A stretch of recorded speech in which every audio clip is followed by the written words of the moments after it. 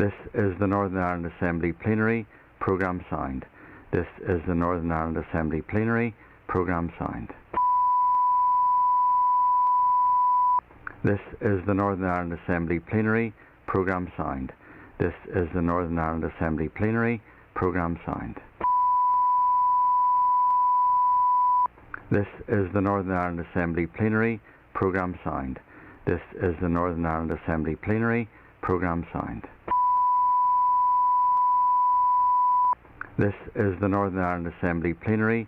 Programme signed. This is the Northern Ireland Assembly Plenary. Programme signed. This is the Northern Ireland Assembly Plenary. Programme signed. This is the Northern Ireland Assembly Plenary. Programme signed. This is the Northern Ireland Assembly Plenary. Programme signed. This is the Northern Ireland Assembly Plenary. Programme signed. This is the Northern Ireland Assembly Plenary. Programme signed. This is the Northern Ireland Assembly Plenary. Programme signed. This is the Northern Ireland Assembly Plenary. Programme signed. This is the Northern Ireland Assembly Plenary. Programme signed. This is the Northern Ireland Assembly Plenary. Programme signed. This is the Northern Ireland Assembly Plenary. Programme signed. This is the Northern Ireland Assembly Plenary. Programme signed. This is the Northern Ireland Assembly Plenary. Programme signed.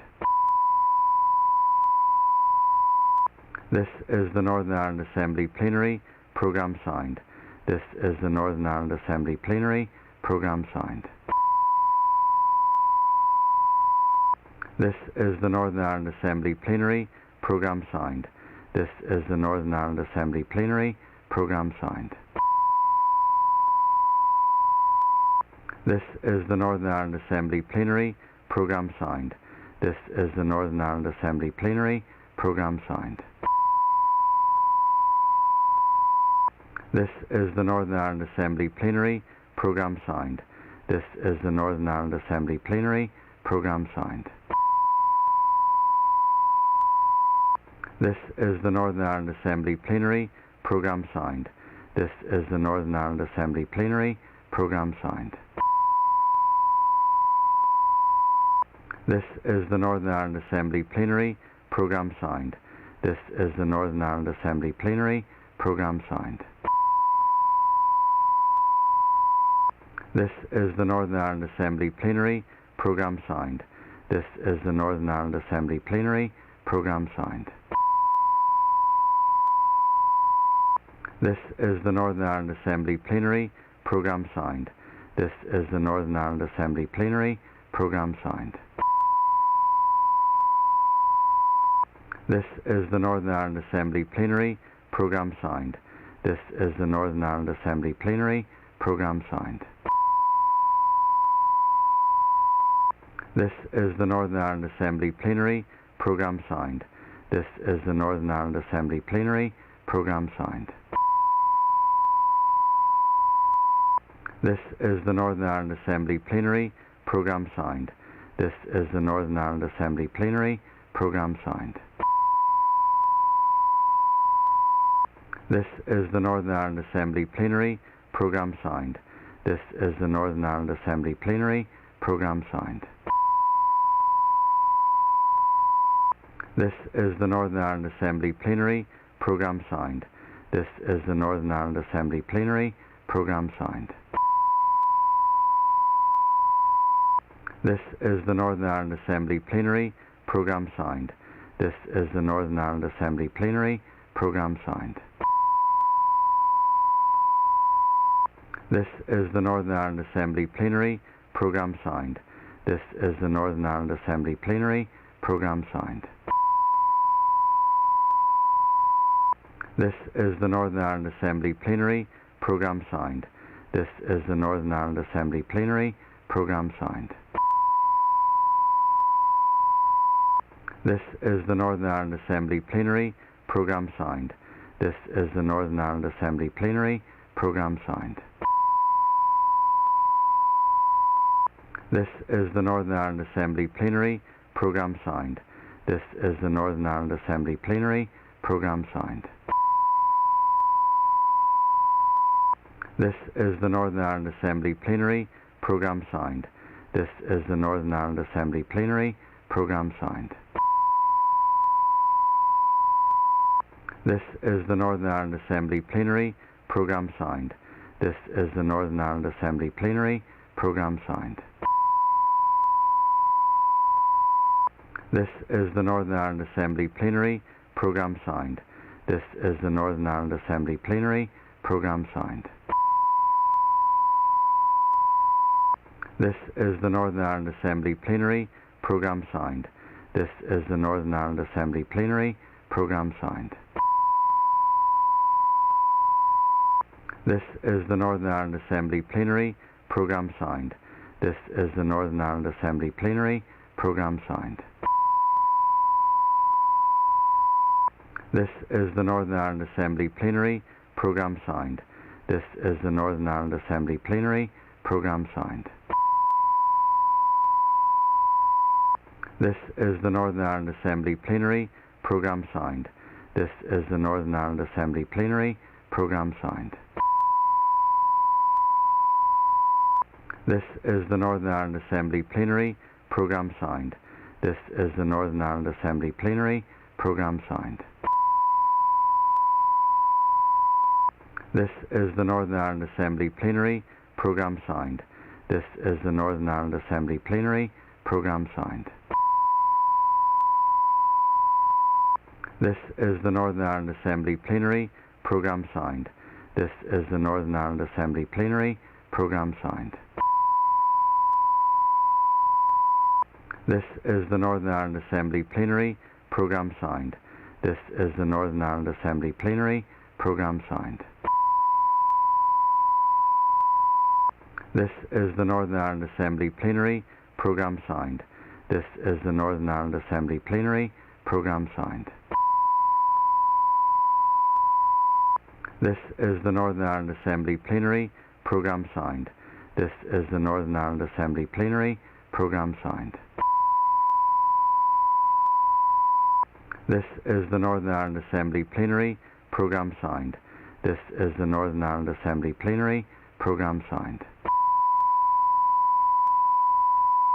This is the Northern Ireland Assembly Plenary Programme signed. This is the Northern Ireland Assembly Plenary Programme signed. This is the Northern Ireland Assembly Plenary Programme signed. This is the Northern Ireland Assembly Plenary Programme signed. This is the Northern Ireland Assembly Plenary Programme signed. This is the Northern Ireland Assembly Plenary Programme signed. This is the Northern Ireland Assembly Plenary Programme signed. This is the Northern Ireland Assembly Plenary Programme signed. This is the Northern Ireland Assembly Plenary Programme signed. This is the Northern Ireland Assembly Plenary Programme signed. This is the Northern Ireland Assembly Plenary Programme signed. This is the Northern Ireland Assembly Plenary Programme signed. This is the Northern Ireland Assembly Plenary Programme signed.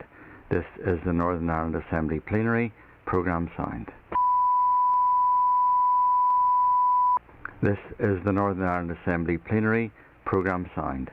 This is the Northern Ireland Assembly Plenary Programme signed. This is the Northern Ireland Assembly Plenary Programme signed. This is the Northern Ireland Assembly Plenary Programme signed. This is the Northern Ireland Assembly Plenary Programme signed. This is the Northern Ireland Assembly Plenary Programme signed. This is the Northern Ireland Assembly Plenary Programme signed. This is the Northern Ireland Assembly Plenary Programme signed. This is the Northern Ireland Assembly Plenary Programme signed. This is the Northern Ireland Assembly Plenary Programme signed. This is the Northern Ireland Assembly Plenary Programme signed. This is the Northern Ireland Assembly Plenary Programme signed. This is the Northern Ireland Assembly Plenary Programme signed. This is the Northern Ireland Assembly Plenary Programme signed. This is the Northern Ireland Assembly Plenary Programme signed. This is the Northern Ireland Assembly Plenary Programme signed. This is the Northern Ireland Assembly Plenary Programme signed. This is the Northern Ireland Assembly Plenary Programme signed. This is the Northern Ireland Assembly Plenary Programme signed. This is the Northern Ireland Assembly Plenary Programme signed. This is the Northern Ireland Assembly Plenary Programme signed.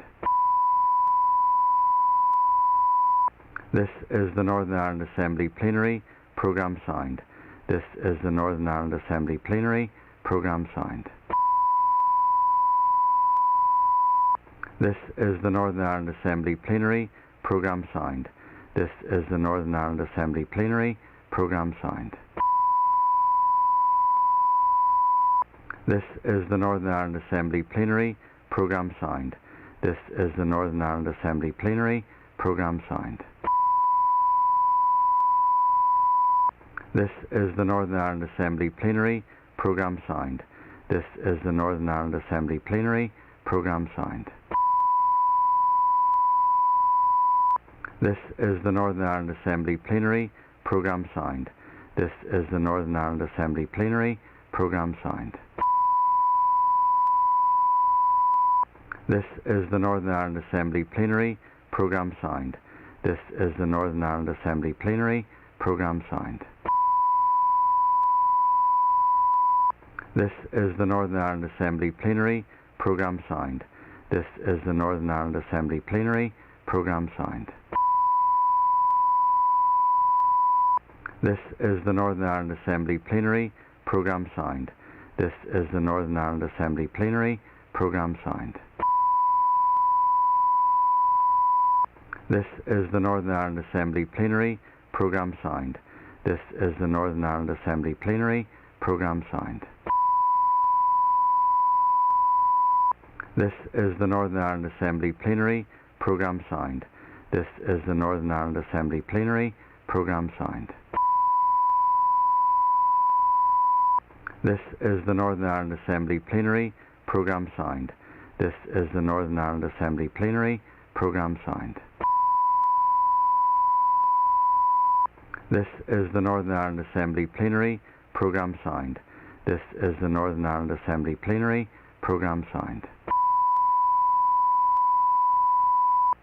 This is the Northern Ireland Assembly Plenary Programme signed. This is the Northern Ireland Assembly Plenary Programme signed.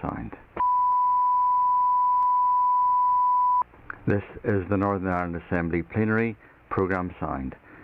This is the Northern Ireland Assembly Plenary Programme signed. This is the Northern Ireland Assembly Plenary Programme signed. This is the Northern Ireland Assembly Plenary Programme signed. This is the Northern Ireland Assembly Plenary Programme signed. This is the Northern Ireland Assembly Plenary Programme signed. This is the Northern Ireland Assembly Plenary Programme signed. This is the Northern Ireland Assembly Plenary Programme signed. This is the Northern Ireland Assembly Plenary Programme signed. This is the Northern Ireland Assembly Plenary Programme signed. This is the Northern Ireland Assembly Plenary Programme signed. This is the Northern Ireland Assembly Plenary Programme signed. This is the Northern Ireland Assembly Plenary Programme signed. This is the Northern Ireland Assembly Plenary Programme signed. This is the Northern Ireland Assembly Plenary Programme signed.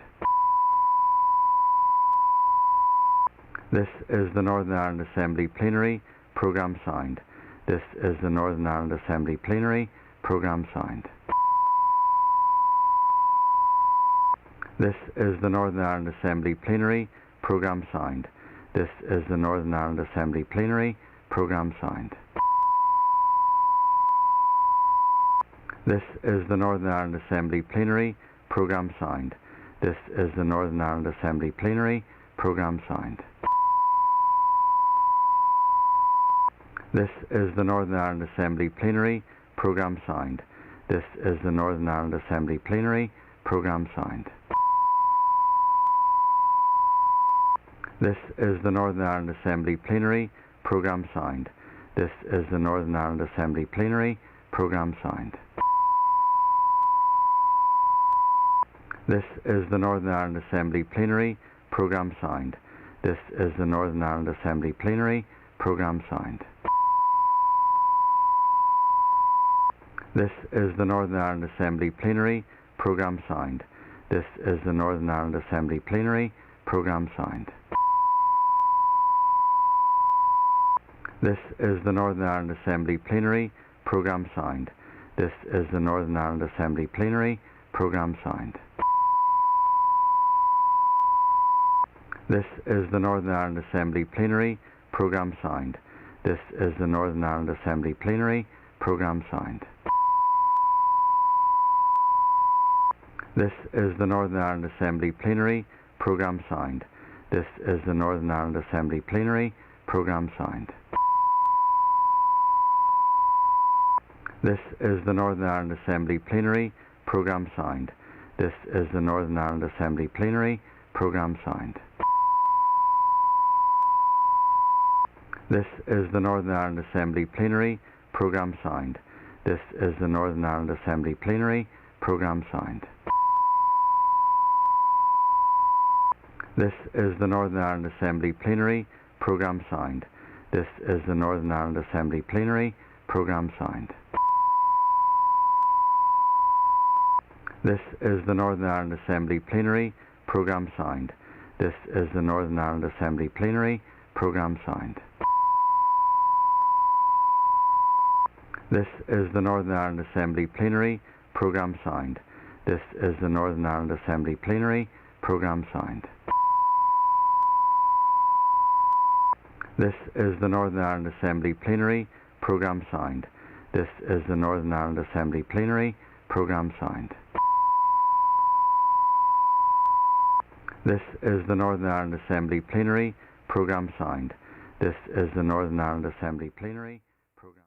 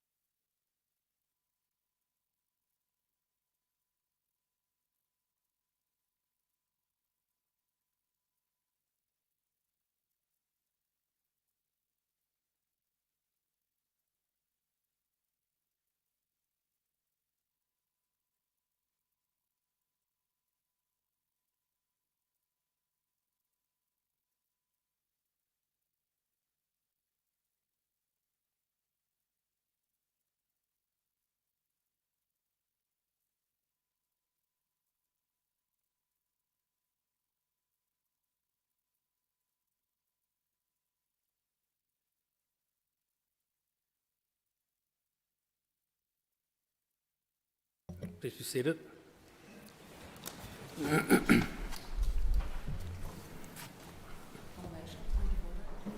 Point of order, Linda Dillon.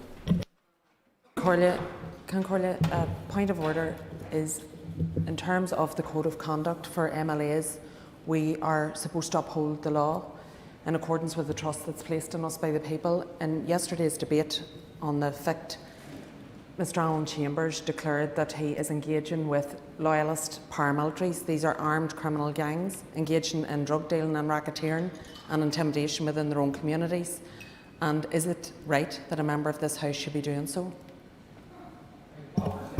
I will examine the Hansard members. I will examine the Hansard from yesterday to establish what commentary was actually made and what role, if any, that I have. Point of order, Alan Chambers. I didn't speak in the House yesterday. As I've said, members, I will examine the Hansard reports and determine whether there's anything that... Order, please. Order, members. So I will examine the Hansard reports, as I've already said, and determine whether any action needs to be taken. Okay, thank you. Members, I do want to return to some issues from yesterday. In the House and at the Business Committee recently, a number of members have expressed concern about the abuse of points of order. Points of order are an opportunity to clarify points of procedure rather than make political points. Yesterday, Mr Jim Allister asked to make a point of order, but immediately made clear that he was actually raising a query in relation to the Assembly Commission.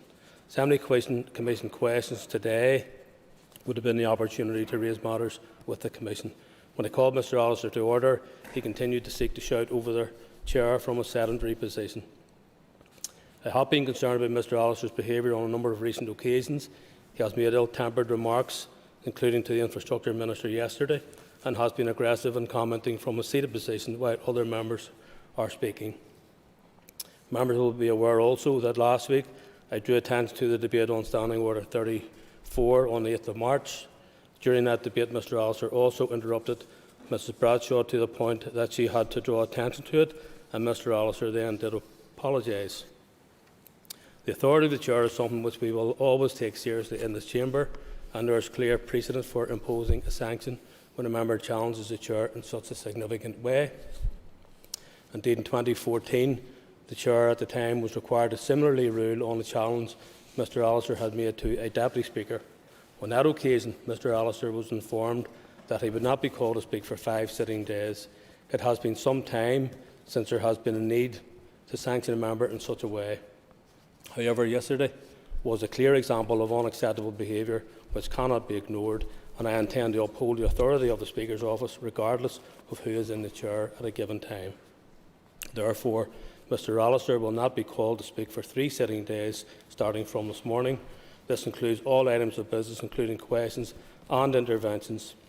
Now, I also want to comment on overall standards of debate yesterday. Gordon Lyons raised a point of order on this matter yesterday. I realise that there are political tensions around at the moment, and that is being reflected in the chamber. Yesterday was an example of a discussion on which there were vastly different views across the Assembly, and tensions were not helped by the way in which members on different sides of the House expressed those differences. There does need to be respect for different opinions. That also means that it is not necessary for members to express their own views in a way in which would be clearly inflammatory to other members.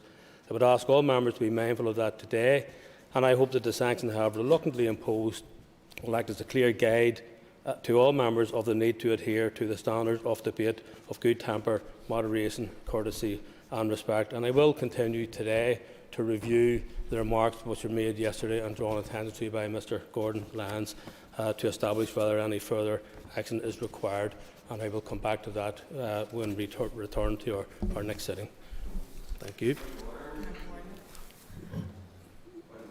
No point, Mr Allister, you have been sanctioned, which means you can't have an intervention. You can't have a... I can count. I have determined a 3-day suspension.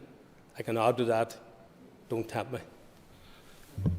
Ms Linda Dillon. But to clarify, it was Mr Trevor Clark, and my apologies to Mr Chambers. Well, thank you, Mr Chambers, for that magnanimity, as was called for yesterday, I think, by our colleague Christopher Stafford. Moving on to Speaker's business, I wish to inform the Assembly that the Functioning of Government Miscellaneous Provisions Bill has received royal assent. The Functioning of Government Miscellaneous Provisions Act Northern Ireland 2021 became law on the 22nd of March 2021. This Chapter 3.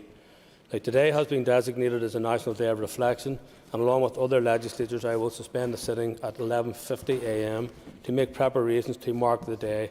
At 12 noon, I will invite you to join me in observing a minute's silence to remember all those who have lost their lives during this pandemic and to show our support for many thousands of people who mourn the loss of their loved ones.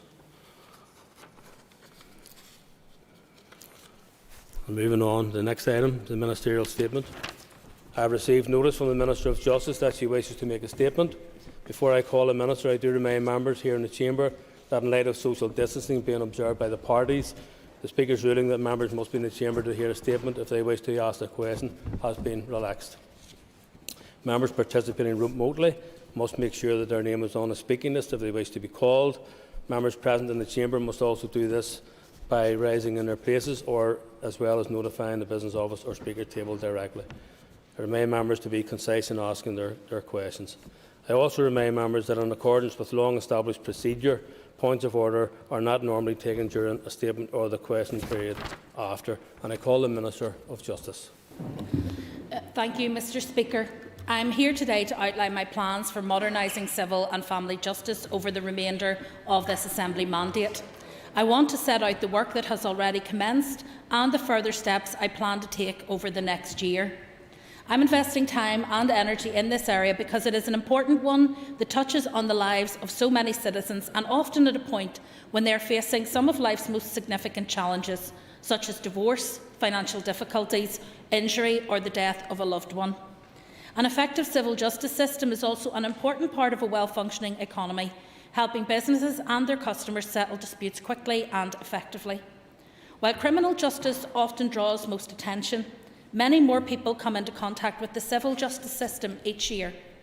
Last business year, 2019-2020, for example, nearly 102,000 parties were involved in civil and family proceedings. Many will have had a positive experience, with cases dealt with efficiently and effectively, resulting in swift resolution. Others will have found the process long, difficult and expensive. I want to do all I can to support more citizens to resolve their disputes as quickly, fairly and inexpensively as possible, in a system that is seen as just, proportionate and accessible.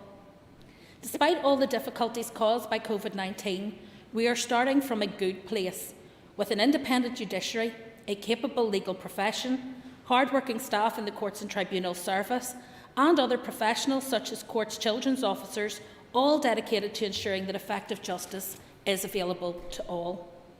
I want to support all this effort and commitment on the part of so many people by delivering change that will make the overall system more effective in meeting the needs of citizens. A wide range of partners support the delivery of civil and family justice, and arrangements for determining how the system should operate are in themselves complex and somewhat piecemeal. Policy responsibility is spread across 3 departments, with finance and health responsible for most of the substantive law, and my own department responsible for the operation of courts and tribunals. There is a case for rationalising this complex set of responsibilities. However, recognising that this is a short mandate and we are also in the midst of a global pandemic, I plan to focus instead on the changes I can make more immediately to improve the current system for the citizens who use it. These changes will also help set the foundation for further reform in the next mandate in a post-COVID environment. Focusing efforts on the more immediate benefits for citizens will make the best use of the time and the resources I have available to me. The changes I am outlining are intended to do 2 things. Firstly, to make the civil and family justice system more accessible for citizens, and secondly, to make the system fairer, more proportionate and more responsive. In identifying ways of delivering these outcomes, I have had the benefit of the Access to Justice reviews and of Sir John Gillen's review of civil and family justice. I am very grateful to the Lord Chief Justice for having commissioned Sir John's work, and to Sir John for his considered and very detailed report, which contains well over 400 recommendations for a range of sectors and organisations. Around 1/3 of these recommendations touch directly on the work of my department, and they have helped shape my priorities for improving accessibility and making the system fairer, more proportionate and more responsive.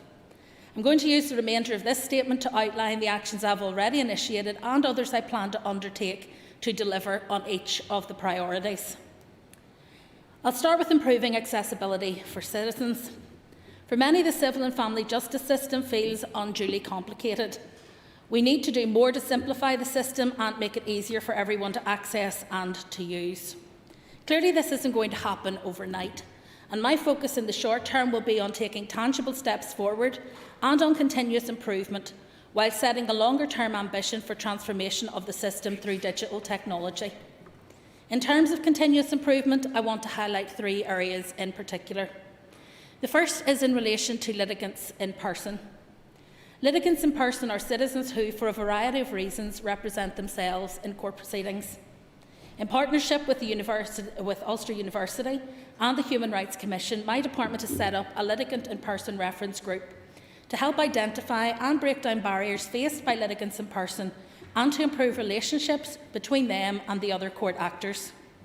The group is chaired by a retired solicitor with considerable experience in the advice sector and includes representation from the legal profession, the judiciary, Ulster University, the Human Rights Commission, my department and, most importantly, litigants in person themselves. The group has made good progress on building understanding and identifying areas for improvement. I'm grateful to all involved in the reference group for their valuable work and look forward to continuing to build on that initial success. One of the messages that has come out of the reference group is the need to improve understanding of how best to engage with the court system and reduce the fear of doing so. That feedback has helped to shape the private family law action plan that I'm launching jointly with the Minister of Health. A key early component of this rolling action plan will be to demystify the family courts, providing additional information and tools to assist separating parents to navigate the system, aid them to resolve more issues for themselves and know where to seek further help. A number of animations and easy-to-use documents, such as an outline parenting agreement, have been produced as part of the action plan. The action plan will evolve over time, with further products developed to help separating parents resolve disputes in the interests of their children. Ultimately, it is the welfare of children that lies at the heart of the family justice system and also of the private family law early resolution action plan.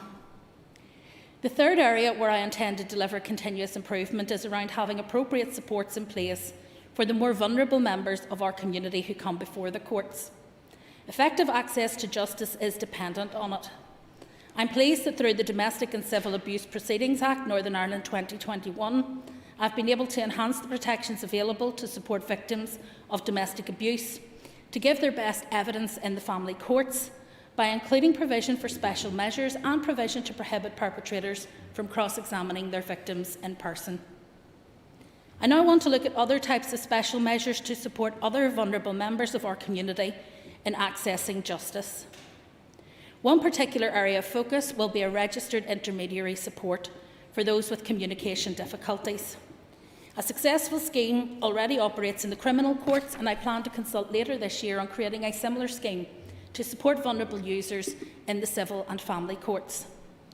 All of these acts of continuous improvement will help make the civil and family justice system easier for citizens to access and to use. But on their own, they are not enough. The COVID-19 pandemic has shown us the transformative role that digital technologies can play in delivering services in new and more accessible ways.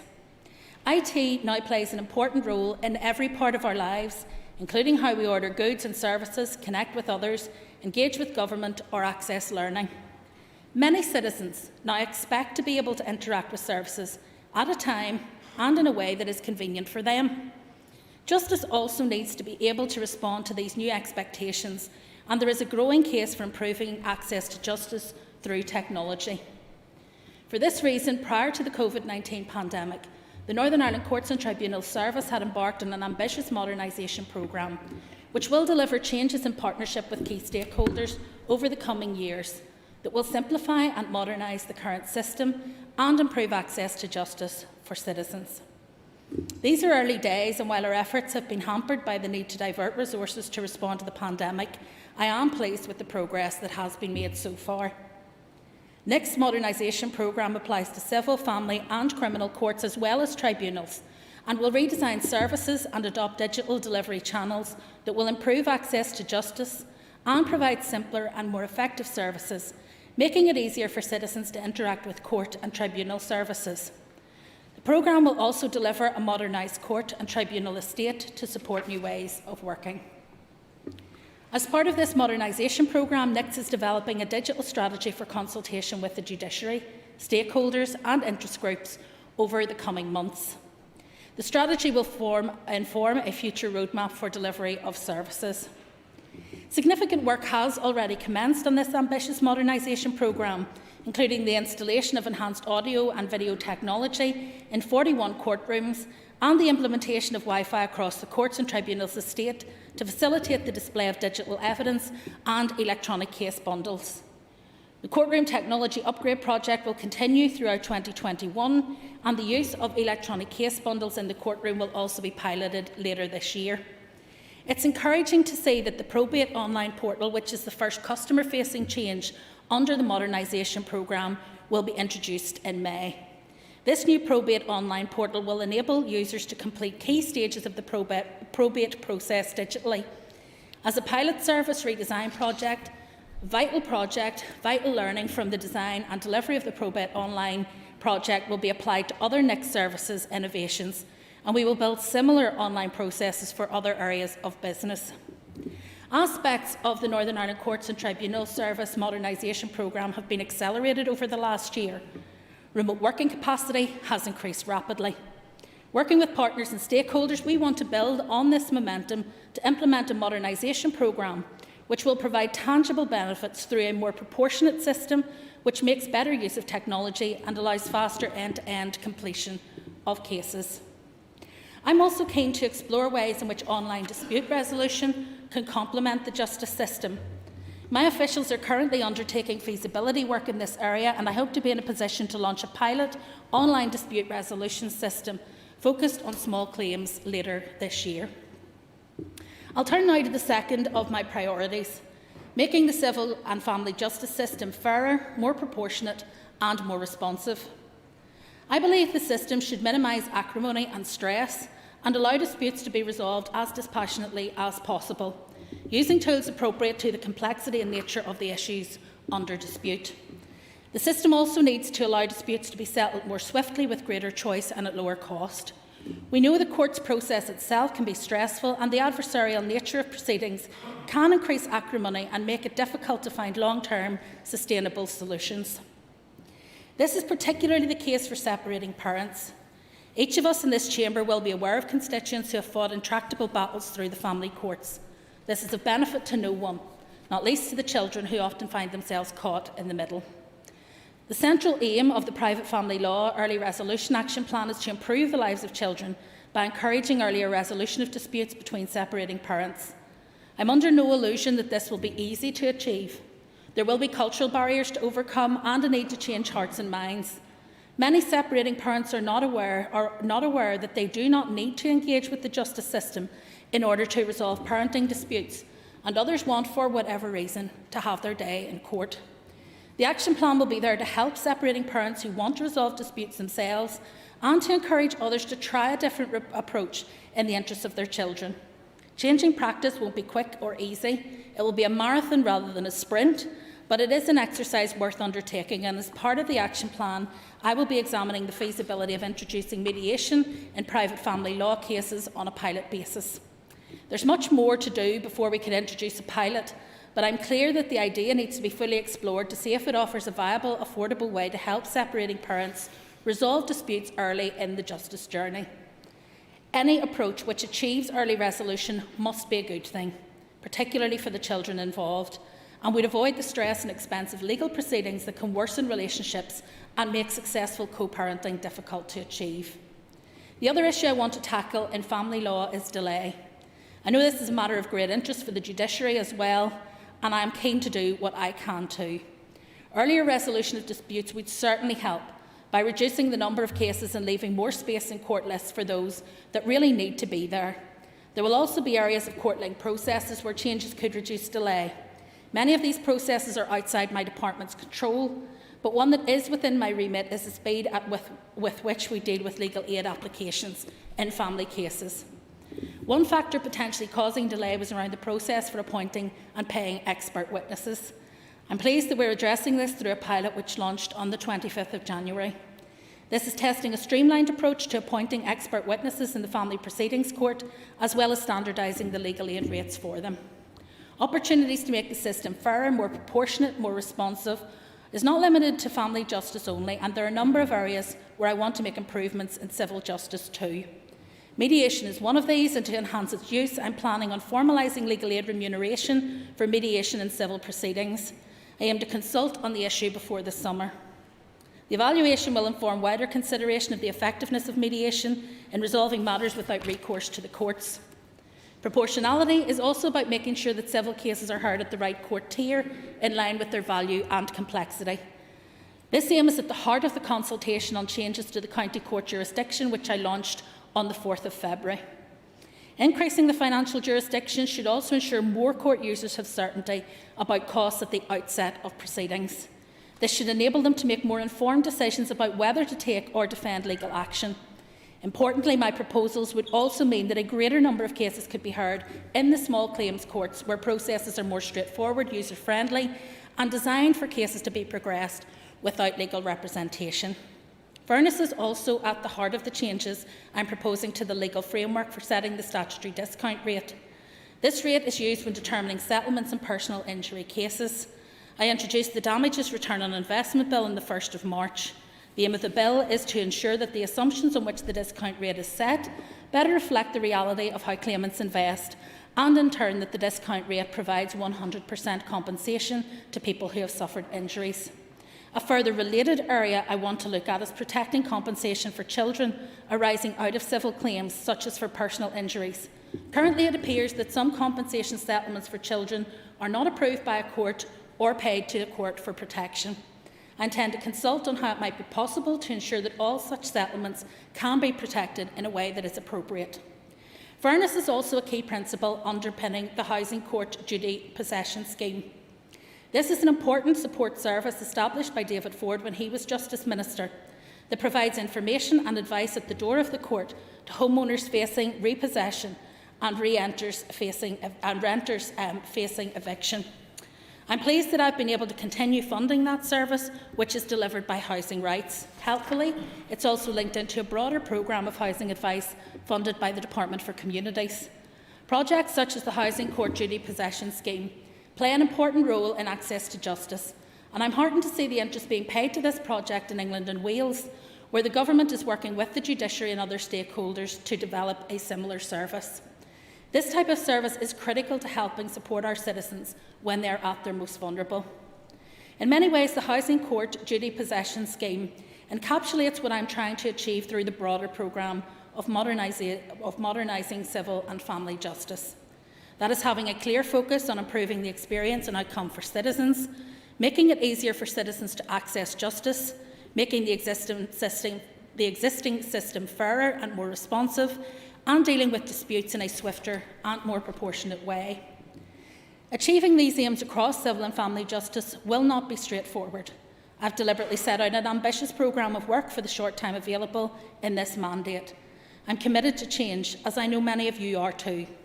Together, we can both improve the lives of citizens who need the civil and family justice system and lay a path for future reform.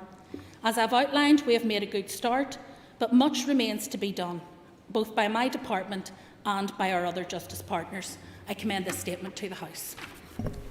Thank you, and I call the chairperson for the Committee for Justice, Paul Gibbon. Mr. Speaker, sometimes the backbenches are a little bit more comfortable members. In terms of the statement from the Minister, can I welcome this high-level document in terms of what the ambitions are for the longer term transformation of the justice system. I think that's something that all of us will be able to find common ground on.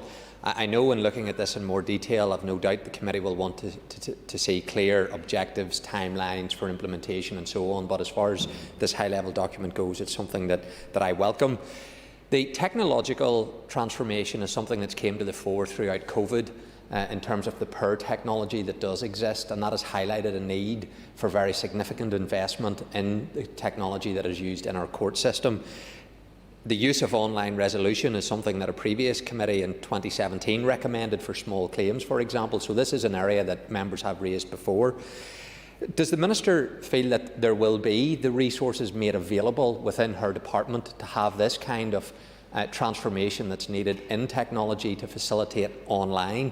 And finally, Mr Speaker, in a conversation that I and the Deputy Chair of the committee had with the Lord Chief Justice, he indicated a view that he held that there is an argument to be made for operational decisions to be moved into an independent type body of which the Presidents of the Court could potentially be responsible for, rather than it resting within the Department of Justice, in order to keep the focus on the kind of transformation that's needed in the courts. I don't have a view on that, but I'd be interested if the Minister felt is that something that the Lord Chief Justice has merit in advocating? Member for both of his questions. With respect to the modernisation programme, particularly the digital strategy, that remains part of our core project for the next year, and so it will have been bid for within our normal boundaries. Of course, the budget settlement will provide challenges, but this is a priority for the department. We actually managed, because of COVID, to make huge progress in that regard in terms of renewing and introducing better technology to the courts, and we're able now, I think, to move forward much more quickly and rapidly than had originally been anticipated as a result of that investment. So some of that will have been, if you like, funded by COVID investment, but will be available then in the longer term for us to be able to make use of it. There are also considerable savings to be made by using digital technology, both in the criminal and in the family and civil courts. And so I think that whilst the investment up front is considerable, the savings down the line in terms of the cost to the individual as well as the cost to the court system are significant. And so I think it's important that we keep that as a priority, particularly in the context of an increasingly challenging budget situation. With respect to, if you like, where the operational decisions are made and where the lead should be, I think that there are a disparate range of views on this. From my perspective, I think that the role played by the Civil Justice Board and the Family Justice Council, I think, are hugely important. I think that the leadership that they're able to show around these issues, and some of the focus on that, has been really important in terms of looking at some of the operational measures that can be introduced. I would certainly like to see them move, and I've discussed this with the Lord Chief Justice because it will ultimately be a decision for him, but I would like to see them move from shadow format into more formal operating standard, because I think that they have contributed hugely to changes in this regard, and I believe they have a continued contribution to make. I think it would also be helpful, though, if their membership were to be expanded to include court users as well as professionals, and perhaps more lay people involved. And I think the department, and again this is something I suggested to the Lord Chief Justice, I think that the department should be regularly engaging at ministerial level with both of those, board and council, because I think that we have to have a streamlined and focused approach in terms of how we take this forward, and it has to be coordinated. In the civil and family courts, there are many moving parts, and the department has much less leverage in terms of what we can and can't achieve. Thankfully, the relationships between those moving parts are particularly strong at this point in time. There are good relationships between the judiciary, the Lord Chief Justice and his office, between the court system and indeed between those who are involved in many of these panels and boards. So I think it is about trying to build on those good relationships and ensure that we coordinate our activities and our investment. And I'm less concerned, to be blunt, about where responsibility overall lies. Linda Dillon. I call Linda Dillon. Can Corlia, and thank the Minister for bringing the statement to the House. And like the Chair of the Committee, I do welcome the high-level document, and the devil will be in the detail, no doubt. But I absolutely welcome the intent of it. One of the issues, and as you'll know, Minister, it was raised regularly during the domestic abuse bill, is the abuse of family courts rather than the use of them, and the abuse by abusers and repeatedly bringing their victims back. And whilst there was some work done within the bill, and we did do as much as we could through that bill to improve that, we know that it is still very open to abuse. And I want to know, is there more that can be done? And I'm interested in what you've just said in terms of lay people and court users on the panel and the board, because I think that's the bit we're missing. We need to ensure that those who are being put through this system and those who advocate for them have a say in how this system works, because it is not working. It is, and it is not broken. It was never right in the first place. It was a system through hundreds of years that was created by men, for men, with the greatest respect to many of the men in this chamber and outside it, but it's the truth. And I think we have to look to that and really look at serious reform. That there is significant female leadership now in the family courts in particular, and indeed many of those who work in family law are women who are there representing the needs of both male and female participants in the court system. So I think there has been a huge change in terms of the culture in the courts, and I think a lot of that is down to the leadership of the chair of the family court board, and I think that's really important because she has shown real vision and leadership around how these issues should be dealt with, and also has shown a willingness to innovate and be creative in terms of dispute resolution. I think, however, it is true to say that the family justice system, and indeed the civil justice system, can sometimes be affected by the general adversarial nature of any court system. So the criminal courts are obviously adversarial and are intended to be so. And often I think the family courts and indeed the civil courts can be perceived as being similar, when in fact they should be a dispute resolution tool. Of course they are, if you like, the end of the line when it comes to dispute resolution, in that somebody will have to make an adjudication. But they shouldn't be seen as a forum for combat between warring parties, for example, over childcare and other issues. They should be seen as a way to civilly resolve disputes about the care of children in a way that is for the best interests of the child. And I think we need to reset, if you like, our attitudes and expectations around the court. That's one of the reasons why I'm very focused on the idea of support for mediation as part of the process, both in the civil and family court jurisdictions, because I believe that by encouraging and supporting and funding mediation, we may get to a point where we have less breakdown in relationships post separation, that allow families to continue to co-parent in a way that is constructive and is good for the well-being of the child, and that should be at the heart of the system and is at the heart of what the family courts are trying to achieve. But as I say, I think that adversarial nature of the courts is something that the family courts and the civil courts try very hard to avoid. For example, the litigants in person issue is one that we're very conscious of in civil justice. The fact that people ought to be able to represent themselves with respect to something without having to go and find a solicitor, a barrister, and all of the other things which will potentially lead to a more combative approach. But it's also important when we set, for example, the financial limits around these things, that we do it in a way that encourages both sides to operate on that basis, as opposed to an inequality of arms building up in either court, because that can be incredibly intimidating for someone who can't and doesn't want to have legal representation, but finds themselves facing off against a barrister over something as personal as a personal loss or the care of their children. Bradley. Thank you, Mr Speaker, and I thank the Minister for bringing her statement to the House. The Minister will be aware that retired Judge Sir John Gillan criticised the slow response from the Department of Justice on the implementation of his report into how our justice system handles sexual offences cases. And today the Minister has presented a myriad of reference groups and action plans. But I have sincere concerns, Minister, that there appears to be no reference to resource being attached to this. And I would ask the Minister, while I do welcome the acknowledgement that the problems exist and that there is a need for coming together to resolve them, it would all appear pointless if there's no targeted ambition to pull down resource to bring forward any recommendations that come out of those reference groups. Could the Minister speak directly to that point, please? I'm more than happy to do so, and before I came to the Chamber I actually met with Sir John Gillan, because as you know his reviews have been around for some time, particularly in respect of this, and I would say two things. The member has taken one extract from a very long interview by Sir John Gillan with respect to serious sexual offences. He said he had no doubt that I was absolutely committed to making change. He said he welcomed the progress that had been made, but that like everyone else he felt that progress was too slow. He also acknowledged that the justice system more generally is slow to change and that not all of the levers are within the department. So we need to be full and clear when we quote people, otherwise we might misrepresent their actual assessment of the situation.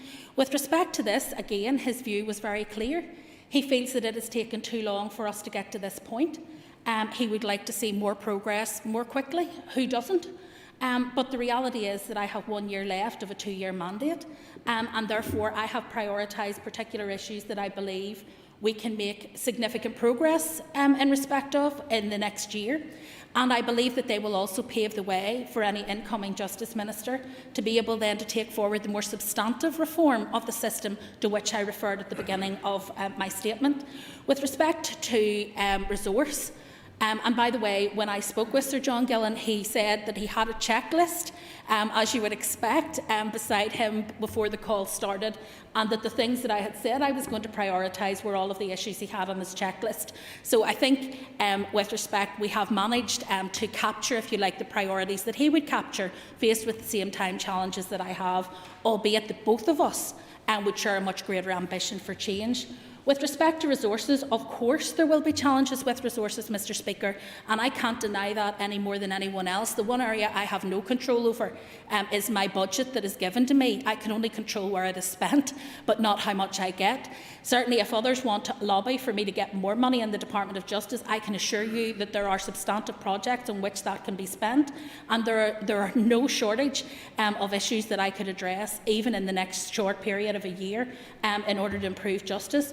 But even within the constrained budget that I have, we are not here talking about only action plans on paper.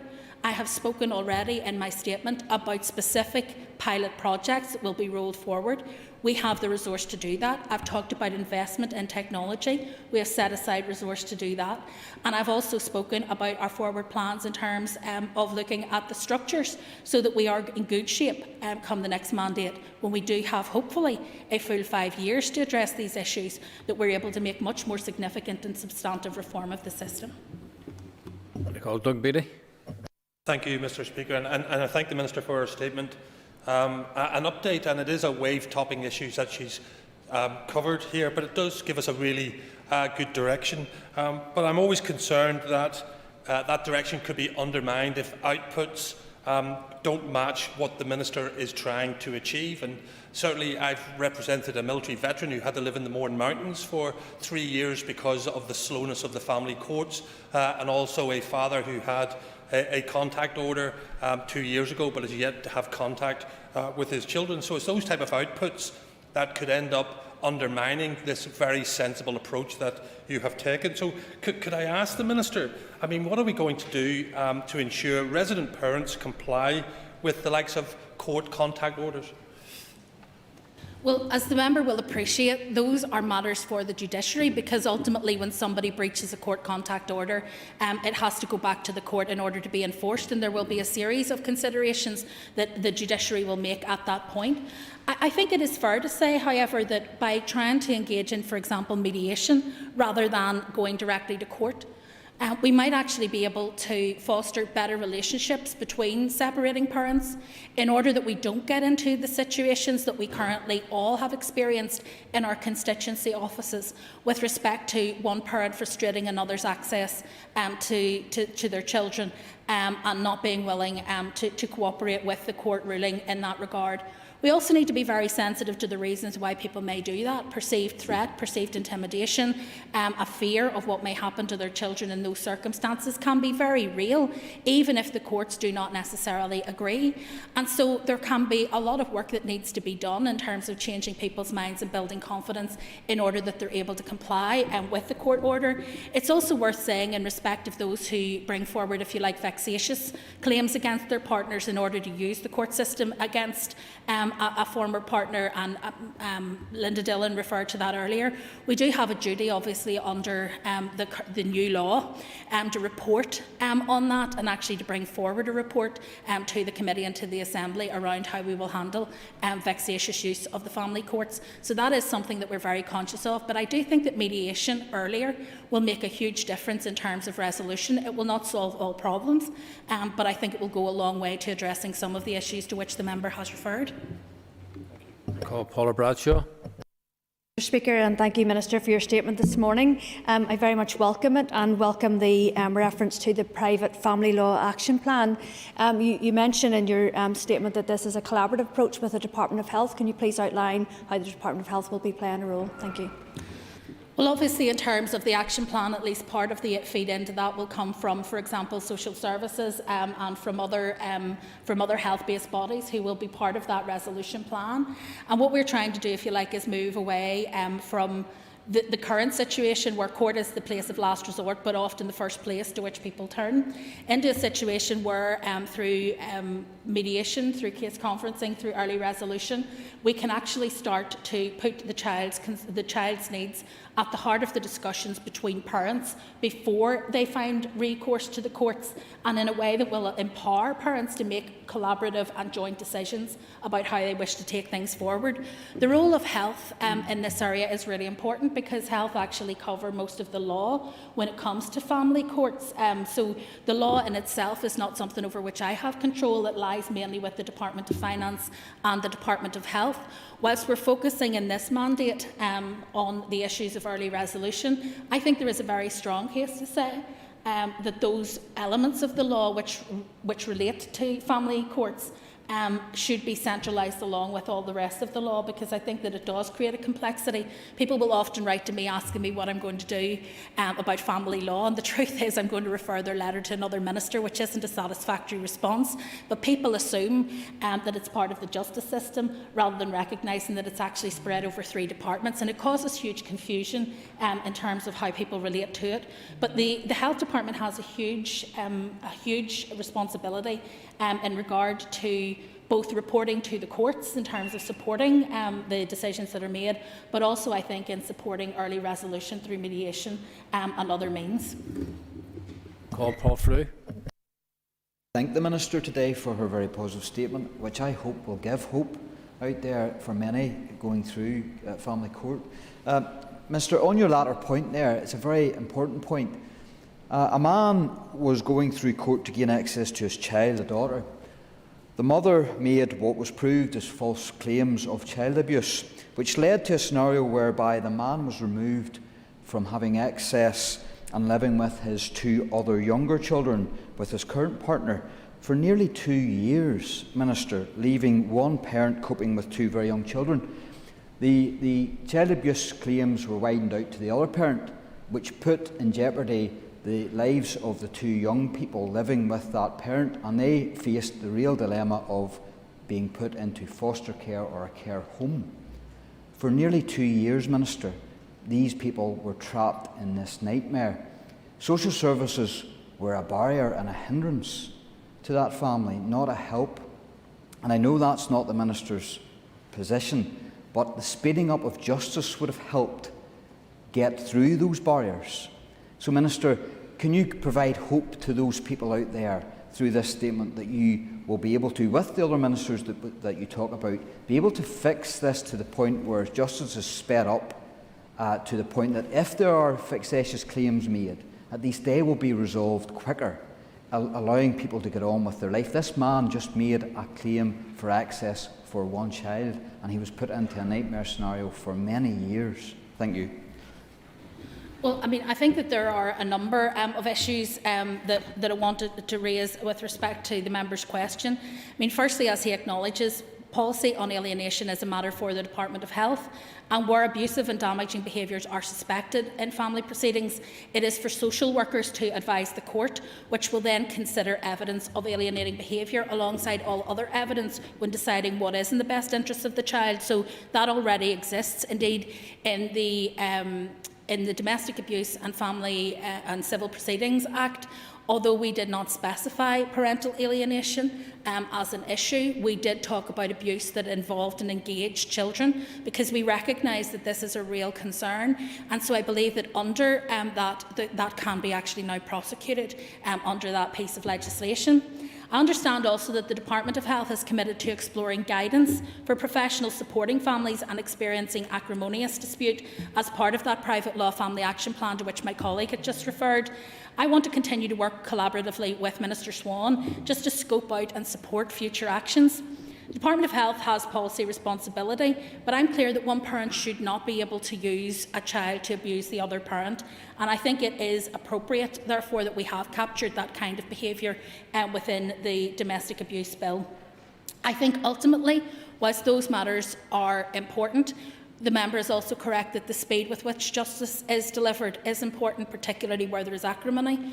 I think that by more focus on mediation, we actually can take some of the cases which perhaps don't need to go to court if there can be resolution found between parents and if they feel confident that that resolution can then be upheld. I think that by doing so, we will take those out of the court and allow the court then to focus on those more complex cases where actually there is a need for intervention, and that will allow the process to move more swiftly than is the case at the moment. Liz Kimmins, call Liz Kimmins. And I thank the Minister for her statement this morning. I too want to welcome this. I think it's very positive, and anything that improves the speed and efficiency of family proceedings should be welcome, because I think it's important to recognise, no matter what the situation is, the biggest impact is generally on the child or children in these scenarios. Minister, there is of course a huge role for digital technologies in transforming civil and family justice, but many citizens, particularly in rural areas, have difficulties accessing and sometimes have no access to broadband. Can I ask what safeguards will be in place to ensure access to justice isn't affected for these people as we go through these changes? Thank you. I think that this is a hugely important issue, and I think that whilst we recognise that more and more people do rely on the use of digital technology to interact with government services, to do online shopping and all of those other things, there will always be a cohort in society who prefer to do things face to face for a whole host of reasons, both in terms of the digital divide that we have in our society, or because people have perhaps communication challenges or difficulties. And so it's really important that we look at the individual and we ensure that whatever method is used in terms of resolving disputes, whether it be in the court, whether it be in mediation, or whether it be digitally, that we use the correct mechanism for that individual, and that their access to justice isn't in any way hampered by the technology that's used. I think also by having things like, as I said, support for people, for example, with communication difficulties in the courts, that can be something hugely important in terms of supporting someone who perhaps is struggling to understand the court proceedings or to make their points clearly. I think all of that needs to be considered, and so the digital technology is only one aspect of what we're trying to achieve. The crucial thing for me is that everyone has access to justice fairly, and that everyone is able to participate in proceedings that have a huge implication for their personal life, and that they are able to participate as equally and fairly as is possible. So I don't think we should be certainly viewing the risk, if you like, of exclusion from the courts as an issue. I see this as another mechanism by which people can access justice who perhaps struggle at the moment, as opposed to something that would replace the current system where people can meet in person, where that is preferable for their situation. Jerry Kelly, call Jerry Kelly. Agus going bugus leis ar Charter Act. I thank the Minister for her statement up tonight, and I welcome the statement and the intent of that, and I've been listening very carefully to her answers. Given that the children, as everybody agrees, are at the centre and most affected by court proceedings and indeed court decisions, can you indicate to what extent the Children's Commissioner and other organisations such as the Children's Law Society have been involved in developing the Private Family Law Action Plan? And could I, just because you've mentioned mediation a number of times, and I agree with that process because it could speed all of this up and it's a better process to deal with, if there is an agreement in mediation between for instance, partners, does that become law, or does it remain mediation until it has a go to court? With respect to the final question first, that's a matter that we will have to look at in terms of whether or not it would be enforced by the court, but I think it would be much better were it not needed to be. And where people come to agreements by themselves, often those agreements are more flexible but also better enforced, just simply because there is willingness by both parties to do so, and there tends to be less dispute.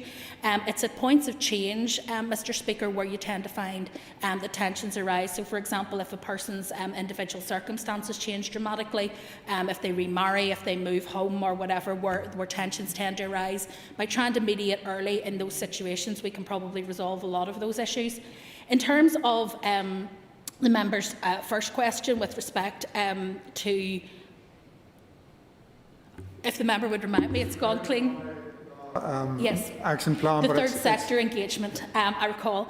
Yes, I think it is important, and I mentioned in terms of the Family Justice Board and the Civil Justice Council, that I think it is important, for example, with respect to the Civil Justice Council, that we have businesses, that we have litigants in person and so on, represented. I think that would be a step forward. Equally, I think that when it comes to the needs of children, having representatives of the children's sector and the third sector involved in those on those boards may again help with representation of children's needs and concerns.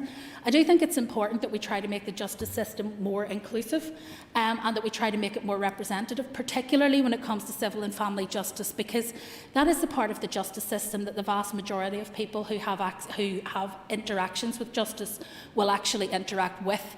It tends to be the bit that people will know best and yet be most fearful of. So I think by having representation of ordinary citizens, but also of those groups which represent their best interests as we come to shape the justice system and plan for the future, it's absolutely important that we do that. And I think that by trying to engage those organisations, particularly when it comes to looking at how we go about introducing some of the plans that we have here, I think that's absolutely critical if we're going to keep children at the centre. Philip McGuigan. Can Collier, and I thank the Minister for her statement and the issues and actions contained within it. And further to her statement, if I could ask the Minister if she could give an update on the British Government's application to rejoin the Lugano Convention, which we obviously lost access to as a result of Brexit, and if she has any concerns should that application not be successful. At the moment, I don't have an update to provide the member. It should be a straightforward issue in terms of rejoining, as should indeed be the ability to get a data adequacy agreement, but I don't have an update at this point in time. It is important, obviously, in terms of the resolution cross-jurisdictional of family and civil disputes. So that people can't simply walk across the border and find themselves out with any opportunity in order to be able to deal with the issues. And this has been a long-standing issue, as we know. The member's colleague in the Department for Communities will know the pain that people go through when the CSA, for example, make a ruling as to how much maintenance someone should be getting, and then somebody simply just walks across the border and they struggle to be able to enforce that judgment. So I think it's something that does need to be looked at very carefully, and it's something certainly that we're keeping under watching brief. Call John Blair. Mr Speaker, I'm pleased to hear that the mention in the Minister's statement and the emphasis on fairness, and in particular the references to vulnerable service users. Can the Minister tell us more about her actions and proposals and how they will advance fairness in the system, either through the work of the Department of Justice or through departmental work with other agencies? Well, I think one of the areas, Mr Speaker, which looks around fairness in the system is the work we're doing at the moment in reviewing the financial jurisdiction of the various court tiers. I think that's hugely important because there are many people who will suffer financial loss. The last time that our financial jurisdiction was increased, I think was around 10 years ago, if not more. And so the value of what would be considered a small claim now, for example, if you lose a holiday or something like that, could be considerably more than the current jurisdiction, financial jurisdiction of the courts. The purpose actually of the system is to ensure in those circumstances that people are able to get quick and effective and fair resolution of a dispute with another party. And the purpose is also to do it without the need for people to turn up with a string of legal defence and barristers and all of the rest, but for it to be a much more informal resolution process and therefore much quicker. And so we are looking very carefully at how we will raise the level of the financial threshold, because I think it is about balancing the need for our system to remain quick, because it's much faster than the system in England and Wales, but also to ensure that there isn't an inequality of arms where people feel that the need to defend a claim justifies huge expenditure on barristers and a legal team, whilst the person who takes the claim arrives on their own to represent their own interests and feel that they're not able to do so adequately in front of the court. And I think that that's a fundamental issue of fairness which we're working to address. Gemma Dolan. I call Gemma Dolan. I thank the Minister for her statement this morning. Minister, can you give an update on the commencement of the civil legal aid provisions of the Domestic Abuse and Civil Proceedings Act? And can you give an update on what work has been done, as was promised during deliberations of the bill, to look at better access to legal aid for domestic abuse victims and limiting legal aid access for perpetrators? Well, the member will be aware that at the time of the bill I gave a commitment that we would move forward with respect to the issue of legal aid, and we continue to make progress in that regard. As you know, we took legal advice with respect to repercussiveness. We're now working through the consequences of that, and we're looking at how we can best implement the wish of the Assembly, which was that those members, those people who go to court because they are called to court, will have access to legal aid, but that it won't be available to those who initiate court proceedings unless they have a material entitlement in terms of income. So that's the balance that we're working on at the moment, and we hope to be able to bring that forward in the coming weeks. I call Rachel Woods. Mr. Speaker, thank the Minister for her statement today, and I welcome all attempts to demystify the courts, no matter what level. We do need to learn about it and know about it across society, especially for children and young people who are involved in the civil and family courts. And I hope that there will be resources and information made for children and young people to be able to access to. But the Minister outlines that delay is a key factor of interest in the family courts and has answered a few questions on budgeting and resourcing already. But can I ask whether the Minister is in agreement from her executive colleagues or intends to put in a bid to fund and deliver the necessary changes? And what specific proposals will the Department be consulting on with regards to mediation? With respect to mediation, the Department of Health have agreed to continue to fund mediation, as is currently the case, through the action plan that we've set out.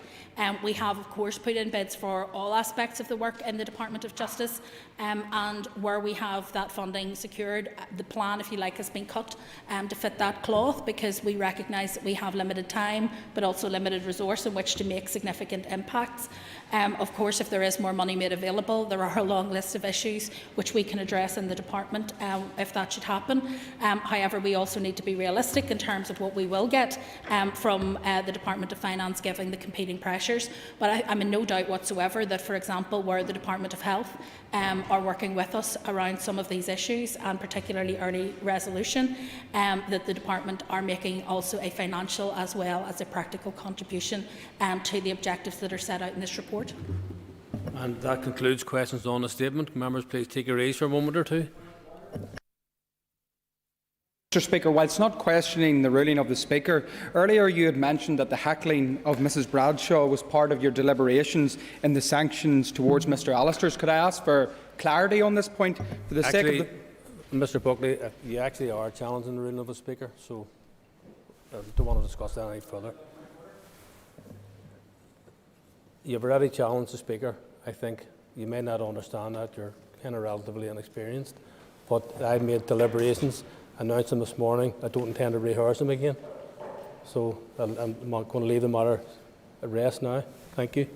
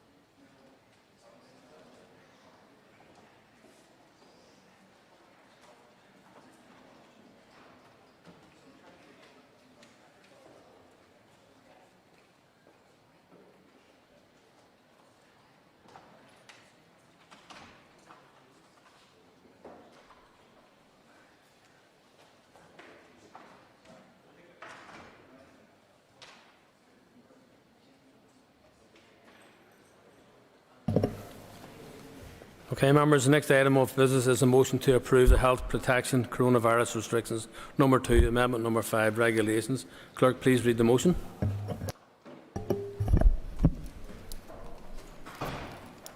That the Health Protection Coronavirus Restrictions number 2, Amendment number 5, Regulations Northern Ireland 2021 be approved.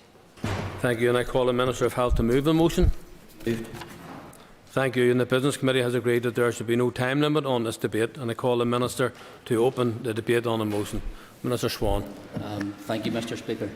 Speaker, today I bring forward for debate the latest amendment made to the Coronavirus Restrictions Regulations for 2021. That's SR 2021-46, which is Amendment number 5 of the 2021 to the Health Protection Coronavirus Restrictions number 2 Regulations, Northern Ireland. With your permission, Mr Speaker, and with the indulgence of members present today, I would like to begin with a reflection on an unprecedented year of challenge for us all on what is today our National Day of Reflection. All ministers in the Executive have had the challenging responsibility of maintaining a delicate balance between protecting the health of our most vulnerable people, our vital health services and citizens' livelihoods. I want to assure members that my central motivation was and is to act in the best interests of the entire population. Mr Speaker, you will be only too aware of how many times over the past year I have had to bring coronavirus restriction regulations before this House. I absolutely understand that the regulations were sometimes unpopular, sometimes difficult to comprehend, but they were always with the overarching intention to overcome the challenges presented by the COVID-19 pandemic. Today, the 23rd of March 2021, is very nearly 1 year since the first set of restriction regulations were made at 9:15 on the night of the 20th of March. These initial principal regulations have been long since revoked and replaced, and over 40 amendments have chartered or coursed through the worst stages of the pandemic. Little did we realise then a year ago what havoc this terrible disease would inflict, not only here but across the entire globe. Members will surely agree that we have endured many dark days and days of dashed hopes. It's a solemn moment for us to remember that over 2,100 people have succumbed to COVID-19 over this time in Northern Ireland. More often than not, the Executive has had to bring harsh restrictions to this House, albeit for the purposes of protecting our most vulnerable people and ensuring that our vital health services were not overwhelmed. Speaker, today I find myself in the all too rare position of bringing some small relaxations to the restrictions before this House, and it is my sincere hope that with the continued successful delivery of our vaccination programme, I will continue to do so. I'm sure some of those members who have spoken or written to me over the past year may not have fully believed my reply when I said I would not keep these restrictions in place one moment longer than was necessary. I mean what I say, as I always recognised the harm the restrictions themselves would cause and what a fine balance we had to strike as an Executive. Members should understand that those restrictions, however unpopular they seemed, were entirely necessary, as the rate of infection spiralled exponentially at various times. Speaker, it was on the 19th of March 2020 that the first of many deaths occurred in Northern Ireland, and I offer my deepest sympathies to all those families who had suffered loss, grief and pain since that date. And I do not forget those who may yet experience pain or loss as a result of this pandemic. It is vitally important that we do not lose sight of why these strict measures were and are necessary. Life has changed immeasurably for all of us, but it is my sincerest hope that we can now move along the pathway to a new normal as soon as possible. If this lockdown has felt more oppressive than any we have endured so far, I hope, like all members present today, that it's the last time we are forced to deploy such a blunt instrument in Northern Ireland to this extent. Short, dreary winter days in lockdown combined to make poor companions. The previous lockdowns during the warmer spring and autumn days at least allowed us to enjoy being outside in the fresh air with its positive benefits of our health and well-being. Essentially to us, being able to leave these lockdowns behind is that everyone continues to keep the rules and to follow my often repeated simple health messages. to maintain social distancing, wash your hands frequently, don't touch your face, avoid touching certain surfaces if you're out of your home, and wear a face covering in appropriate settings. And please self-isolate and seek a test immediately if you experience symptoms. Remember, we cannot relax our guard yet. We've come a considerable distance, but we've still some considerable way to go. Speaker, I return to the amendments before us today, and I will set the context and briefly summarise the statutory rule, and then I will be happy to take any questions that members may have. The context at the time these amendments were agreed by the Executive on the 18th of February was that we were seeing a decrease in COVID-19 positive cases, hospitalisations and ICU occupancy. There were 460 COVID positive inpatients, down from 662 on the 7th of February.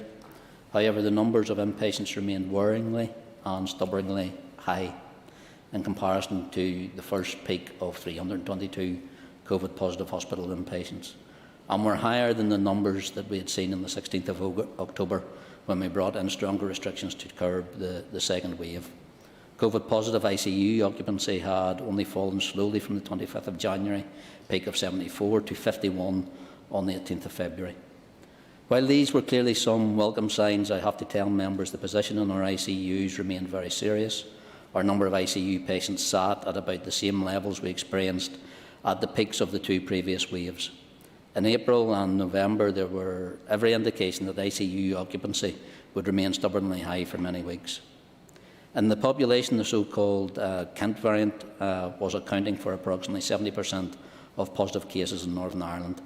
This is a particularly unwelcome strain, being some 70% more transmissible compared to the original variant. The danger signs were clearly present. Increased interpersonal contact over Christmas had led inescapably towards a sharp rise in case numbers during January, and we were only seeing reducing case numbers in February as a result of the restrictions, but we were falling from a very high place. I could not, in all honesty, risk us losing control of community transmission again, with an inevitable surge in hospitalisations and deaths, which would follow again from this. In parallel, the Health Service continued to struggle to manage the severe pressures on it as a result of the existing high number of hospital cases. The emergence of other variants was an additional concern for my officials. In light of all these very real possibilities, the Executive agreed at the time of the 7th review of the No. 2 coronavirus restriction regulations on the 18th of February that we should continue with the restrictions for another 4-week period. A couple of essential technical amendments that were therefore made to the legislation to extend the operation of the coronavirus regulations once again. Mr. Speaker, the amendments we are debating today stipulate that a formal review of the need of the restriction regulations should be carried out on or before the 18th of March. I should inform members that this review was carried out a week ago, today on the 16th of March, and the Executive confirmed that the retention of the principal regulations remained both a proportionate and appropriate response to the pandemic, albeit with some further modest relaxations that were announced last week. Turning to the remaining amendments in SR 46 of 2021, these make 4 changes to the restrictions, allowing some small relaxations, which I hope this House will welcome. The first amendment came into effect on the 2nd of March to permit the carer of a mobility scheme customer to accompany them to assist when picking up their vehicle. The Examiner of Statutory Rules in her report on a previous mobility scheme amended had highlighted this practical difficulty for some scheme users. This amendment addressed that omission, and I am pleased to say that the regulations now provide for this to take place. I would like to take the opportunity to thank the Examiner for drawing this to my department's attention. 3 further amendments commenced from the 8th of March, permitting some additional relaxations to the restrictions, and with your permission, Mr. Speaker, I will outline each of these in turn. The first of these amendments allowed a degree of limited opening for non-essential retail by way of contactless click and collect.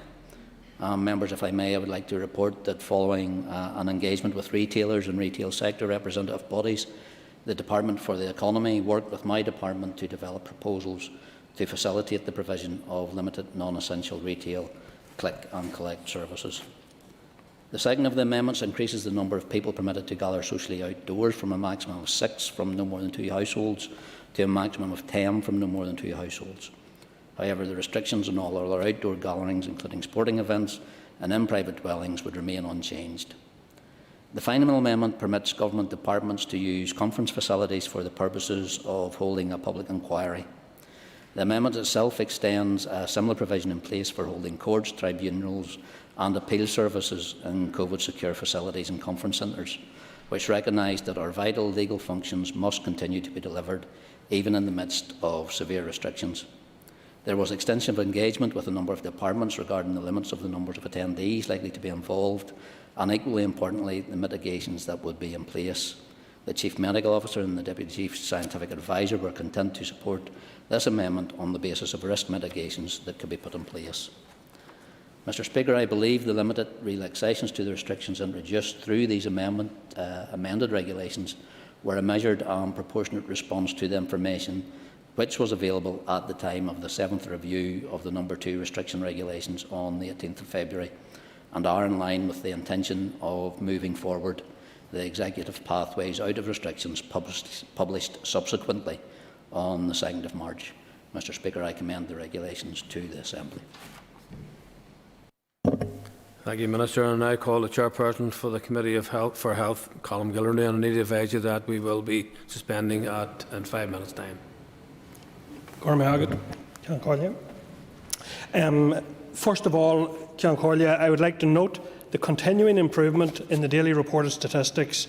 We are seeing more people vaccinated, less reported cases of COVID-19, less people in our hospitals, and ultimately lower numbers of people passing away from COVID. I would, however, like to join you, Minister, in terms of your reflection upon the impact that COVID has had to date, including on those who have lost family in the 4 weeks since we last debated these regulations, and to note on this day that across the island of Ireland to date, 6,693 people have lost their lives to COVID. Every one of those an individual tragedy for every one of those families. We do pay tribute to our health and social care workers who have helped to bring us through what we hope to be the worst of this pandemic. And we hope that over the coming weeks, as some restrictions are eased, that we will see those figures continue to improve. We need to get to the point in the coming weeks where we're able to start our health recovery and see a range of services reopen to patients, and allow the Department to make inroads into the very lengthy and frustrating waiting lists that we currently see. The Committee was briefed on these regulations at its meeting last Thursday. It is a cause of frustration for committee members that we are here debating rules that have already been in place for a number of weeks. Members are aware that a review took place last week, which will result in further regulations that we will debate again in a number of weeks' time. We have concerns about the limitations of post hoc scrutiny and the continuing approach of legislating without formal consultation and impact assessment. It is acknowledged, however, that this opportunity for debate allows members to place on record their views, and we trust it will inform subsequent regulations. The briefing session from the Director of Population Health last Thursday was very useful in that regard, and gave the Committee the opportunity to discuss the regulations in more detail and to seek further information on the work that the Executive is undertaking on next steps. One of the areas discussed was the regulation allowing click and collect in limited circumstances. The Committee welcomes the extension of click and collect services for baby equipment, clothing and footwear. However, members did raise some concerns around the practicality of buying baby items such as prams and car seats without physical inspection. The same issue was raised in relation to children's footwear and the need for children's feet to be measured properly. There was a suggestion that there could be use of an appointment-based approach to address some of those particular issues.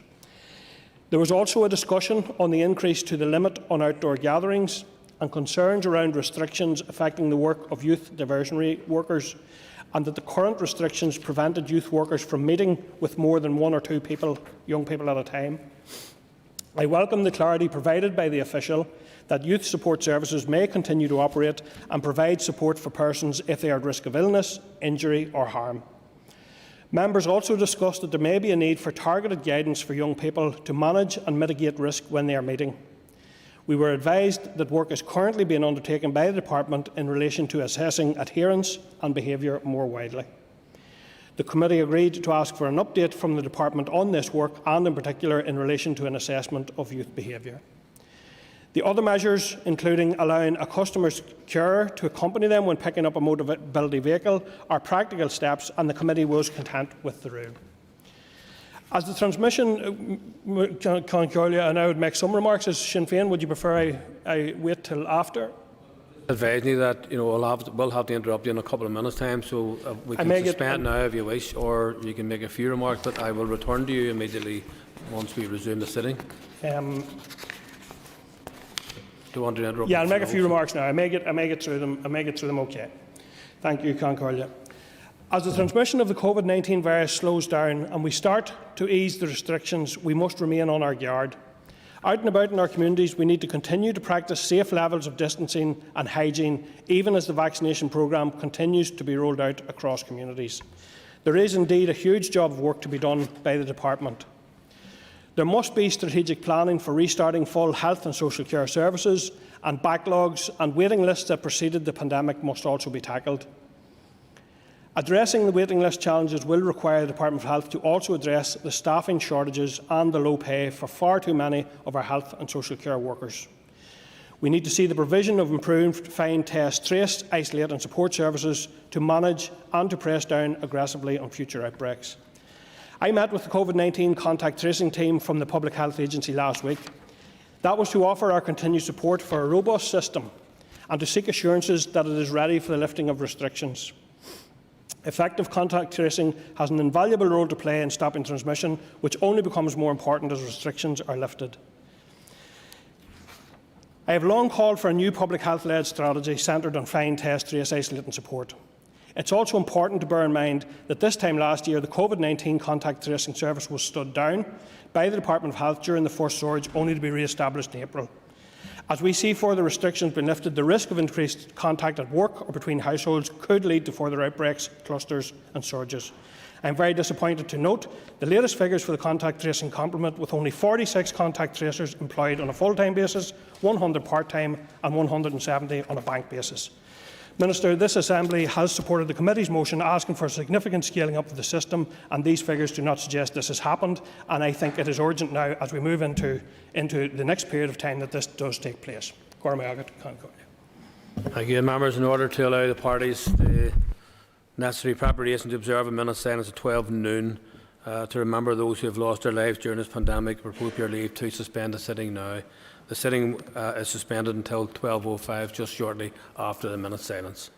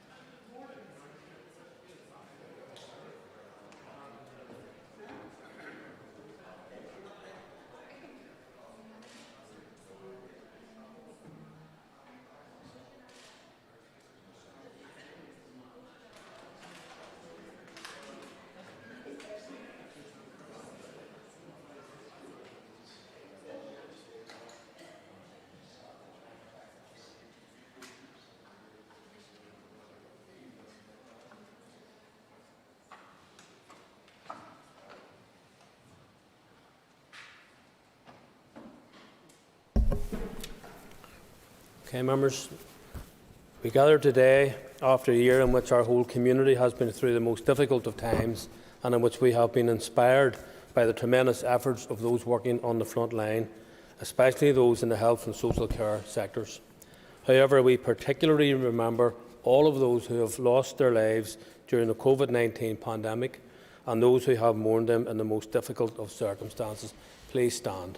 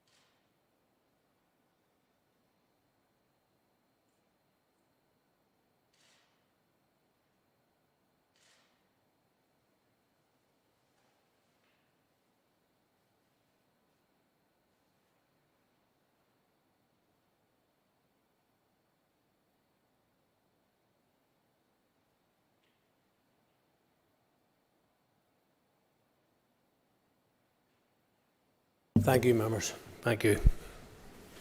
Would members please take your ease for a moment or two until we resume this sitting.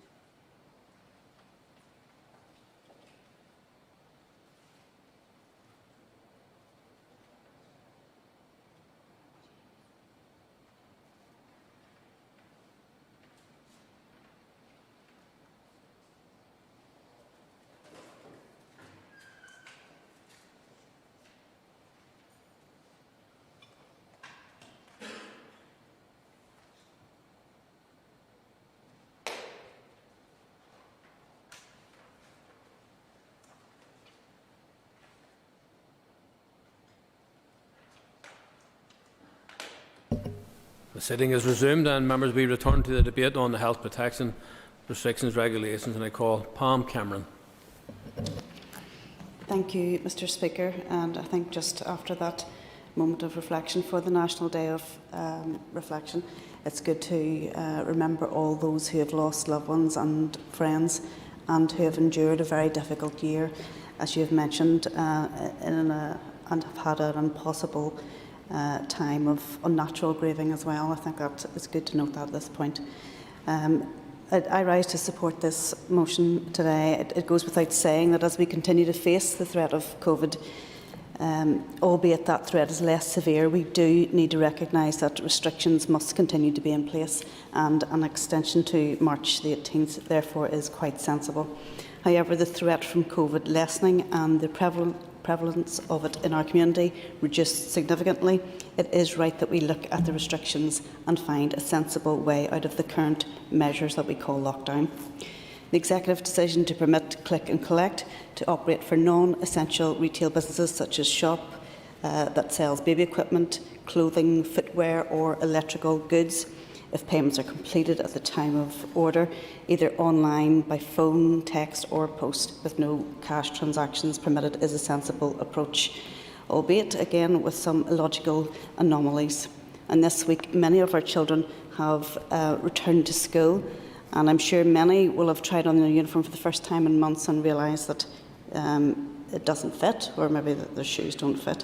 So I do think it is rather illogical that a child's feet cannot be measured to allow for new shoes, the correct shoes, to be purchased. Sensible accommodation, however, such as that around collection of mobility cars, we see in these regulations, and that is what we need more of.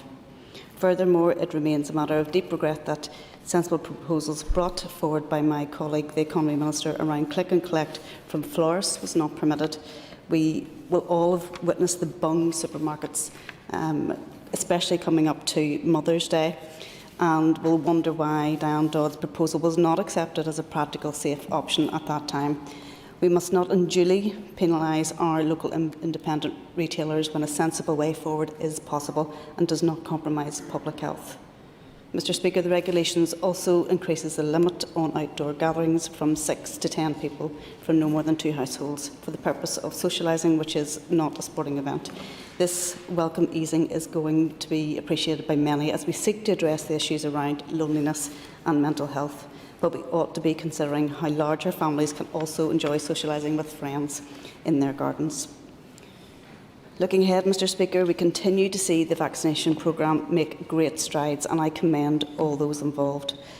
We are looking forward to Easter, and in that vein we do need to offer people hope. Perpetual lockdown or unreasonably keeping restrictions in place will only damage public support for the wider health message.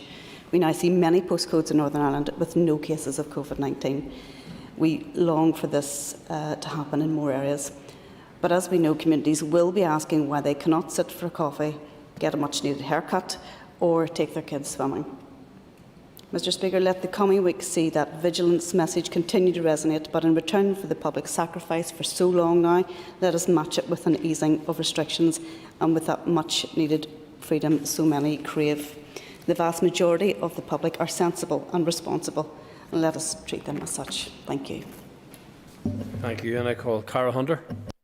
Thank you, Mr Speaker, and I'd just like to, off the back of Pam's comments, thank our frontline staff for their continued efforts and commitment to tackling this virus, and my severe and deep sympathies with those families out there who have lost a loved one. I welcome the opportunity to speak again today as our party's health spokesperson on the health protection regulations. With regard to Amendment number 5 and the permitting of click and collect services for some non-essential retail businesses, as I said in our last debate here on regulations, I am sure this came as welcome news to some business owners. However, I recognise that many will not be in the business of selling the limited types of goods allowed under the regulation. Hopefully, in line with the Executive's plans, all remaining non-essential retail will be permitted to offer click and collect services. Enabling government departments to use Nightingale courts seems to be a sensible measure, especially given the success which they appear to have had in recent months in dealing with the backlog of cases with the criminal justice system. Increasing the limit on outdoor gatherings from 6 to 10 people from no more than 2 households will hopefully have allowed more family members to meet up. I am sure this will be a very welcomed change to the regulation by many, perhaps allowing family members who have not seen each other for a significantly long time. I also welcome that the anomaly around a carer being able to accompany a mobility vehicle customer to pick up their vehicle was addressed in the regulation, and seems to me that this is a very sensible decision. As I have done previously, I would continue to urge the public to abide by the regulations and guidance before us here today.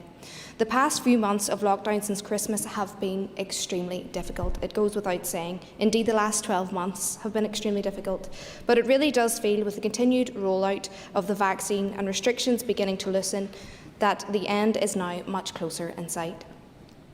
We all, of course, continue to be mindful of the impact which COVID and this pandemic has had, and the past year of lockdown and restrictions on every aspect of our lives, whether it be on our collective mental health and well-being, our children being out of school for long periods of time, the loss and closure of many small and local businesses, and of course our health service and our frontline workers. I urge the Executive to continue with respective support grants for businesses. As the restrictions have continued, more and more small businesses and business owners will have struggled to stay afloat, and indeed to even remain positive about their future prospects and the idea of being able to open their businesses as to how they were before. I know, however, in my own constituents in East Derry have found much relief and support from the Executive's financial packages, and I hope that as long as these restrictions are in place and businesses are forced to remain closed, that this support will continue. I know gym owners especially are really feeling the impact of COVID, and I hope that when safe to do so, our gyms will be able to open as soon as possible. And I really do fear about the job losses and business losses that we will have coming out the other side of this. I think it's very important that we seek to give businesses as much support as possible, such as start-up grants, and to ensure that they get back on their feet. I hope that as the picture with the pandemic improves and we slowly return to normal, that the Executive will turn its attentions to this task, and indeed I think it is upon all of us here, and we have responsibility to this effort. To conclude, Mr Speaker, I would like to reiterate my support for the Executive and the Minister in their decisions so far. However, I do find it deeply regrettable that as an MLA, alongside other members, we learn a lot of our information from Twitter about what is coming next, and learn often the same time as the public, and that is something I feel really does need to be addressed. While I am sure that this is not the last time that we will meet here today to discuss such regulations, it does seem that each time that we have, the picture does seem to be a bit more improved and a bit more positive from the previous occasion, and I hope that this continues to be the case. To be clear, we have to learn how to live and return to normal and live safely with this virus, and I will support the regulations before us today. Thank you. Thank you, and I call Paula Bradshaw. Thank you, Mr Speaker, and I'd like to associate myself with the comments from others in expressing sympathy to those who have been bereaved this year, and our enduring and deep appreciation for the frontline workers in health and social care for their work over the last 12 months. I too look forward to a time when we are no longer debating these lockdown restrictions.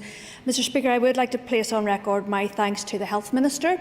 We may disagree on a small number of issues, but I do recognise how incredibly hard he has worked during this pandemic and how much he cares about the general public.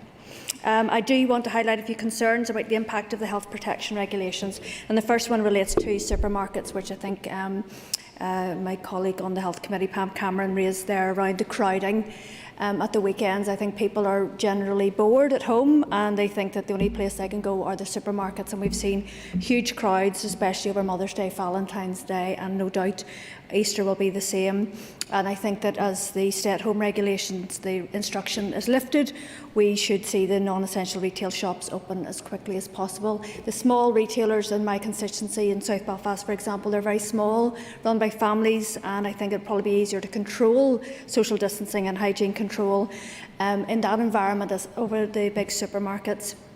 I would also put on record my concerns about the small changes to the click and collect provisions. I think that there is ways in which they could have gone further again to allow the businesses to trade more freely, but it's adhering to the public health advice. At Health Committee, I raised concerns about social distancing at the fans and the coffee stands in our parks and public spaces. I understand why people are trying to make an event out of getting out of the house, but again, I would have concerns about people not adhering to the 1 metre, 2 metre rule. The issue that the chair of the Health Committee raised around young people was one that I had raised, and I mentioned that it was, I think at that stage it was 80 days since Christmas, and there was an assumption that all our young people had not seen their friends, hadn't been to school, hadn't been gathering, when the reality of it is, if you look down any social media feeds, you can tell that the young people are starting to gather, no doubt because of the nice weather. And I think that the response from the departmental officials that they were looking at fresh guidance for the young people is to be welcomed. We have to deal with the realities of how young people want to see their friends and just really try to support them as opposed to penalise them. And the last two issues, one was in relation to golf. The announcement that there's going to open up for a maximum of 2 families to meet for structured outdoor sports activities. You know, anybody who's played golf will know that the majority of the games are played in a 4-ball. So I think that might be something that should be looked at to make it better for those people who engage in the sport. It is something that probably is more experienced, a sport that older people, maybe early retired, who use golf as a way of not just socialising but keeping up their physical health. So I think that is something could be addressed. And lastly, I would like the Health Minister to maybe give us an update on the work of the Department and the Health and Social Care Board around long COVID and what is coming forward in terms of support for those people who are suffering at home. Thank you very much, Mr. Speaker. Thank you. And I call Carol Nichollen. Carol Nichollen. Thank you, Thank you, Mr. Speaker, and I thank the Minister for bringing forward the number 5 amendment to the number 2 rules. For kind, that's a bit like déjà vu at times, but nonetheless, we're here to support the Minister as best we can. I just want to also put in record my appreciation for all those health and social care workers, community and voluntary sector workers, all frontline staff throughout this past year, but also on families. I think the experience that many have endured this year will never be forgotten by many families. And I also don't want to go back to whatever normal was before COVID. I have to say, there are certain categories within our community, our families, our society, our constituencies who were suffering well before COVID started, but the impact that COVID brought upon them actually exacerbated their own experience of loneliness, poor mental health, poverty, ill health. And that is something, as an entire Assembly and Executive, we all have responsibility for lifting. I am also grateful that the anomaly around the mobility issue was spotted and indeed rectified. That was done on the 2nd. As quickly as it was spotted, it was rectified. So I just want to put my appreciation on board for that. And indeed, the other 3 that came in on the 8th of the 3rd are also welcome. But one of the issues that I do believe that we still need some clarity on, Minister, is, for example, even in your own remarks, you spoke about the 70% of infections were as a result of the Kent variants, and we need to know what strengths and indeed what additional measures we're bringing in, particularly around the traveller locator forms, because we all want to support our health and social care system, particularly those at the intensivist end. And the last thing we need is to be really adherent to having our brightest and our best saving lives, and at another end we're being a bit more relaxed about people who are coming here who are infected by a more variants of COVID-19. So again, I appreciate there's always going to be vigilance, but I think it would be certainly remiss not to raise it, and I also understand it would be some assurance to people in this chamber and people who are listening to the debate this morning. The other aspect I still think we need clarity on, Minister, is when Liz was at the committee last week, and to be further, she was very, very clear about what these regulations meant. Fully understand, as other colleagues have said, and as we will continue to say, we almost are trying to catch up with ourselves with these regulations by the time we come in. You know, as an MLA, the Minister will get this, but it is frustrating when you do hear things and then your own constituents and even colleagues are asking what this means because we're on the Health Committee and we're not fit to tell them, to be honest. So it's not that we're being precious about being MLAs, it's just that it does seem, we appreciate that these regulations are coming and we have a bit of catch-up to do, but sometimes the gap and the catch-up so wide that it just looks wrong, to be totally honest. But one of the things that we asked Liz last week was in relation to the relaxations around the 2 households, which is fine. But it's still not clear, and I've raised this, as you will appreciate, around some of the youth diversionary workers who are particularly working with really extremely vulnerable children and young people. And Paul's already made mention of the fact that the good weather's coming and a lot of them are out and about, which in itself doesn't mean to say they're up to any harm or they're up to any mischief. I just want to put that in the record. But in my own constituency, I know of a lot of youngsters who are extremely vulnerable, and the youth workers are actually technically breaking COVID regulations because they know they're vulnerable and they're going out, as are the police, who have also raised this as well. And what they're doing is they're making a decision on a duty of care. So there may be 2 youth diversionary workers, there may be 3 PSNI and a parent or a guardian out to try and calm 3 or 4 youngsters down, particularly in interfaces, which unfortunately erupt from time to time. And while the youth workers and the police will do that all day long on our behalf, and we appreciate that, the issue is that if you haven't got local community police who don't know the youth diversionary workers, the last thing that we want is our youth diversionary workers getting hit with a COVID fine, particularly when they're trying to protect very vulnerable young people. You may not be able to give clarification on that today. I'm not raising it for the sake of raising it to be mischievous. We definitely need this clarification. In the same way the clarification was raised about the mobility issues around picking up cars from dealerships, and that was rectified, and rightly so. These are issues that are coming up right across constituencies, and I know these conversations are being had right across constituencies because I'm getting contacted from people from a different part of my constituency that I don't normally represent or have many dealings with. I think the other aspect is that even in terms of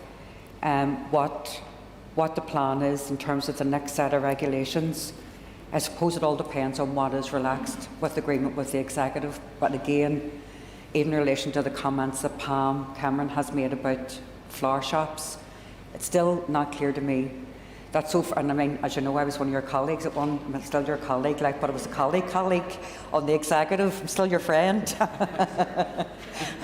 sort of. But anyway, sometimes. But anyway, one thing that is really, really clear is that our businesses, for example, is it up to each department to bring forward what they feel are the relaxations that they would like to see, and then the officials from TO and your own officials and the officials from that sponsoring department try and work out what the best fit is. I mean, that's my understanding. But I do have to say that in relation to some of the businesses I know in my constituency, they've been responsible for years. They are, as the Minister will know, they are going through a really hard time. They are respecting and honouring the health regulations, absolutely no bother. But we all have went into large supermarkets, and I mean, I personally have seen very young staff in a big supermarket when she politely asked a person to wear a face covering, and the response she got had the wee girl literally in bits. It was rude, absolutely rude. When you go to get flowers, or you go to get, there's almost like a congregation around places where I've just walked out without items because I'm not taking the risk. Sure, yep. Thank the member for giving way. And isn't it indeed, this has been the point right throughout the COVID regulations, that sometimes the safest environments would have been those independent retail traders who have been responsible, and unfortunately the regulations have permitted that sort of unmitigated risk gathering within supermarkets. But would she agree with me that for some of those small businesses it is important, where possible, that we try to give a lead-in time, such as even a date if possible, because there's preparations that they would like to put in place for a proposed reopening date so that they could reopen in a safe and compliant manner. Well, I agree with the member up to a point, but in order to give a date, you need a crystal ball, to be frank. So in order to give a date, you need to know what the figures are of people who have lost their lives from COVID. You need to know what the figures are for people who are in high dependence units and more so in intensive care units, and then you work your way back. So regrettably, that's the way it is, and I completely support that. However, I am concerned about trying to strike a balance between what it seems to be some relaxation around click and collect, and I welcome that.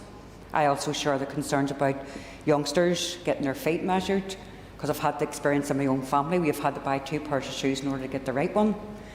However, the issue for me is that we do need to start getting into a bit more of a what-if conversation, and I'm assuming that's happening, but we need to also try and ensure that in the event of further regulations being relaxed, and when they are, I'll not repeat what I said, that will happen when the figures of people who are infected, but particularly those who have lost their lives, is greatly reduced.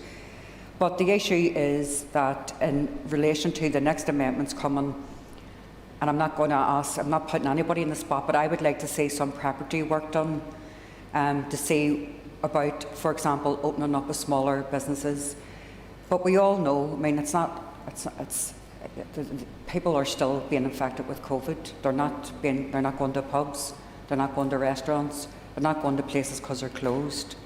It's down to their personal responsibility. So we all agree on that.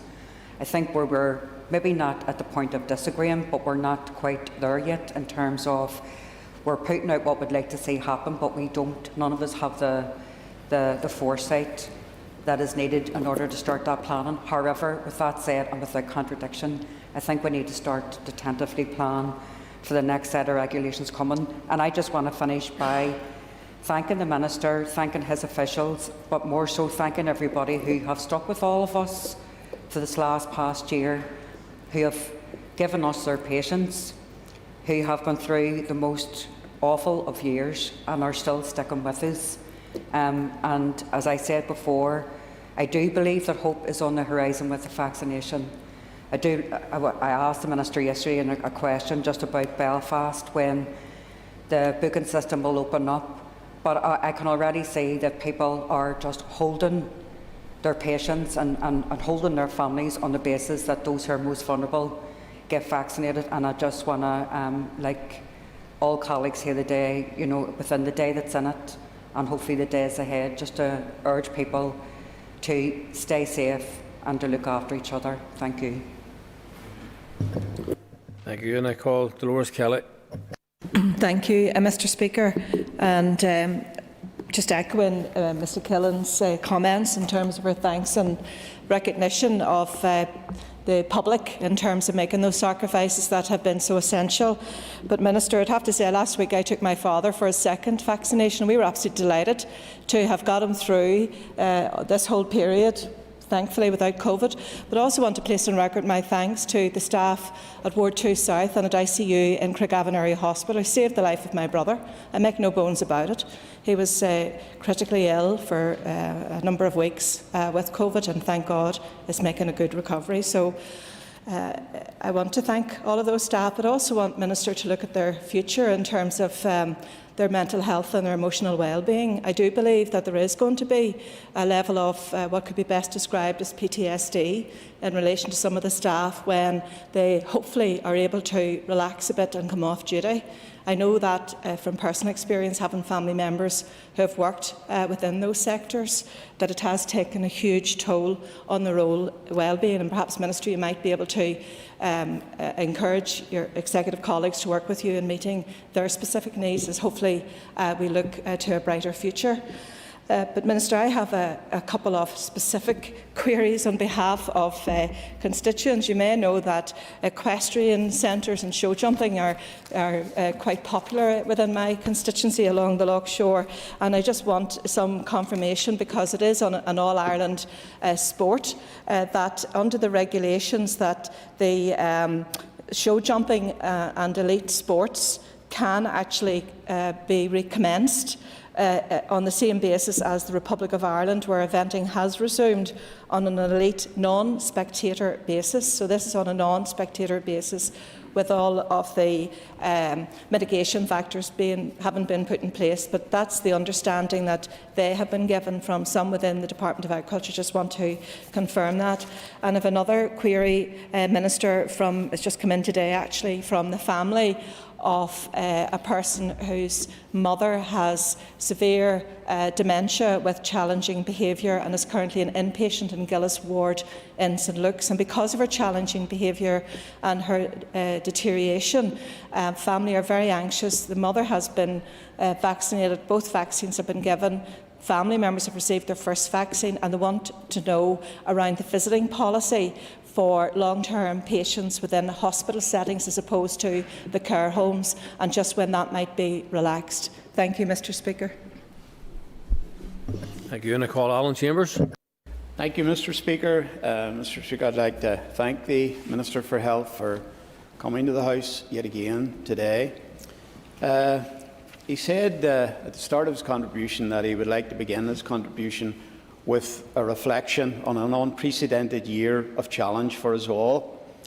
And, you know, it has been a very challenging year that is very worthy of thoughtful reflection by us all. And I think it was very appropriate that we had that moment's silence just to remember all those who have fallen victim to this dreadful virus and their families in the past year.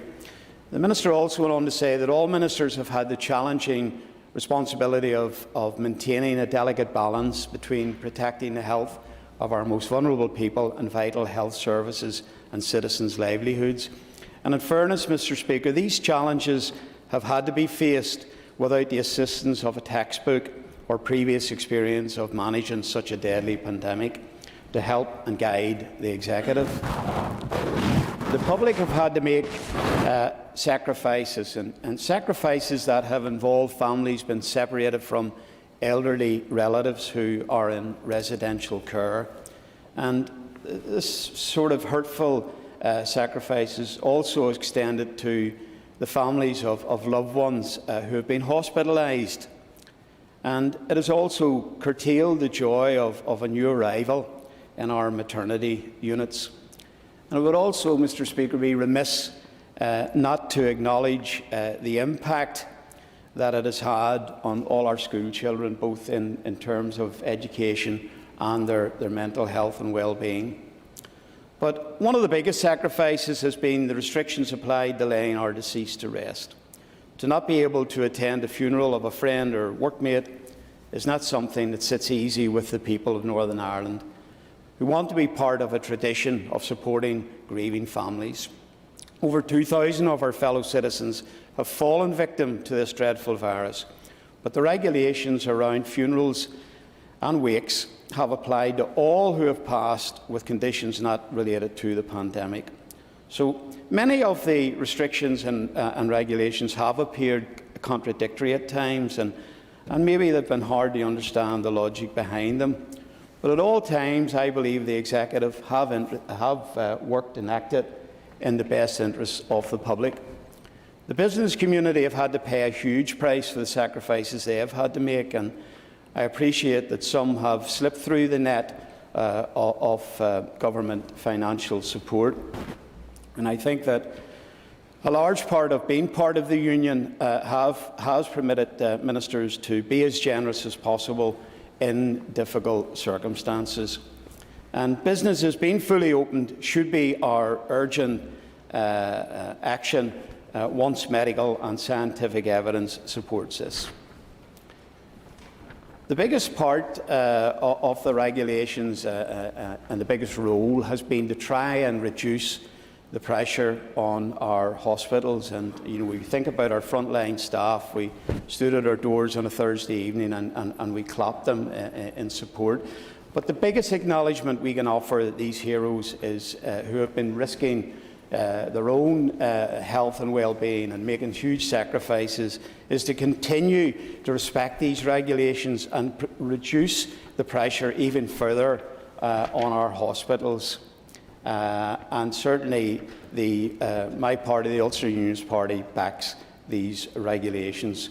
But I think we also have to remember that there have been other heroes, our shop workers, our transport workers, a whole range of people who have tried to keep day-to-day life flowing for us all. And I can't sit down, Mr. Speaker, without referring and placing in record the fantastic rollout of our vaccination programme. It has been a brilliantly organised and a very welcome programme, and I thank all involved with it. Thank you, Mr. Speaker. And thank you. And I call Jonathan Buckley. Thank you, Mr. Speaker. And again, like colleagues, I would join in this day of reflection on thinking of all of those who have sadly succumbed to COVID-19 and have sadly passed away in some very tragic circumstances, and also those that, through the misfortune of the regulations that were in place, who have passed on, not as a result of COVID-19, but the restrictions that were put in place because of COVID-19, which restricted them in care homes, etc., with no access to loved ones in what was a very difficult time.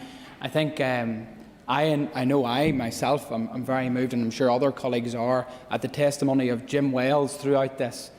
He reported that just on Sunday past, that he was able to hold his wife's hand for the first time in a year. I put on record Jim's commitment and dedication to his wife throughout that time, where he went to her window at the side of the home to keep company with his wife, and albeit was separated by a pane of glass. It truly is a heartbreaking issue if we think about it, and he's not the only one, sadly. There's so many in our care homes. I have been contacted by many who just want to hold their parents' hand or their loved one's hand in what is their most difficult time. So I do want to put on record that thought at this time. I do, like Mr. Chambers, want to reflect on a very positive note as to the success of the vaccination programme. It has been fantastic. We really have reaped the benefits of our United Kingdom membership in relation to access to that vaccination. But I will say that, and I have listened across the House, and I think it was the Deputy First Minister that said it yesterday, none of us are truly safe until everybody's safe in relation to COVID-19. And the vaccination and the rollout of the vaccination, while it has been a success here in the United Kingdom, we do have to look upon the way in which it has unfortunately rolled out somewhat slower within Europe, where many of our constituents are looking forward to hopefully one day returning on a holiday or otherwise, but also indeed to our neighbours and friends in the Republic of Ireland. And this is something that maybe the Minister could give us an update on, because I would like to know how the roadmap to recovery is affected by a slower vaccination rate in the Republic of Ireland. And always the duty of any government or any administration is to ensure that their own population is safely vaccinated and on prompt time. And I welcome the fact that we are on course to doing that. But as when it comes to such times as that we are fit and able to do so, I do think it would be appropriate that we help where possible with our friends and neighbours in the Republic of Ireland to help them get to an adequate vaccination level to ensure that they too can enjoy a life post-COVID. I will indeed, yes. Cormac, and I thank the member for raising that point. Would the member agree with me that this is indicative of the need to now develop a very robust all-Ireland strategy for dealing with this as we move forward? I thank the member for his intervention, and of course, as has been repeated time and time again by the member, COVID knows no borders. It's international, it's worldwide. But the sad reality has been, and I'm sure the Minister will maybe touch on it, but the way in which the European Union, of which the Republic of Ireland have membership, have conducted themselves in relation to vaccination has left it very, very difficult for the United Kingdom to engage in a constructive manner in relation to vaccination rollout. Say, for example, if we did have a sharing of vaccine during this last couple of weeks, AstraZeneca probably, I would presume, would have been the vaccination of choice that would have hopefully have reached those vaccination centres in the Republic of Ireland. Those vaccines may have sat on the shelf, unable to be used. Whereas here in Northern Ireland we have continued with sound scientific information and data, and have continued on the rollout programme and are well on the way to vaccinating our most vulnerable and indeed our older categories and segments to ensure that we can have a safe reopening, and I hope that we can be constructive and help where possible. In relation to these particular regulations on the click and collect, I do welcome them, and the fact is that they are recognising the need to have that small shop interaction with many of our constituents, such as has been mentioned with shoes, etc., and children's clothing. But I do think they could go a lot further. I have said throughout the COVID-19 debate in this House that I believe that our small businesses can be a COVID-compliant environment. I think that when we look throughout COVID-19 and we see the way in which our people have flocked to the multinational shops, I think it has been a slight, Mr. Speaker, to say the least, on our small businesses, who could, if given the opportunity, regulate their environment to a much more beneficial manner than that of our multinationals. And I think that we're moving on the right direction, and I welcome that. But I think there's always going to be a need for caution, even when we do reopen different sectors. But I believe that we have a willing audience within our retail sector, and indeed also hospitality, to play their part in ensuring their environments are safe for those that are returning. And on that very point, and I did mention in the intervention earlier, different sectors will require different lead-in times. Their needs in which of the populations in which they tender to are very, very different. And I recognise and understand that the approach from the executive has been that they want to be data-driven and not date-driven. But in a sense, we do need both. Because I look at sectors such as hospitality, for example. Many of them need to plan the way in which they can return.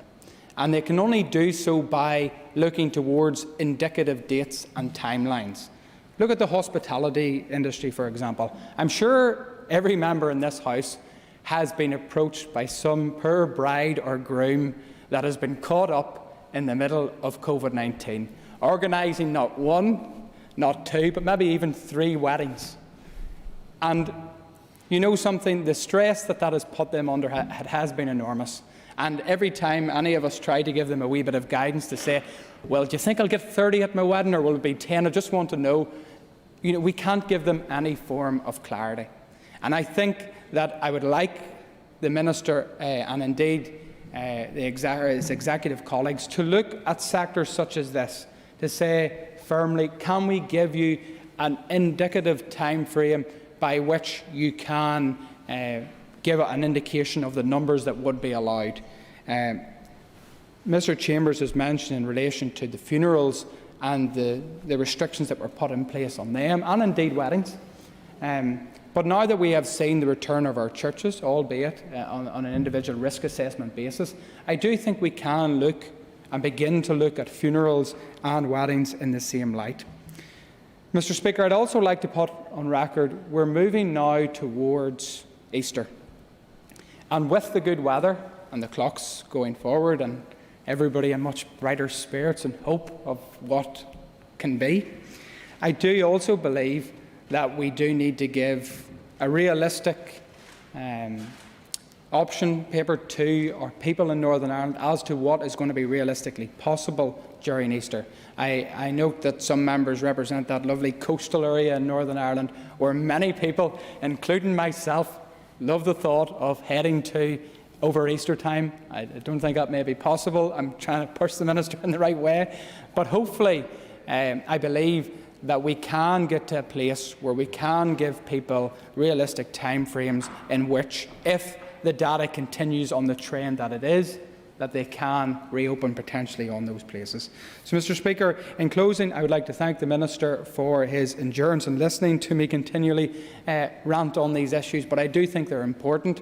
I do believe that our people now are looking towards brighter days, but it's important that we try, where possible, to give them as clear a pathway as we can. And I also do want to put on record my thanks indeed to the Education Minister. I think everybody was buoyed with expectation in terms of seeing so many happy faces on the TV last night of children returning to schools and the ice cream vans outside them. So I'd like to thank the Minister again for his work in this regard. Thanks. Thank you, and I call Jerry Carroll.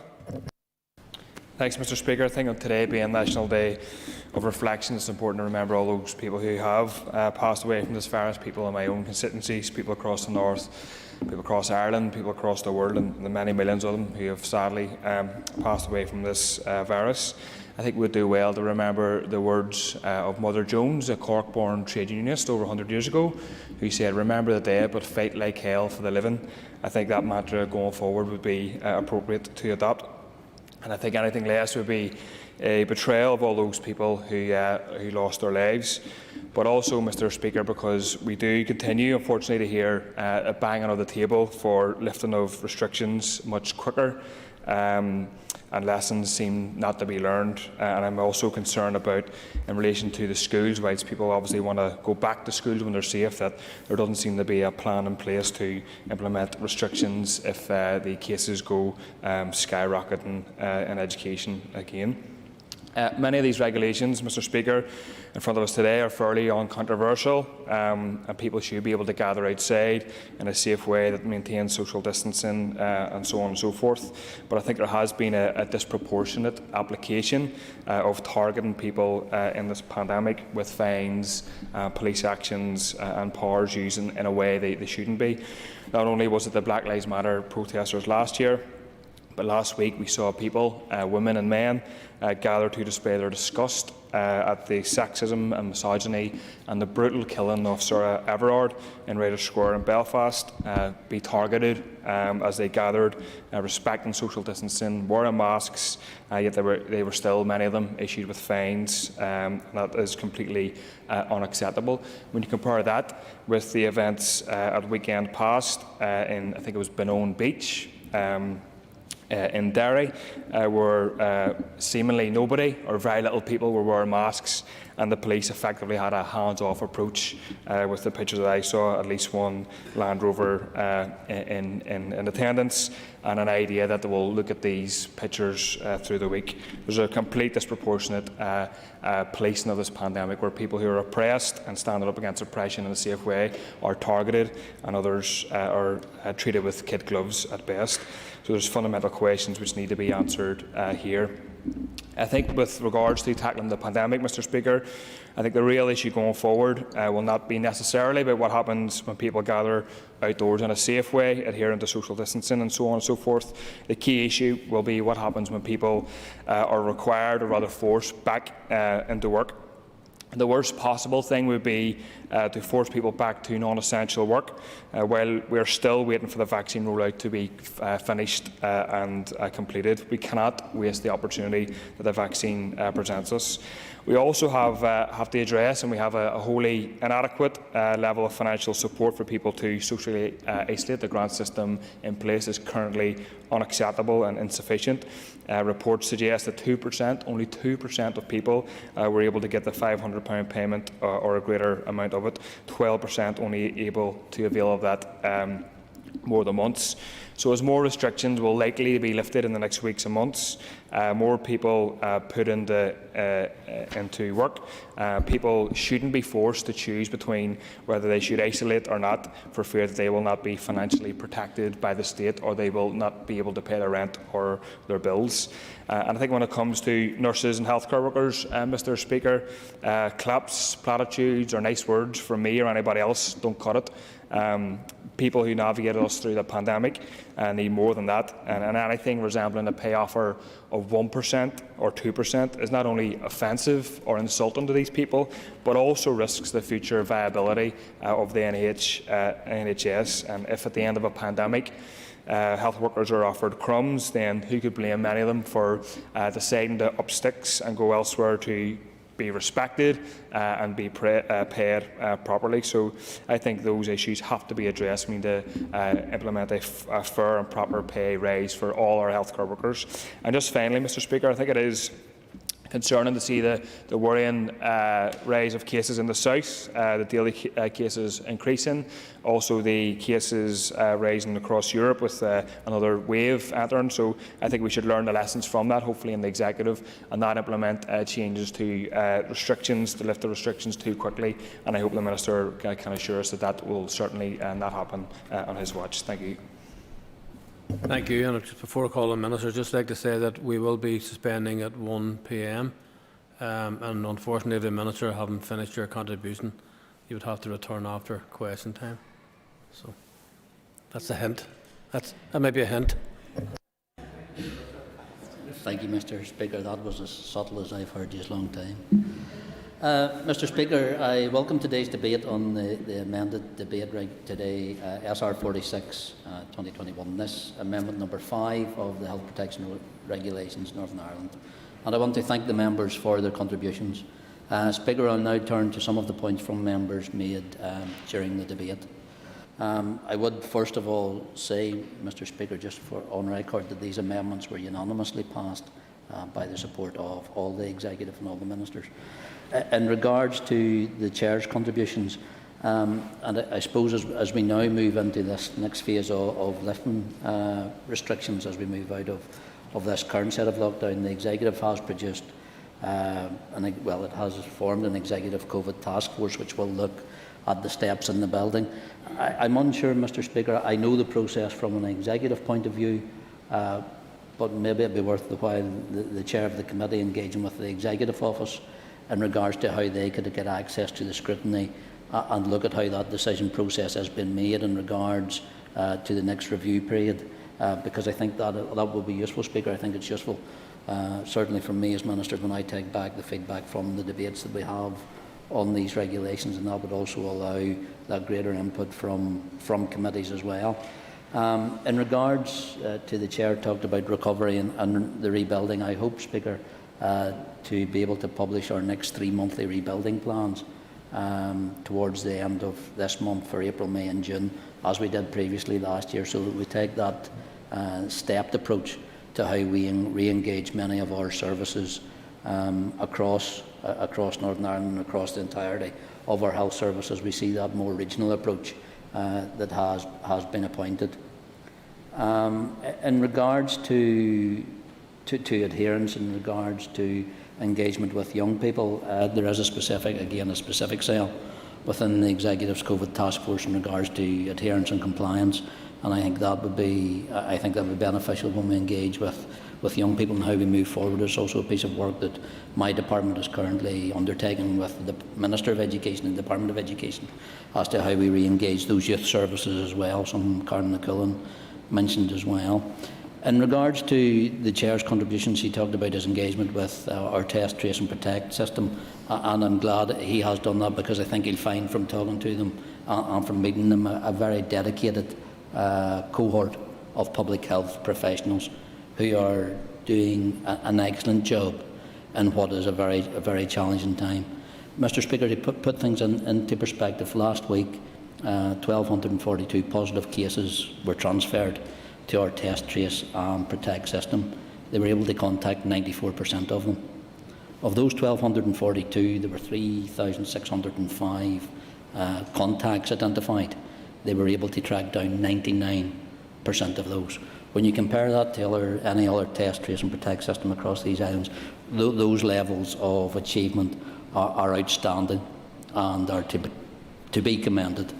But of concern in regards to the weekly updates from our Test, Trace and Protect system is that back on the 10th of January, for each positive case, we were identifying 1.5 contacts.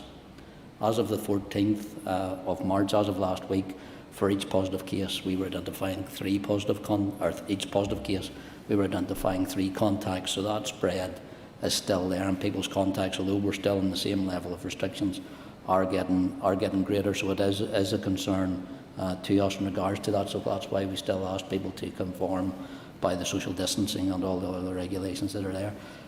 One thing the Chair, I think, challenged in regards to the number of full-time equivalent staff that we currently have in regards to bank staff and part-time staff, the idea of where we are in Test, Trace and Protect, so it is able to flex up and flex down depending on how many positive cases are coming through.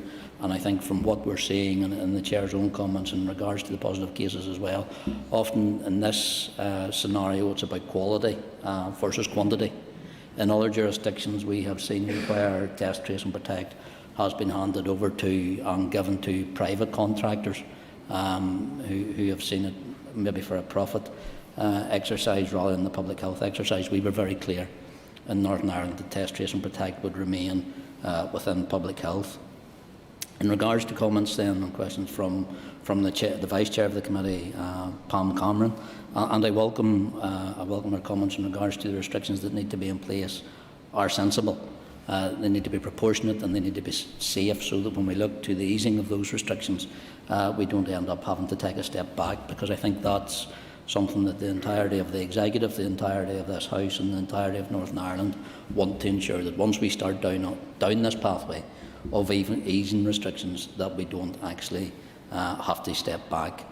In regards to comments from Cara Hunter, in regards to the Nightingale courts, was something she specifically raised to allow other departments for holding public inquiries. It was something I'm not sure if she's aware, but actually come forward from her own party colleague, the Minister of Infrastructure, so she could discharge some of her public duties in regards to public inquiries, and that's why that specific request came about. So it is a bit of how other ministers feed into those relaxations that we need to see. Much of Ms Hunter's contribution was in regards to the economic challenges that these restrictions face, and we in health are always conscious of that, and I think that's why we look to that balanced approach that is taken across the Executive when it comes to actually making either restrictions or the easing restrictions, so we are doing it in a proportionate manner. Mr Speaker, one of the things that Ms Hunter actually raised was about how she finds out on Twitter what has happened. I've raised it in this House, my frustration in regards to that as well, Mr Speaker, because often the conversation's not finished before a journalist is able to report it, and that to me is detrimental, not just to the decision-making process, but also to the confidentiality and the robustness that we need to be having within the Executive among ourselves before it is made public, because it does set a train of thought, it sets a train of challenges, a chain of questions that are already in the public domain before the Executive has finished the rest of its discussion, never mind the rest of its meeting. And it's something that the First Minister actually raised this morning again, reminding all ministerial colleagues about the Code of Conduct that we've all signed up to, and she reinforced that this morning at this morning's Executive. In regards to Paula Bradshaw's contribution, I too look forward to when we will no longer be in this House debating these regulations and the easing of restrictions, because that will mean we have completed a very hard and difficult journey. I also look forward when we're able to discuss those things that we both agree on, but those things that we both disagree on as well, outside of COVID as well, because that's where we should be in this House, and that's what we should be discussing. In regards to the guidance for specific for young people, and something the member raised and something Ms Nicolin raised as well, we are looking, there are other jurisdictions that have actually looked to the numbers of people gathering and have come up with a greater number for young people that can gather together, because they have recognised the challenges that it does bring about setting targets or numbers or limits around young people gathering as well. So it's something that is being looked at, and I think it was also raised at the committee by yourself, and Liz Mitchell from my department had responded to it. In regards to golf, 2-ball and 4-ball, I'll be honest with you, don't know, never played, no idea. So as far as I can see, I thought it was a graduated response that they'd come up with, but that's for another thing. But it is, I think, it's a welcome step that we are looking about encouraging more outdoor sports and facilitating those people who want to get into that as well. But it is an informed discussion, an informed decision that is made around those restrictions as well, because I can already probably feel the emails coming in from all the agitated golfers that they haven't got out. But it's something that we continue to look at. The member raised, and again it's something she has often raised in this House, and that's the support of long COVID. The Health and Social Care Board again have been tasked with bringing forward what that model will look like. It is something that is now being discussed at a Four Nations level, so we can actually pick up and learn from other jurisdictions that are already looking at services. Some have said they've commissioned, but when we delve deeper, it's still a process of commissioning rather than actually having something on site. So it is a piece of work that is ongoing, because like many other conditions, we know this will be with us for a long time, and we want to make sure there's a holistic approach to the supports that are necessary, and that comes forward, even through some of the work that we're looking at in White Abbey in regards to nurse-led, allied health professional-led support mechanisms. In regards to Ms Nicola's contribution, I hope we're still friends as much as she seemed to indicate. I know she's left, just in case maybe I said something about her, but hopefully not. No, and again, Carl brings a value, I think, to this debate, Speaker, having sat within the executive while some of these restrictions have been made, but also while some of the relaxations has been brought in. So she brings a value of the understanding of the challenges coming from both sides. And I think one of our contributions and one of our topics, and I think it was echoed around the House, and one I want to join with, is that support for those people who work in our health family and the dedication they have given and the commitments they have given over the past year, but also their families as well, who have also borne a weight and borne a cost of seeing their loved ones going out day after day to work in what are very challenging circumstances. One of Carol's contributions, Speaker, talked about the strengths of our communities coming together through this pandemic, but she was also right to raise what we've seen over the last year is the strength of our communities coming together, but also the light that has been shown on the gaps and the weaknesses within our communities when those people living on their own, those people who are lonely, have been left and isolated to an extent. So hopefully we don't go back to what we had before, and I'm hopeful that our health service doesn't have to go back to just what we have before, but we can also progress and develop on it and actually make it a better service. Mr Speaker, I have a number of specifics from members that were asked. If they're indulgence, if I don't get to complete them in this section before we get into 1 o'clock, rather than coming back for 4 or 5 minutes, if it would be this House's intent, I could write to members with specific responses, because I hope I've answered as many as members' queries in the opening debates as well. In closing, I would like to do two things. The first is express my thanks and appreciation of all of us here today to all those working across our health service during the most difficult time. And I would like to thank the public for adhering to the guidance and regulations that are in place.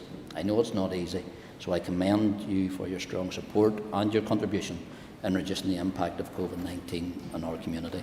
The second point I would like to make is to remind everyone that the most important actions we can all take to limit the spread of this virus is to stay at home, limit our contact with others, and to isolate from others immediately if we have symptoms. Speaker, it gives me, I was going to say pleasure, it gives me no pleasure having to move these regulations or restrictions, but I commend the regulations to this Assembly, and with the members' indulgence, I will write to anyone who has asked specific questions in regards to this debate. Okay, and I thank the Minister for that, and I believe I can say that all members have expressed their content with your proposal to contact them directly with their specific inquiries. On that basis, then the Business Committee has arranged to meet at 1 p.m, and I propose therefore by leave of... Sorry, I have to dispense with your business first of all.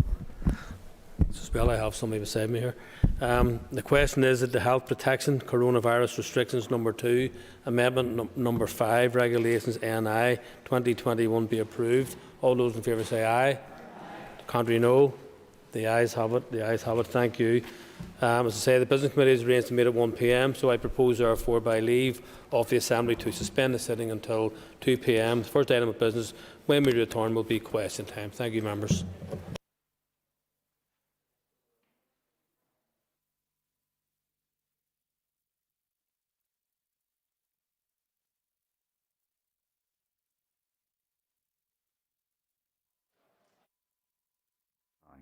This is the Northern Ireland Assembly Plenary. Programme signed. This is the Northern Ireland Assembly Plenary. Programme signed. This is the Northern Ireland Assembly Plenary. Programme signed. This is the Northern Ireland Assembly Plenary. Programme signed. This is the Northern Ireland Assembly Plenary. Programme signed. This is the Northern Ireland Assembly Plenary. Programme signed. This is the Northern Ireland Assembly Plenary. Programme signed. This is the Northern Ireland Assembly Plenary. Programme signed. This is the Northern Ireland Assembly Plenary. Programme signed. This is the Northern Ireland Assembly Plenary Programme Sound. This is the Northern Ireland Assembly Plenary Programme Sound. This is the Northern Ireland Assembly Plenary Programme Sound. This is the Northern Ireland Assembly Plenary Programme Sound. This is the Northern Ireland Assembly Plenary Programme Sound. This is the Northern Ireland Assembly Plenary Programme Sound. This is the Northern Ireland Assembly Plenary Programme Sound. This is the Northern Ireland Assembly Plenary Programme Sound. This is the Northern Ireland Assembly Plenary Programme Sound. This is the Northern Ireland Assembly Plenary Programme Sound. This is the Northern Ireland Assembly Plenary Programme Sound. This is the Northern Ireland Assembly Plenary Programme Sound. This is the Northern Ireland Assembly Plenary Programme Sound. This is the Northern Ireland Assembly Plenary Programme Sound.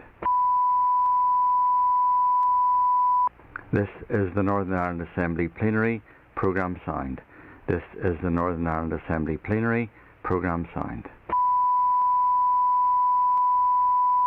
This is the Northern Ireland Assembly Plenary Programme Sound. This is the Northern Ireland Assembly Plenary Programme Sound. This is the Northern Ireland Assembly Plenary Programme Sound. This is the Northern Ireland Assembly Plenary Programme Sound. This is the Northern Ireland Assembly Plenary Programme Sound.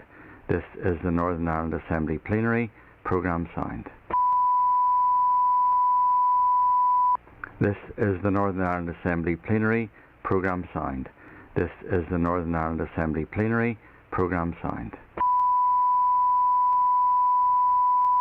This is the Northern Ireland Assembly Plenary Programme Sound. This is the Northern Ireland Assembly Plenary Programme Sound.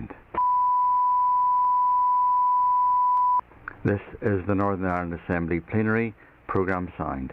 This is the Northern Ireland Assembly Plenary Programme Sound. This is the Northern Ireland Assembly Plenary Programme Sound. This is the Northern Ireland Assembly Plenary Programme Sound. This is the Northern Ireland Assembly Plenary Programme Sound.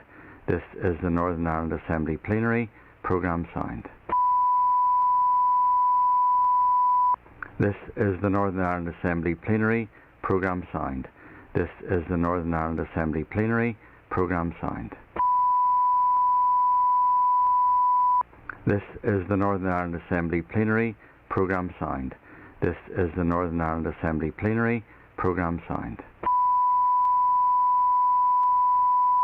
This is the Northern Ireland Assembly Plenary Programme Sound. This is the Northern Ireland Assembly Plenary Programme Sound. This is the Northern Ireland Assembly Plenary Programme Sound. This is the Northern Ireland Assembly Plenary Programme Sound. This is the Northern Ireland Assembly Plenary Programme Sound. This is the Northern Ireland Assembly Plenary Programme Sound.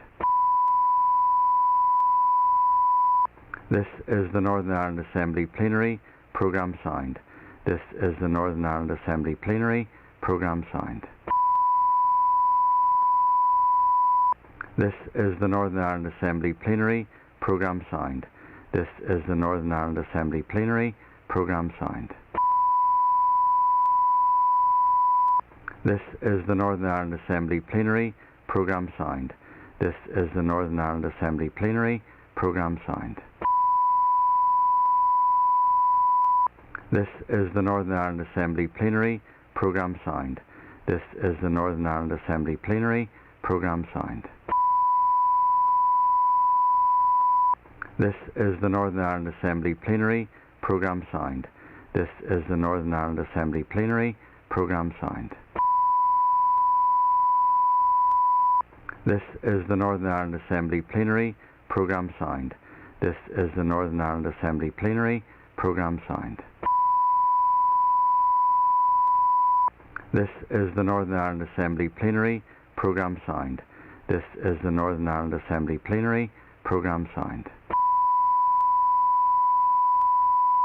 This is the Northern Ireland Assembly Plenary Programme Sound. This is the Northern Ireland Assembly Plenary Programme Sound. This is the Northern Ireland Assembly Plenary Programme Sound. This is the Northern Ireland Assembly Plenary Programme Sound. This is the Northern Ireland Assembly Plenary Programme Sound. This is the Northern Ireland Assembly Plenary Programme Sound. This is the Northern Ireland Assembly Plenary Programme Sound. This is the Northern Ireland Assembly Plenary Programme Sound. This is the Northern Ireland Assembly Plenary Programme Sound. This is the Northern Ireland Assembly Plenary Programme Sound. This is the Northern Ireland Assembly Plenary Programme Sound. This is the Northern Ireland Assembly Plenary Programme Sound. This is the Northern Ireland Assembly Plenary Programme Sound. This is the Northern Ireland Assembly Plenary Programme Sound. This is the Northern Ireland Assembly Plenary Programme Sound. This is the Northern Ireland Assembly Plenary Programme Sound. This is the Northern Ireland Assembly Plenary Programme Sound. This is the Northern Ireland Assembly Plenary Programme Sound. This is the Northern Ireland Assembly Plenary Programme Sound. This is the Northern Ireland Assembly Plenary Programme Sound. This is the Northern Ireland Assembly Plenary Programme Sound. This is the Northern Ireland Assembly Plenary Programme Sound. This is the Northern Ireland Assembly Plenary Programme Sound. This is the Northern Ireland Assembly Plenary Programme Sound. This is the Northern Ireland Assembly Plenary Programme Sound. This is the Northern Ireland Assembly Plenary Programme Sound. This is the Northern Ireland Assembly Plenary Programme Sound. This is the Northern Ireland Assembly Plenary Programme Sound. This is the Northern Ireland Assembly Plenary Programme Sound. This is the Northern Ireland Assembly Plenary Programme Sound. This is the Northern Ireland Assembly Plenary Programme Sound. This is the Northern Ireland Assembly Plenary Programme Sound. This is the Northern Ireland Assembly Plenary Programme Sound. This is the Northern Ireland Assembly Plenary Programme Sound. This is the Northern Ireland Assembly Plenary Programme Sound. This is the Northern Ireland Assembly Plenary Programme Sound. This is the Northern Ireland Assembly Plenary Programme Sound. This is the Northern Ireland Assembly Plenary Programme Sound. This is the Northern Ireland Assembly Plenary Programme Sound. This is the Northern Ireland Assembly Plenary Programme Sound. This is the Northern Ireland Assembly Plenary Programme Sound.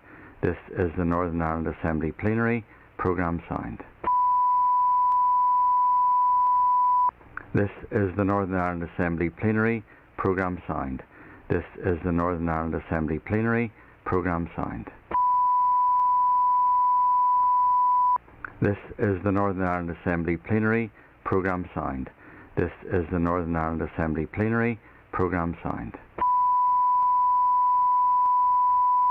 This is the Northern Ireland Assembly Plenary Programme Sound. This is the Northern Ireland Assembly Plenary Programme Sound.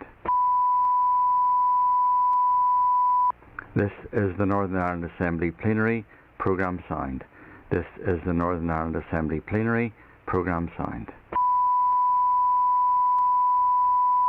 This is the Northern Ireland Assembly Plenary Programme Sound. This is the Northern Ireland Assembly Plenary Programme Sound. This is the Northern Ireland Assembly Plenary Programme signed. This is the Northern Ireland Assembly Plenary Programme signed. This is the Northern Ireland Assembly Plenary Programme signed. This is the Northern Ireland Assembly Plenary Programme signed. This is the Northern Ireland Assembly Plenary Programme signed. This is the Northern Ireland Assembly Plenary Programme signed. This is the Northern Ireland Assembly Plenary Programme signed.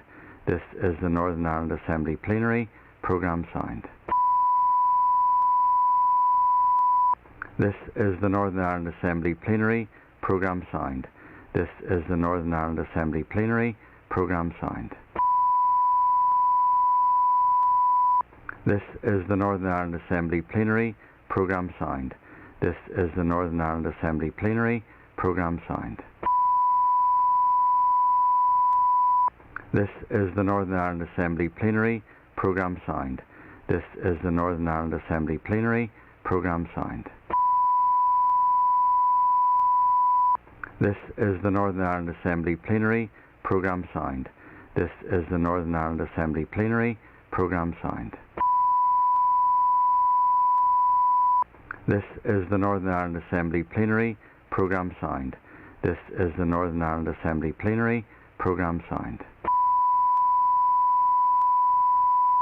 This is the Northern Ireland Assembly Plenary Programme signed. This is the Northern Ireland Assembly Plenary Programme signed. This is the Northern Ireland Assembly Plenary Programme signed. This is the Northern Ireland Assembly Plenary Programme signed. This is the Northern Ireland Assembly Plenary Programme signed. This is the Northern Ireland Assembly Plenary Programme signed. This is the Northern Ireland Assembly Plenary Programme signed. This is the Northern Ireland Assembly Plenary Programme signed. This is the Northern Ireland Assembly Plenary Programme signed. This is the Northern Ireland Assembly Plenary Programme signed. This is the Northern Ireland Assembly Plenary Programme signed. This is the Northern Ireland Assembly Plenary Programme signed. This is the Northern Ireland Assembly Plenary Programme signed. This is the Northern Ireland Assembly Plenary Programme signed. This is the Northern Ireland Assembly Plenary Programme signed. This is the Northern Ireland Assembly Plenary Programme signed.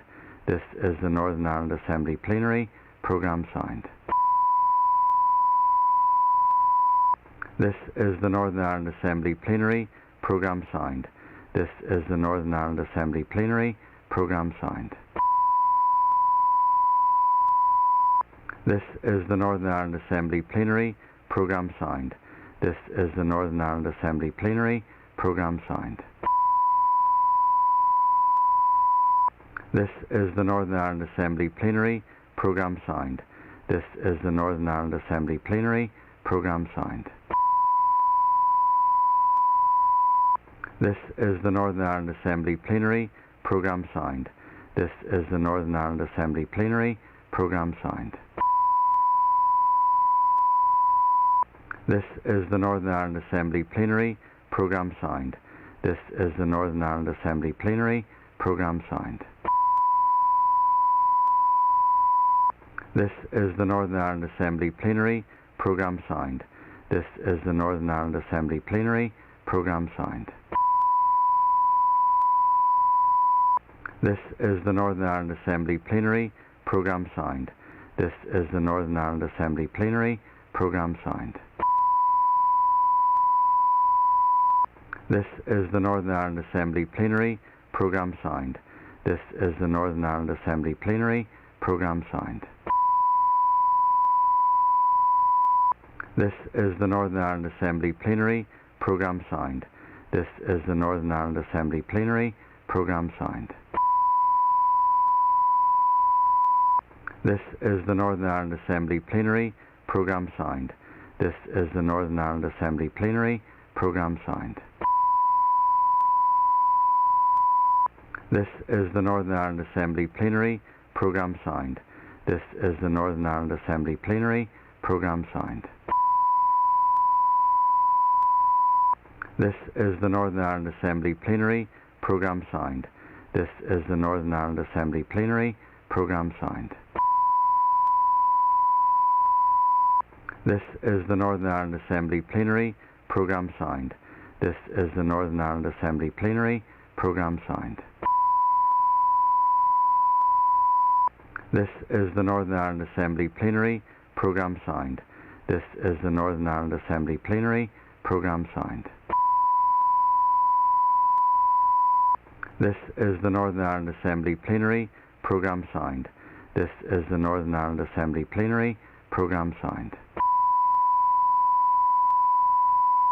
This is the Northern Ireland Assembly Plenary Programme Sound. This is the Northern Ireland Assembly Plenary Programme Sound. This is the Northern Ireland Assembly Plenary Programme Sound. This is the Northern Ireland Assembly Plenary Programme Sound. This is the Northern Ireland Assembly Plenary Programme Sound. This is the Northern Ireland Assembly Plenary Programme Sound. This is the Northern Ireland Assembly Plenary Programme Sound. This is the Northern Ireland Assembly Plenary Programme Sound. This is the Northern Ireland Assembly Plenary Programme Sound. This is the Northern Ireland Assembly Plenary Programme Sound. This is the Northern Ireland Assembly Plenary Programme Sound. This is the Northern Ireland Assembly Plenary Programme Sound. This is the Northern Ireland Assembly Plenary Programme Sound. This is the Northern Ireland Assembly Plenary Programme Sound. This is the Northern Ireland Assembly Plenary Programme Sound. This is the Northern Ireland Assembly Plenary Programme Sound. This is the Northern Ireland Assembly Plenary Programme Sound. This is the Northern Ireland Assembly Plenary Programme Sound. This is the Northern Ireland Assembly Plenary Programme Sound. This is the Northern Ireland Assembly Plenary Programme Sound. This is the Northern Ireland Assembly Plenary Programme Sound. This is the Northern Ireland Assembly Plenary Programme Sound. This is the Northern Ireland Assembly Plenary Programme Sound. This is the Northern Ireland Assembly Plenary Programme Sound. This is the Northern Ireland Assembly Plenary Programme Sound. This is the Northern Ireland Assembly Plenary Programme Sound.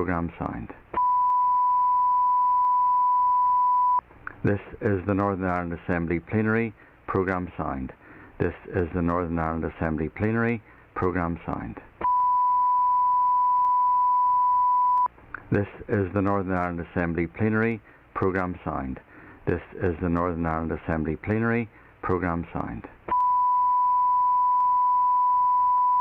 This is the Northern Ireland Assembly Plenary Programme Sound. This is the Northern Ireland Assembly Plenary Programme Sound. This is the Northern Ireland Assembly Plenary Programme Sound. This is the Northern Ireland Assembly Plenary Programme Sound. This is the Northern Ireland Assembly Plenary Programme Sound. This is the Northern Ireland Assembly Plenary Programme Sound. This is the Northern Ireland Assembly Plenary Programme Sound. This is the Northern Ireland Assembly Plenary Programme Sound. This is the Northern Ireland Assembly Plenary Programme Sound. This is the Northern Ireland Assembly Plenary Programme Sound. This is the Northern Ireland Assembly Plenary Programme Sound. This is the Northern Ireland Assembly Plenary Programme Sound. This is the Northern Ireland Assembly Plenary Programme Sound. This is the Northern Ireland Assembly Plenary Programme Sound. This is the Northern Ireland Assembly Plenary Programme Sound. This is the Northern Ireland Assembly Plenary Programme Sound.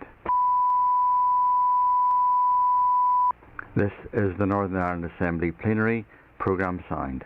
This is the Northern Ireland Assembly Plenary Programme Sound. This is the Northern Ireland Assembly Plenary Programme Sound. This is the Northern Ireland Assembly Plenary Programme Sound. This is the Northern Ireland Assembly Plenary Programme Sound. This is the Northern Ireland Assembly Plenary Programme Sound. This is the Northern Ireland Assembly Plenary Programme Sound. This is the Northern Ireland Assembly Plenary Programme Sound. This is the Northern Ireland Assembly Plenary Programme Sound. This is the Northern Ireland Assembly Plenary Programme Sound. This is the Northern Ireland Assembly Plenary Programme Sound. This is the Northern Ireland Assembly Plenary Programme Sound. This is the Northern Ireland Assembly Plenary Programme Sound.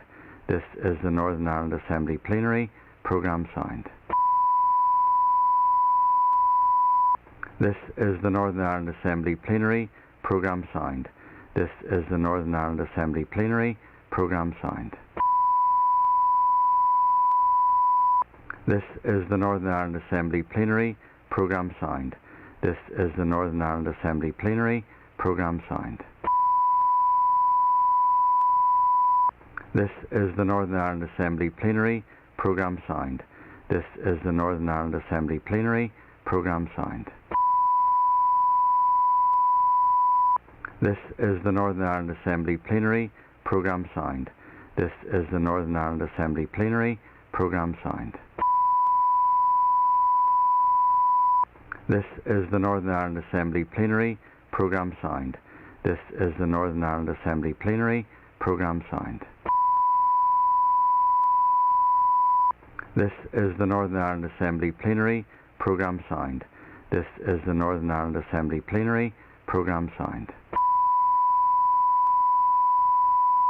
This is the Northern Ireland Assembly Plenary Programme Sound. This is the Northern Ireland Assembly Plenary Programme Sound. This is the Northern Ireland Assembly Plenary Programme Sound. This is the Northern Ireland Assembly Plenary Programme Sound. This is the Northern Ireland Assembly Plenary Programme Sound. This is the Northern Ireland Assembly Plenary Programme Sound. This is the Northern Ireland Assembly Plenary Programme Sound.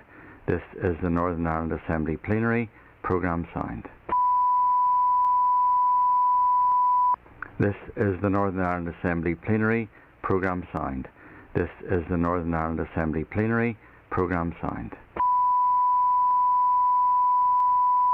This is the Northern Ireland Assembly Plenary Programme Sound. This is the Northern Ireland Assembly Plenary Programme Sound.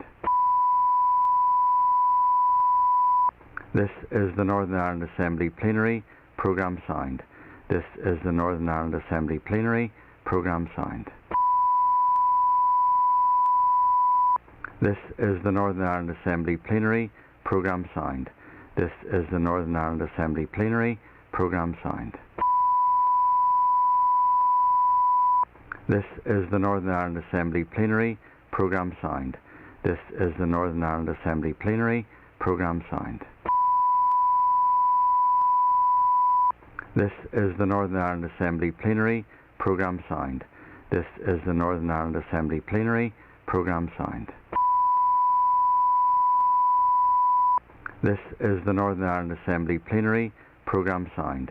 This is the Northern Ireland Assembly Plenary Programme Sound.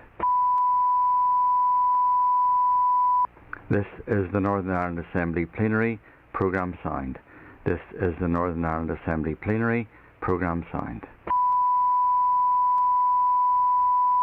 This is the Northern Ireland Assembly Plenary Programme Sound. This is the Northern Ireland Assembly Plenary Programme Sound. This is the Northern Ireland Assembly Plenary Programme Sound. This is the Northern Ireland Assembly Plenary Programme Sound. This is the Northern Ireland Assembly Plenary Programme Signed. This is the Northern Ireland Assembly Plenary Programme Signed. This is the Northern Ireland Assembly Plenary Programme Signed. This is the Northern Ireland Assembly Plenary Programme Signed. This is the Northern Ireland Assembly Plenary Programme Signed. This is the Northern Ireland Assembly Plenary Programme Signed. This is the Northern Ireland Assembly Plenary Programme Signed. This is the Northern Ireland Assembly Plenary Programme Signed. This is the Northern Ireland Assembly Plenary Programme Signed. This is the Northern Ireland Assembly Plenary Programme Signed. This is the Northern Ireland Assembly Plenary Programme Signed. This is the Northern Ireland Assembly Plenary Programme Signed. This is the Northern Ireland Assembly Plenary Programme Signed. This is the Northern Ireland Assembly Plenary Programme Signed. This is the Northern Ireland Assembly Plenary Programme Signed. This is the Northern Ireland Assembly Plenary Programme Signed. This is the Northern Ireland Assembly Plenary Programme Signed. This is the Northern Ireland Assembly Plenary Programme Signed. This is the Northern Ireland Assembly Plenary Programme Signed. This is the Northern Ireland Assembly Plenary Programme Signed. This is the Northern Ireland Assembly Plenary Programme Signed. This is the Northern Ireland Assembly Plenary Programme Signed. This is the Northern Ireland Assembly Plenary Programme Signed. This is the Northern Ireland Assembly Plenary Programme Signed. This is the Northern Ireland Assembly Plenary Programme Signed. This is the Northern Ireland Assembly Plenary Programme Signed. This is the Northern Ireland Assembly Plenary Programme Signed. This is the Northern Ireland Assembly Plenary Programme Signed. This is the Northern Ireland Assembly Plenary Programme Signed. This is the Northern Ireland Assembly Plenary Programme Signed. This is the Northern Ireland Assembly Plenary Programme Signed. This is the Northern Ireland Assembly Plenary Programme Signed. This is the Northern Ireland Assembly Plenary Programme Signed. This is the Northern Ireland Assembly Plenary Programme Signed. This is the Northern Ireland Assembly Plenary Programme Signed. This is the Northern Ireland Assembly Plenary Programme Signed. This is the Northern Ireland Assembly Plenary Programme Signed. This is the Northern Ireland Assembly. This is the Northern Ireland Assembly Plenary Programme Signed. This is the Northern Ireland Assembly Plenary Programme Signed. This is the Northern Ireland Assembly Plenary Programme Signed. This is the Northern Ireland Assembly Plenary Programme Signed. This is the Northern Ireland Assembly Plenary Programme Signed. This is the Northern Ireland Assembly Plenary Programme Signed. This is the Northern Ireland Assembly Plenary Programme Signed. This is the Northern Ireland Assembly Plenary Programme Signed. This is the Northern Ireland Assembly Plenary Programme Signed. This is the Northern Ireland Assembly Plenary Programme Signed. This is the Northern Ireland Assembly Plenary Programme Signed. This is the Northern Ireland Assembly Plenary Programme Signed. This is the Northern Ireland Assembly Plenary Programme Signed. This is the Northern Ireland Assembly Plenary Programme Signed. This is the Northern Ireland Assembly Plenary Programme Signed. This is the Northern Ireland Assembly Plenary Programme Signed. This is the Northern Ireland Assembly Plenary Programme signed. This is the Northern Ireland Assembly Plenary. Programme signed. This is the Northern Ireland Assembly Plenary. Programme signed. This is the Northern Ireland Assembly Plenary. Programme signed. This is the Northern Ireland Assembly Plenary. Programme signed. This is the Northern Ireland Assembly Plenary. Programme signed. This is the Northern Ireland Assembly Plenary. Programme signed. This is the Northern Ireland Assembly Plenary. Programme signed. This is the Northern Ireland Assembly Plenary. Programme signed. This is the Northern Ireland Assembly Plenary. Programme signed. This is the Northern Ireland Assembly Plenary. Programme signed.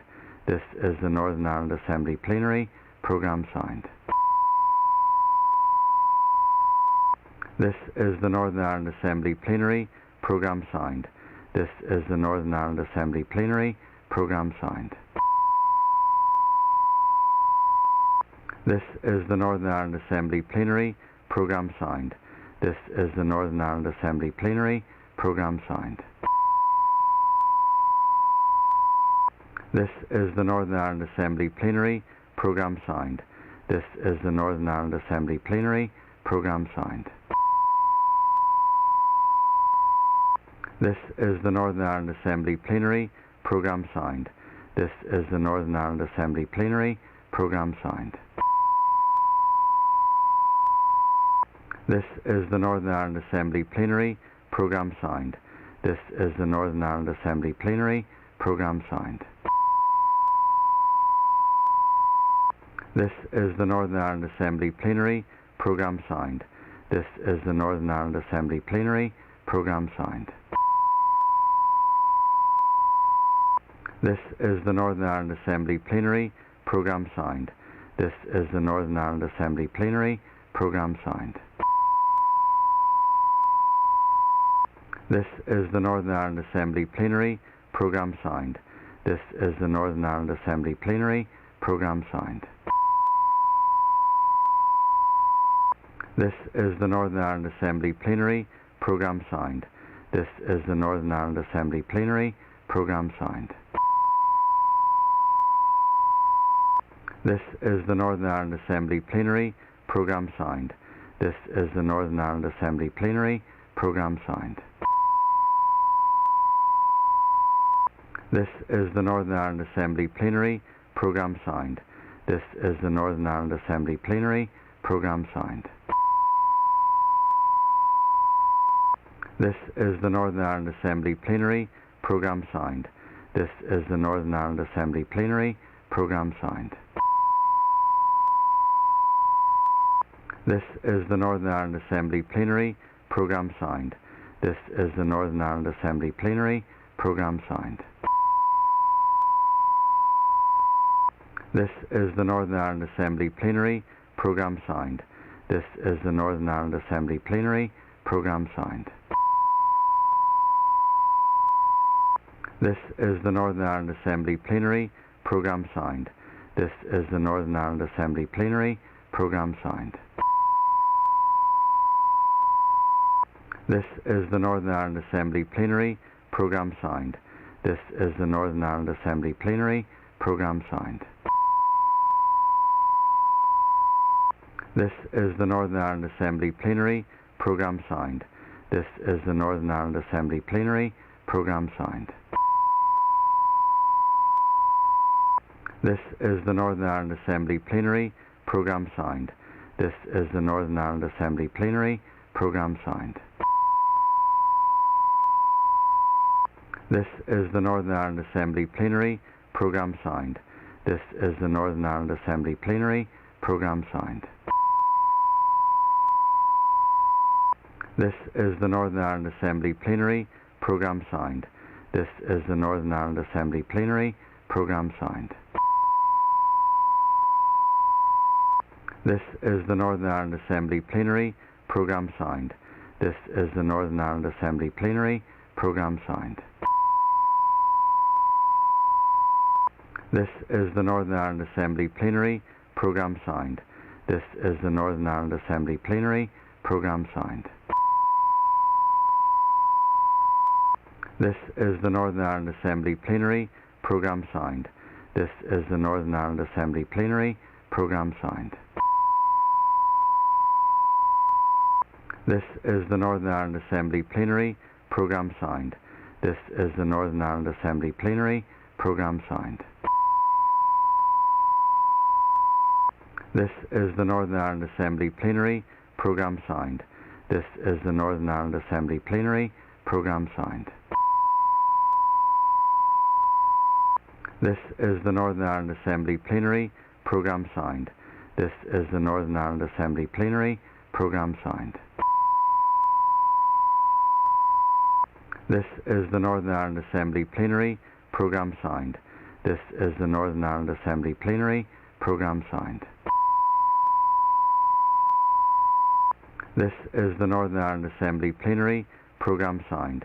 This is the Northern Ireland Assembly Plenary. Programme signed. This is the Northern Ireland Assembly Plenary. Programme signed. This is the Northern Ireland Assembly Plenary. Programme signed. This is the Northern Ireland Assembly Plenary. Programme signed. This is the Northern Ireland Assembly Plenary. Programme signed. This is the Northern Ireland Assembly Plenary. Programme signed. This is the Northern Ireland Assembly Plenary. Programme signed. This is the Northern Ireland Assembly Plenary. Programme signed. This is the Northern Ireland Assembly Plenary. Programme signed. This is the Northern Ireland Assembly Plenary. Programme signed. This is the Northern Ireland Assembly Plenary. Programme signed. This is the Northern Ireland Assembly Plenary. Programme signed. This is the Northern Ireland Assembly Plenary. Programme signed. This is the Northern Ireland Assembly Plenary. Programme signed. This is the Northern Ireland Assembly Plenary. Programme signed. This is the Northern Ireland Assembly Plenary. Programme signed. This is the Northern Ireland Assembly Plenary. Programme signed. This is the Northern Ireland Assembly Plenary. Programme signed. This is the Northern Ireland Assembly Plenary. Programme signed. This is the Northern Ireland Assembly Plenary. Programme signed. This is the Northern Ireland Assembly Plenary. Programme signed. This is the Northern Ireland Assembly Plenary. Programme signed. This is the Northern Ireland Assembly Plenary. Programme signed. This is the Northern Ireland Assembly Plenary. Programme signed. This is the Northern Ireland Assembly Plenary. Programme signed. This is the Northern Ireland Assembly Plenary. Programme signed. This is the Northern Ireland Assembly Plenary. Programme signed. This is the Northern Ireland Assembly Plenary. Programme signed. This is the Northern Ireland Assembly Plenary. Programme signed. This is the Northern Ireland Assembly Plenary. Programme signed. This is the Northern Ireland Assembly Plenary. Programme signed. This is the Northern Ireland Assembly Plenary. Programme signed. This is the Northern Ireland Assembly Plenary. Programme signed. This is the Northern Ireland Assembly Plenary. Programme signed. This is the Northern Ireland Assembly Plenary. Programme signed. This is the Northern Ireland Assembly Plenary. Programme signed. This is the Northern Ireland Assembly Plenary. Programme signed. This is the Northern Ireland Assembly Plenary. Programme signed. This is the Northern Ireland Assembly Plenary. Programme signed. This is the Northern Ireland Assembly Plenary. Programme signed. This is the Northern Ireland Assembly Plenary. Programme signed. This is the Northern Ireland Assembly Plenary. Programme signed. This is the Northern Ireland Assembly Plenary. Programme signed. This is the Northern Ireland Assembly Plenary. Programme signed.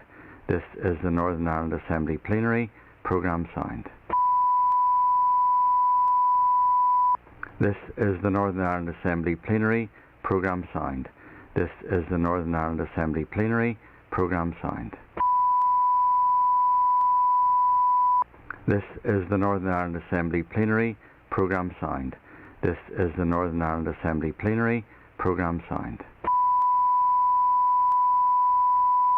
This is the Northern Ireland Assembly Plenary. Programme signed. This is the Northern Ireland Assembly Plenary. Programme signed. This is the Northern Ireland Assembly Plenary. Programme signed. This is the Northern Ireland Assembly Plenary. Programme signed. This is the Northern Ireland Assembly Plenary. Programme signed. This is the Northern Ireland Assembly Plenary. Programme signed. This is the Northern Ireland Assembly Plenary. Programme signed.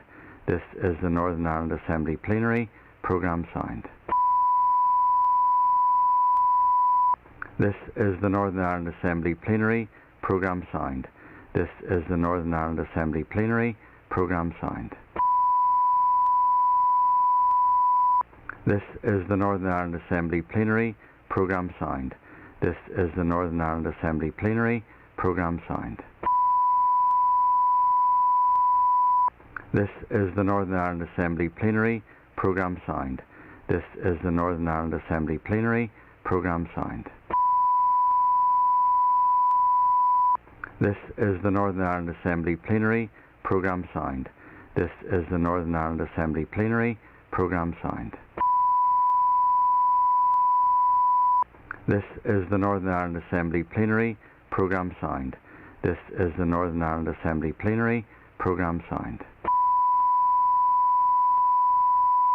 This is the Northern Ireland Assembly Plenary. Programme signed. This is the Northern Ireland Assembly Plenary.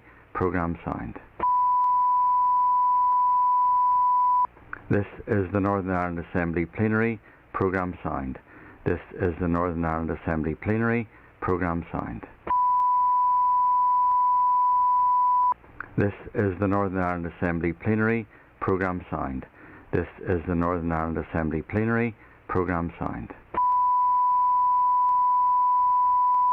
This is the Northern Ireland Assembly Plenary. Programme signed. This is the Northern Ireland Assembly Plenary. Programme signed. This is the Northern Ireland Assembly Plenary. Programme signed. This is the Northern Ireland Assembly Plenary. Programme signed. This is the Northern Ireland Assembly Plenary. Programme signed. This is the Northern Ireland Assembly Plenary. Programme signed. This is the Northern Ireland Assembly Plenary. Programme signed. This is the Northern Ireland Assembly Plenary. Programme signed. This is the Northern Ireland Assembly Plenary. Programme signed. This is the Northern Ireland Assembly Plenary. Programme signed. This is the Northern Ireland Assembly Plenary. Programme signed. This is the Northern Ireland Assembly Plenary. Programme signed. This is the Northern Ireland Assembly Plenary. Programme signed. This is the Northern Ireland Assembly Plenary. Programme signed. This is the Northern Ireland Assembly Plenary. Programme signed. This is the Northern Ireland Assembly Plenary. Programme signed. This is the Northern Ireland Assembly Plenary. Programme signed. This is the Northern Ireland Assembly Plenary. Programme signed. This is the Northern Ireland Assembly Plenary. Programme signed. This is the Northern Ireland Assembly Plenary. Programme signed. This is the Northern Ireland Assembly Plenary. Programme signed. This is the Northern Ireland Assembly Plenary. Programme signed. This is the Northern Ireland Assembly Plenary. Programme signed. This is the Northern Ireland Assembly Plenary. Programme signed. This is the Northern Ireland Assembly Plenary. Programme signed. This is the Northern Ireland Assembly Plenary. Programme signed. This is the Northern Ireland Assembly Plenary. Programme signed. This is the Northern Ireland Assembly Plenary. Programme signed. This is the Northern Ireland Assembly Plenary. Programme signed. This is the Northern Ireland Assembly Plenary. Programme signed. This is the Northern Ireland Assembly Plenary. Programme signed. This is the Northern Ireland Assembly Plenary. Programme signed. This is the Northern Ireland Assembly Plenary. Programme signed. This is the Northern Ireland Assembly Plenary. Programme signed. This is the Northern Ireland Assembly Plenary. Programme signed. This is the Northern Ireland Assembly Plenary. Programme signed. This is the Northern Ireland Assembly Plenary. Programme signed. This is the Northern Ireland Assembly Plenary. Programme signed. This is the Northern Ireland Assembly Plenary. Programme signed. This is the Northern Ireland Assembly Plenary. Programme signed. This is the Northern Ireland Assembly Plenary. Programme signed. This is the Northern Ireland Assembly Plenary. Programme signed. This is the Northern Ireland Assembly Plenary. Programme signed. This is the Northern Ireland Assembly Plenary. Programme signed. This is the Northern Ireland Assembly Plenary. Programme signed. This is the Northern Ireland Assembly Plenary. Programme signed. This is the Northern Ireland Assembly Plenary. Programme signed. This is the Northern Ireland Assembly Plenary. Programme signed. This is the Northern Ireland Assembly Plenary. Programme signed. This is the Northern Ireland Assembly Plenary. Programme signed. This is the Northern Ireland Assembly Plenary. Programme signed. This is the Northern Ireland Assembly Plenary. Programme signed. This is the Northern Ireland Assembly Plenary. Programme signed. This is the Northern Ireland Assembly Plenary. Programme signed. This is the Northern Ireland Assembly Plenary. Programme signed. This is the Northern Ireland Assembly Plenary. Programme signed. This is the Northern Ireland Assembly Plenary. Programme signed. This is the Northern Ireland Assembly Plenary. Programme signed. This is the Northern Ireland Assembly Plenary. Programme signed. This is the Northern Ireland Assembly Plenary. Programme signed. This is the Northern Ireland Assembly Plenary. Programme signed. This is the Northern Ireland Assembly Plenary. Programme signed. This is the Northern Ireland Assembly Plenary. Programme signed. This is the Northern Ireland Assembly Plenary. Programme signed. This is the Northern Ireland Assembly Plenary. Programme signed. This is the Northern Ireland Assembly Plenary. Programme signed. This is the Northern Ireland Assembly Plenary. Programme signed. This is the Northern Ireland Assembly Plenary. Programme signed. This is the Northern Ireland Assembly Plenary. Programme signed. This is the Northern Ireland Assembly Plenary. Programme signed. This is the Northern Ireland Assembly Plenary. Programme signed. This is the Northern Ireland Assembly Plenary. Programme signed. This is the Northern Ireland Assembly Plenary. Programme signed. This is the Northern Ireland Assembly Plenary. Programme signed. This is the Northern Ireland Assembly Plenary. Programme signed. This is the Northern Ireland Assembly Plenary. Programme signed. This is the Northern Ireland Assembly Plenary. Programme signed. This is the Northern Ireland Assembly Plenary. Programme signed. This is the Northern Ireland Assembly Plenary. Programme signed. This is the Northern Ireland Assembly Plenary. Programme signed. This is the Northern Ireland Assembly Plenary. Programme signed. This is the Northern Ireland Assembly Plenary. Programme signed. This is the Northern Ireland Assembly Plenary. Programme signed. This is the Northern Ireland Assembly Plenary. Programme signed. This is the Northern Ireland Assembly Plenary. Programme signed. This is the Northern Ireland Assembly Plenary. Programme signed. This is the Northern Ireland Assembly Plenary. Programme signed. This is the Northern Ireland Assembly Plenary. Programme signed. This is the Northern Ireland Assembly Plenary. Programme signed. This is the Northern Ireland Assembly Plenary. Programme signed. This is the Northern Ireland Assembly Plenary. Programme signed. This is the Northern Ireland Assembly Plenary. Programme signed. This is the Northern Ireland Assembly Plenary. Programme signed. This is the Northern Ireland Assembly Plenary. Programme signed.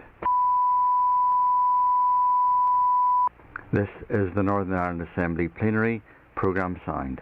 This is the Northern Ireland Assembly Plenary. Programme signed. This is the Northern Ireland Assembly Plenary. Programme signed. This is the Northern Ireland Assembly Plenary. Programme signed. This is the Northern Ireland Assembly Plenary. Programme signed. This is the Northern Ireland Assembly Plenary. Programme signed. This is the Northern Ireland Assembly Plenary. Programme signed. This is the Northern Ireland Assembly Plenary. Programme signed. This is the Northern Ireland Assembly Plenary. Programme signed. This is the Northern Ireland Assembly Plenary. Programme signed. This is the Northern Ireland Assembly Plenary. Programme signed. This is the Northern Ireland Assembly Plenary. Programme signed. This is the Northern Ireland Assembly Plenary.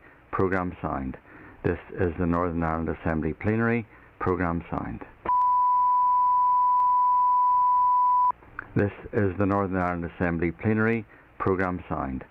This is the Northern Ireland Assembly Plenary. Programme signed. This is the Northern Ireland Assembly Plenary. Programme signed.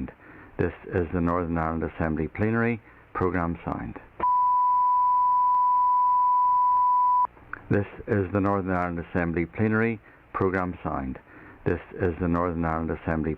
Programme signed. This is the Northern Ireland Assembly Plenary. Programme signed. This is the Northern Ireland Assembly Plenary. Programme signed. This is the Northern Ireland Assembly Plenary. Programme signed. This is the Northern Ireland Assembly Plenary. Programme signed. This is the Northern Ireland Assembly Plenary. Programme signed. This is the Northern Ireland Assembly Plenary. Programme signed. This is the Northern Ireland Assembly Plenary. Programme signed. This is the Northern Ireland Assembly Plenary.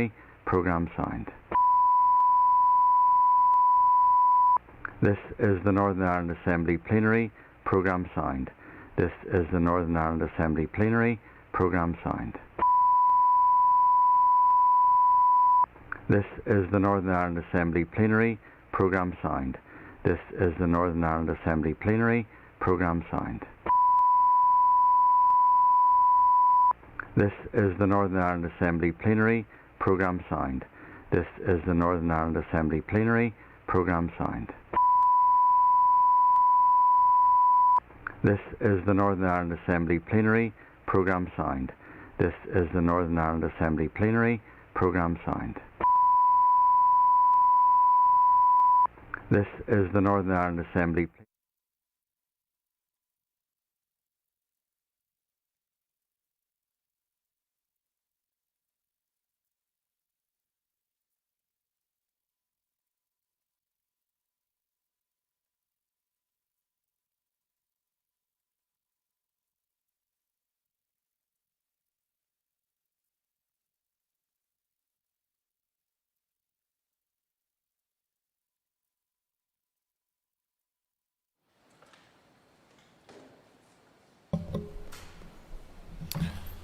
Thank you, members. The sitting is resumed and it is now time for questions to the Minister for Justice, Mrs Naomi Long, and I call Mr Alec Easton to ask the first question. Mr Easton. Mr Deputy Principal Speaker, could I ask the Minister question number 1? Thank you. Thank you, Mr Principal Deputy Speaker. There has been no decision made by my department to cut funding for Bangor Alternatives. We do, however, provide annual core funding, currently at £54,000, to Northern Ireland Alternatives and Community Restorative Justice Ireland to sustain their central administrative infrastructure, assist with the delivery of community restorative justice and to help with capacity building. There will be no reduction in this funding for the coming financial year. In addition, further funding is provided to the organisations by my department and its agencies for specific projects, including work on delivery of restorative elements of enhanced combination orders, local projects in association with PCSPs and the Assets Recovery Community Scheme, and tackling paramilitarism programme work through PBNI's Aspire programme. I understand that the member's question may have been prompted by a decision taken by the Cross-Departmental Tackling Paramilitarism Programme Board not to award funding for these accredited groups for the coming financial year 2021-22. This funding, which had been provided for the past 3 years, is separate to any core funding provided by my department and has been used to enable the groups to support the delivery of Fresh Start recommendations, in particular the development of a centre of restorative excellence. I understand this decision was taken by the board in light of considerable funding pressures and the likely impact of the ongoing COVID-19 pandemic on establishing a new centre in the coming year. The board also noted that there has been substantial investment in restorative practice through other funding streams for the accredited organisations within the overall Tackling Paramilitarism programme. Mr Easton. Thank you. Could I thank the Minister for her answer so far? Would the Minister agree with me that Bangor Alternatives do a fantastic job in cooperation with the PSNI, and would she maybe take the opportunity once the pandemic is gone to come down and visit Bangor Alternatives to see the excellent work with the PSNI that they're doing?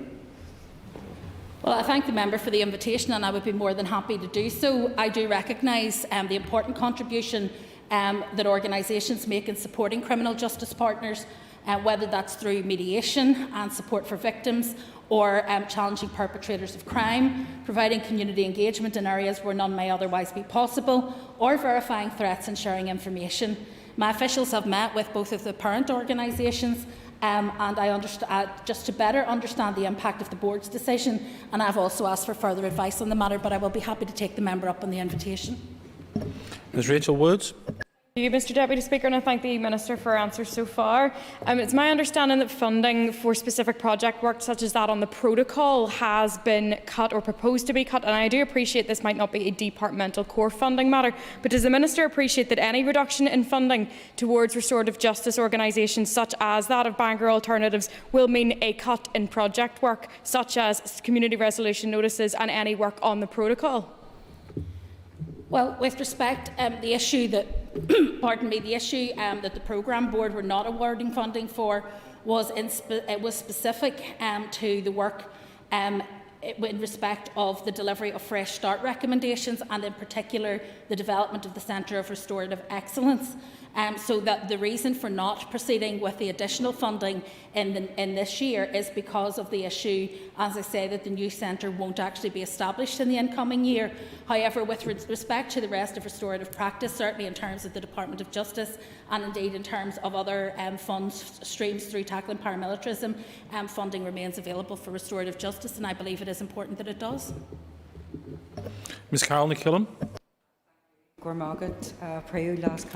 you very much, Principal Deputy Speaker. So, if I'm hearing the Minister correctly, then once COVID regulations are relaxed, that the possibility of the Fresh Start commitments to Alternatives and Community Restorative Justice Ireland will then be looked at again with a view of bringing that Centre of Excellence forward, given that the Minister's already said that the proposed cut isn't coming from her department. Well, just clarify, the Executive Action Plan Recommendation A9 commits the Executive to establishing a dedicated fund for restorative justice initiatives to provide enhanced long-term funding and support. It is also required to resource the proposal for a Centre of Restorative Excellence, which is called CORE, something which the Department of Justice has been engaged around the preliminary work on, including a feasibility study to identify best options. CORE would provide for a new innovative approach in terms of delivery and expansion of restorative justice and also wider restorative practice in Northern Ireland. The Executive Office has been considering the most feasible approach on how to implement a dedicated fund for those restorative justice initiatives. A series of options for implementing the dedicated fund have been developed, and officials within the Executive Office are exploring these further with their special advisors. It is fair to say, though, that the CORE Centre will not come forward in the current financial year, and therefore I think that is the reason why the programme board decided that the funding in order to support that couldn't be justified in a situation where not all bodies will be able to be funded to the full extent we would wish going forward. If additional funding becomes available, and indeed in future financial years where we aren't inhibited by COVID in terms of taking forward CORE, then I think that that is obviously something that will be open for discussion with the programme board. Mrs Dolores Kelly.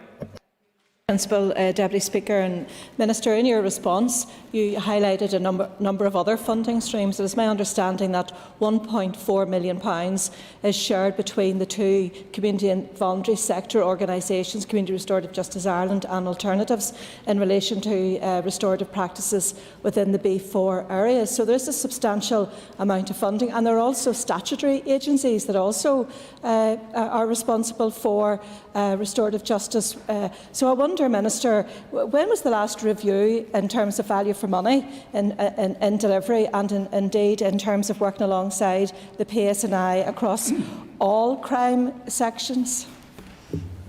Well, I thank the member for her question. I can't give her, I suppose, a firm answer on the last time there was a full value for money review done of community restorative justice, but obviously at every stage when it comes to budgeting, we look at the value for money of all of our expenditure within the department, and we assess it against the various demands that we have in terms of those that are often unavoidable because of our statutory duties, and indeed those about which we may have some flexibility.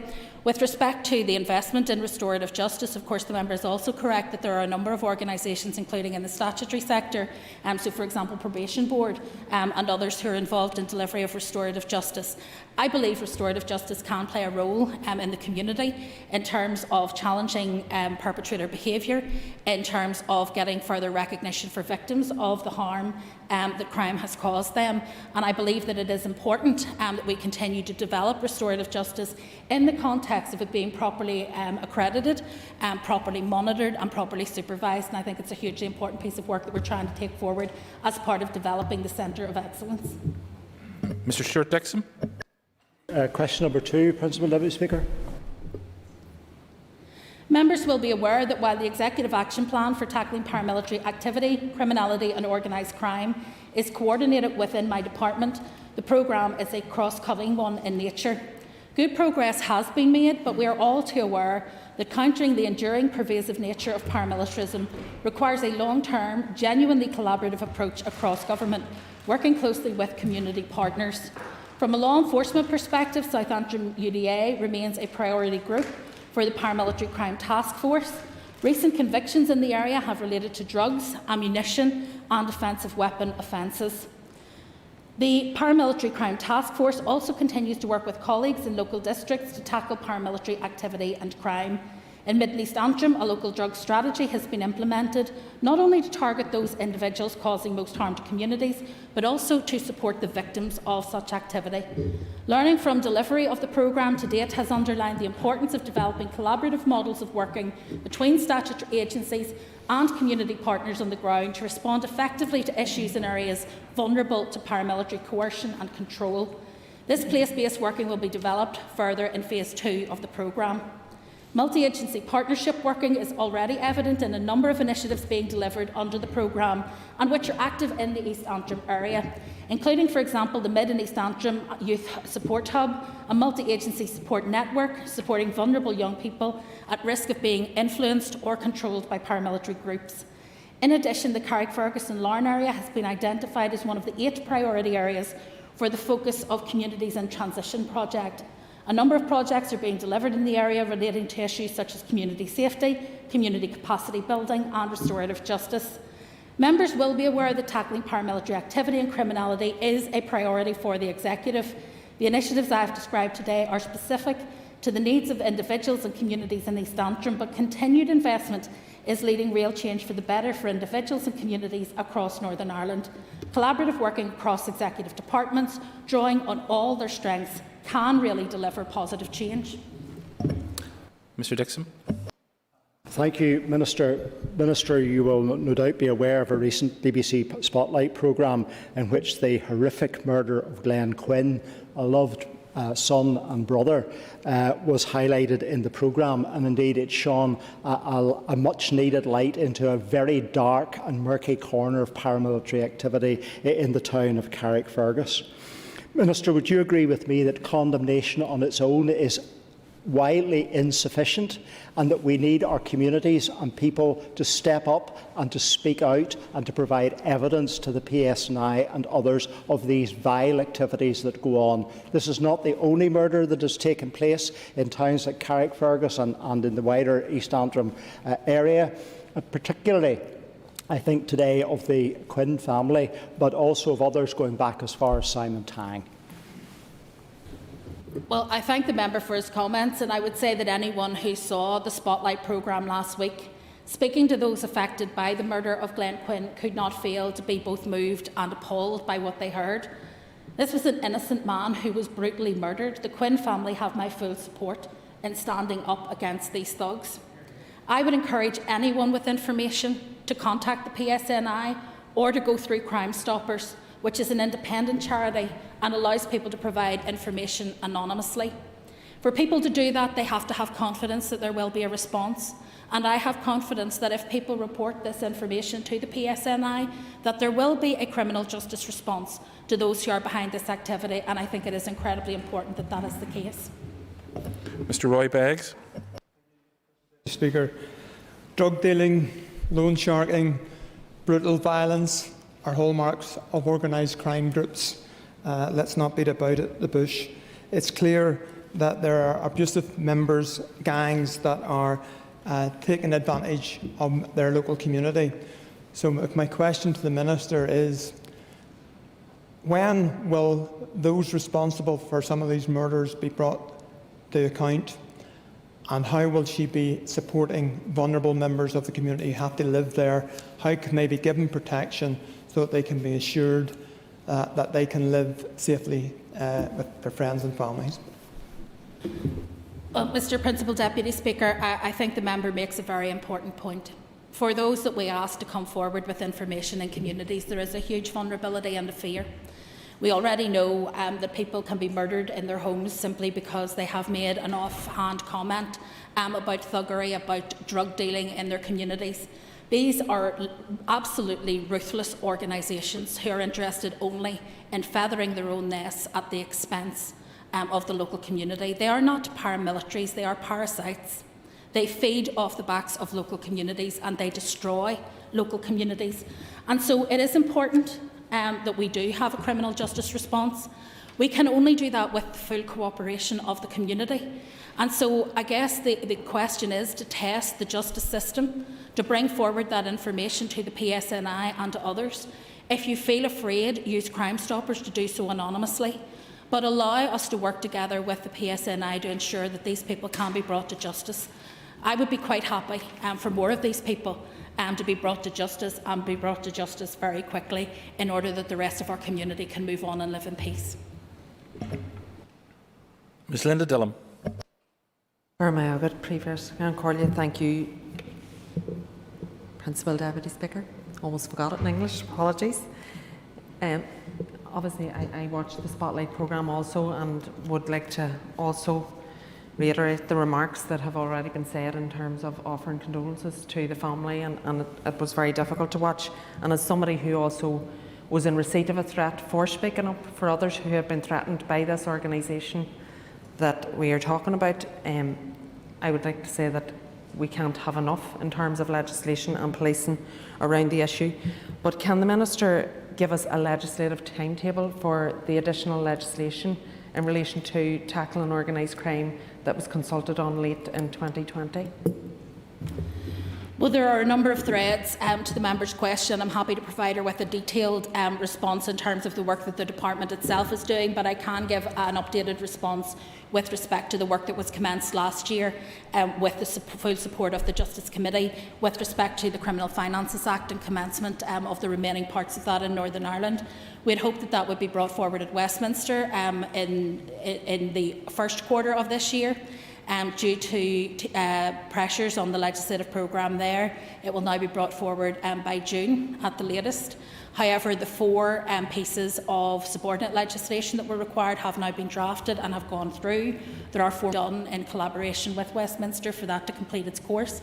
And at that point, we will have access to all of the parts of the Criminal Finances Act, which will include unexplained wealth orders. It will include forfeiture of accounts and a whole series of other penalties. I firmly believe that these individuals, whilst they use a cloak of political cover in order to undertake their acts, are motivated purely and simply by greed. If there was no money in this, they would not be in it either. And so the sooner we can remove the assets that they accrue as a result of their criminal activity, the sooner we will put a stop to what is going on in those communities. Mr Matthew O'Toole.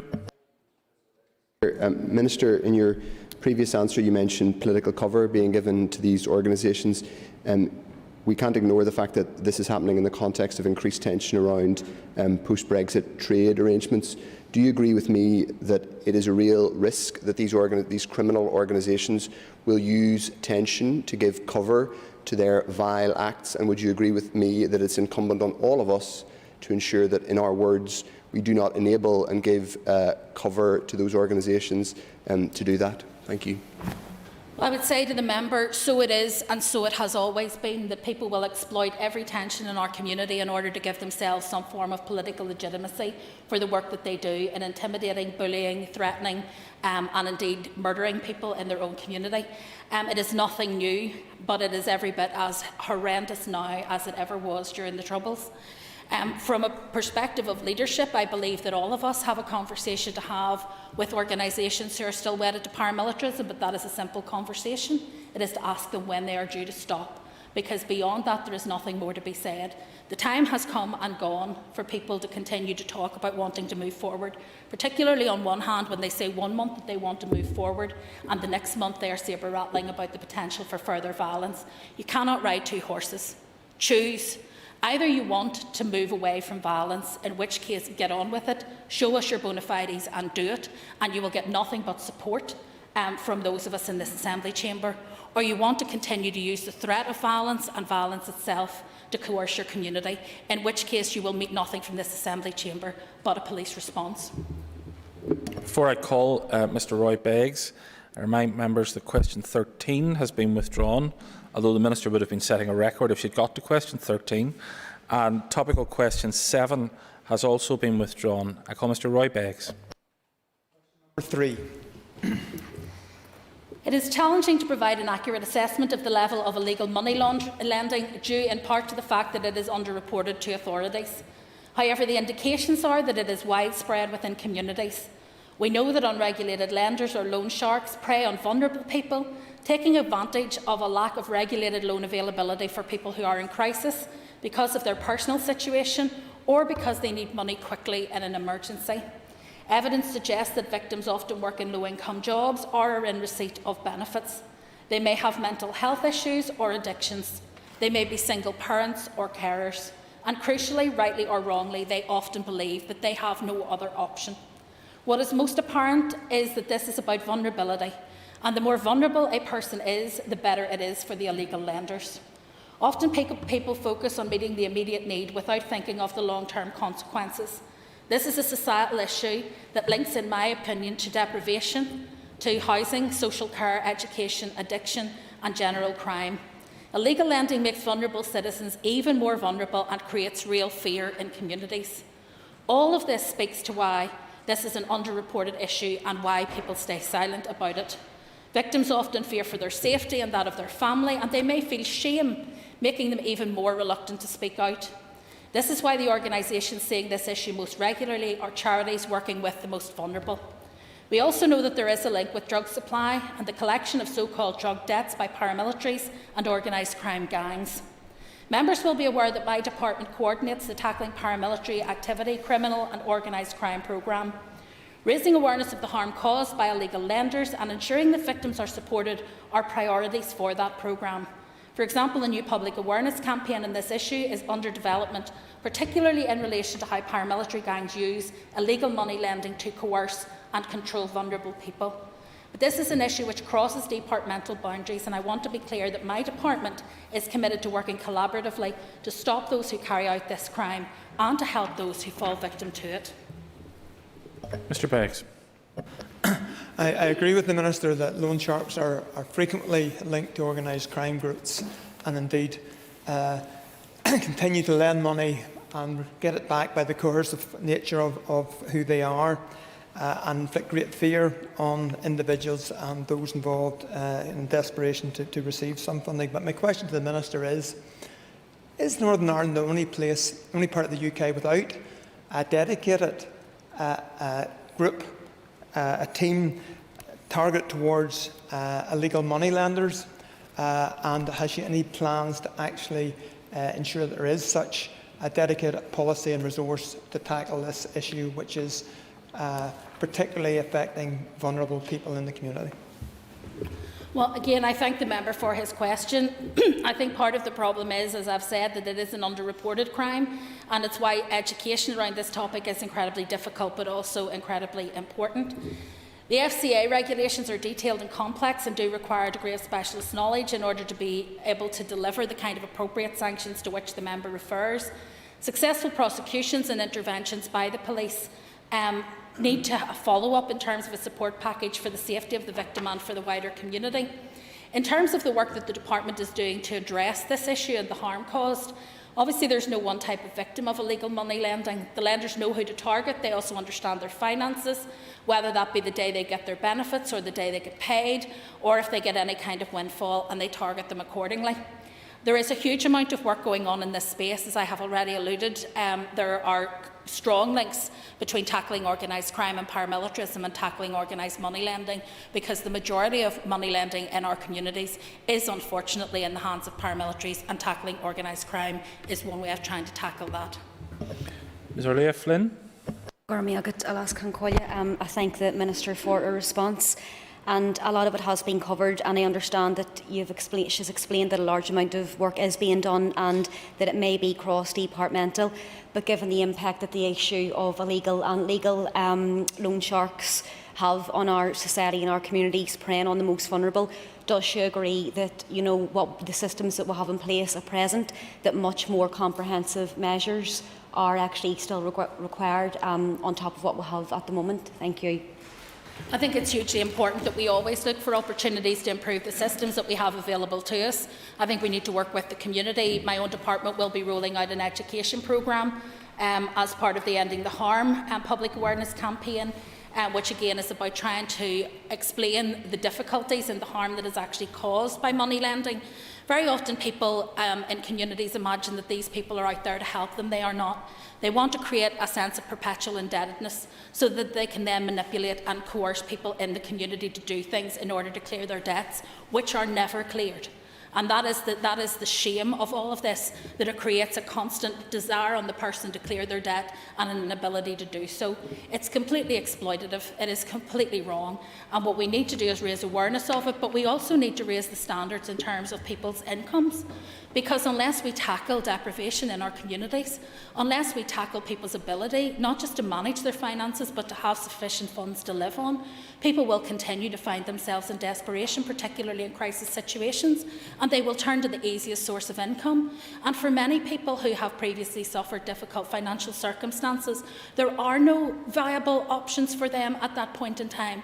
And that's why it's so important that we look to say, how do we make sure that those in our community who are most vulnerable are not just protected when they report these issues, but are protected from the vulnerability that causes the problem in the first place. Ms Sinead Bradley. Principal Deputy Speaker, the Minister quite rightly spoke about just the nuances behind this, and people genuinely believe that the person perhaps lending the money to them is in some way their friend or giving favour, which we know not to be true. And it is, on reflection, difficult to see who would be reporting these crimes if that is the belief of the recipient. So I would ask the Minister, therefore, given that set of circumstances that we know they face, would she have any intention to target some investigatory work into areas where it is known, and the phrase "the dogs in the street know it's happening"? Would she put some type of investigatory work into those postcode areas where this is most prevalent? Well, with respect to criminal investigation, obviously that would be a matter for the PSNI, but there is work ongoing, for example, from the Consumer Council to try to determine exactly the scope and scale of money lending. And whilst the member is, of course, right, people will often approach someone when they are at a low point. They sidle alongside them as though they are a friend, and they offer them money that looks like it comes with no strings attached. But I can assure you that it doesn't take long for people to realise that these people are not their friends. The first mispayment, the first difficulty that they have, they find out that they are not friends. Indeed, they are quite the opposite. And I think that at that point there is an opportunity for people to come forward, but they are often afraid because they are ashamed, first of all, that they have got themselves into financial difficulties. They are often afraid to come forward because often they have been coerced into committing crimes as a result of their debt, and they're afraid to speak out about that for fear of what might happen to them. And so we need to give people confidence to believe that if they come forward, their stories will be believed, they will be supported, but also that those who are responsible for the money lending in the first place will be held to account. And that is hugely important. I mean, we know the stories of people who get into debt and then their children are asked to run drugs in order to pay the debt off. I mean, what an obscene thing to do, to manipulate a desperate parent in order to use their child to earn money for a paramilitary organisation or an organised crime gang. It is obscene, it is wrong, it needs to stop, but we need the community to work with us and give us that information so that we can target it properly with the resources we have. Members, we're 25 minutes in and I'm mindful of the fact that we're still on question 3. I know that a lot of members were indicating they wanted to raise some questions with the Minister on this, but I'm sure if you communicate to her, she'll be happy to write to you. I call Ms Emma Sheeran. Question number 4, please. Prison officers provide a vital public service, and I want to take this opportunity to pay tribute to them for their commitment and their professionalism. Day and daily, they work with some of the most challenging members of our society, and I've witnessed it firsthand, as have many other members across this House, how they do so competently and with compassion. In terms of the composition of the organisation, approximately 1/3 of the workforce is female. 69% of staff identify as coming from a Protestant background, 13% from a Catholic background and 18% non-determined. Around 1/3 of the workforce is in each of these following age brackets: from 16 to 34, 33.4%, 35 to 49, 33.4%, and 50 or over, 33.2%. It is important that all public sector organisations, including prison service, should be reflective of the communities they serve. While it is encouraging to see significant increases in the number of women in prison service, and the majority of those successful in the most recent unit manager and senior officer competitions were female, there is further work to do to increase female representation. It is a matter of regret that we have not been able to increase representation from those who identify as coming from a Catholic background. While prison service will continue to reach out to all underrepresented groups, it is also important that every member of this House supports them in doing so. I have therefore asked the Director-General to engage with all political parties in the Assembly to discuss how we might best reach all minority groups to increase representation and better reflect the community as we prepare to launch a further recruitment campaign in the autumn. Mr Speaker, it's incumbent on all of us to encourage those we represent to consider a career in the prison service. Ms Sheeran. For your answer, Minister, as you've outlined yourself there's a massive underrepresentation of workers from a perceived Catholic background in our prison services, and I know that inspection reports into several prisons, including at McGilligan and McGabbery, have reported worse outcomes for Catholic prisoners, presumably as a result of this. Can the Minister advise what steps are being taken to address these issues? The 2018 Criminal Justice Inspectorate McGabbery Inspection Report recommendation to investigate outcomes experienced by Catholic prisoners. In response to that, the Director-General commissioned a research report from Queen's University Belfast.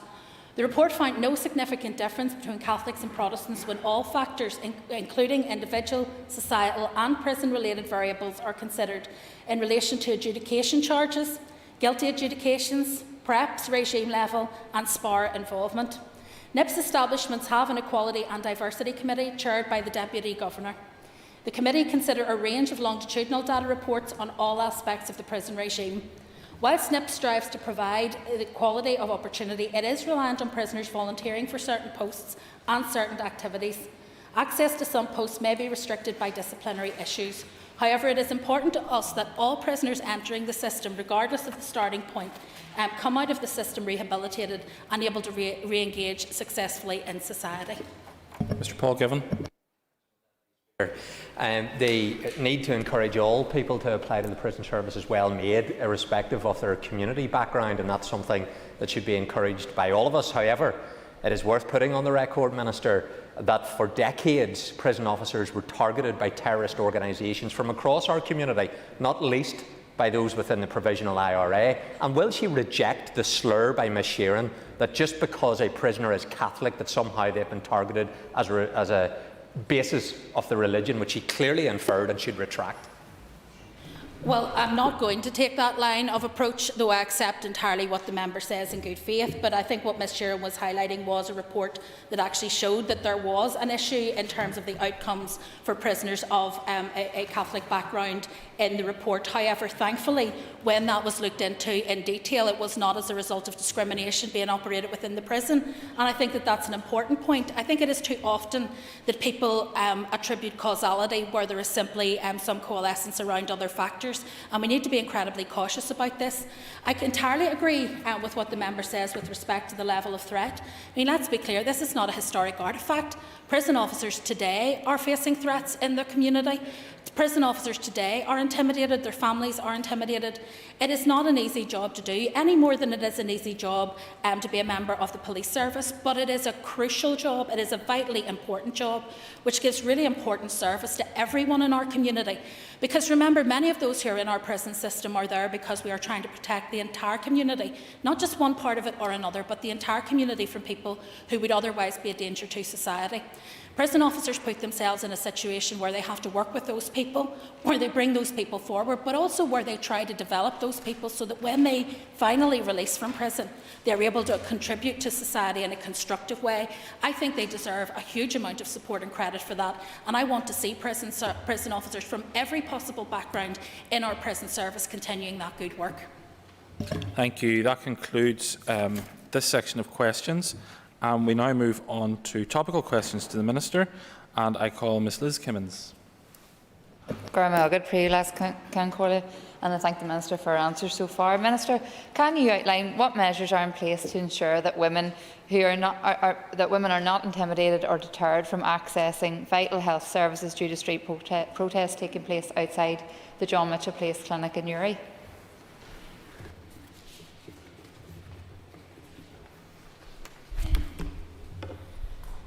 Mr. Principal Deputy Speaker, I realise that abortion is an emotive subject and one on which people have very strong views.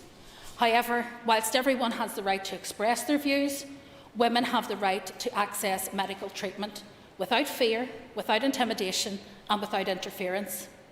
These protests mean that women at a very vulnerable time in their lives have to endure further trauma and distress.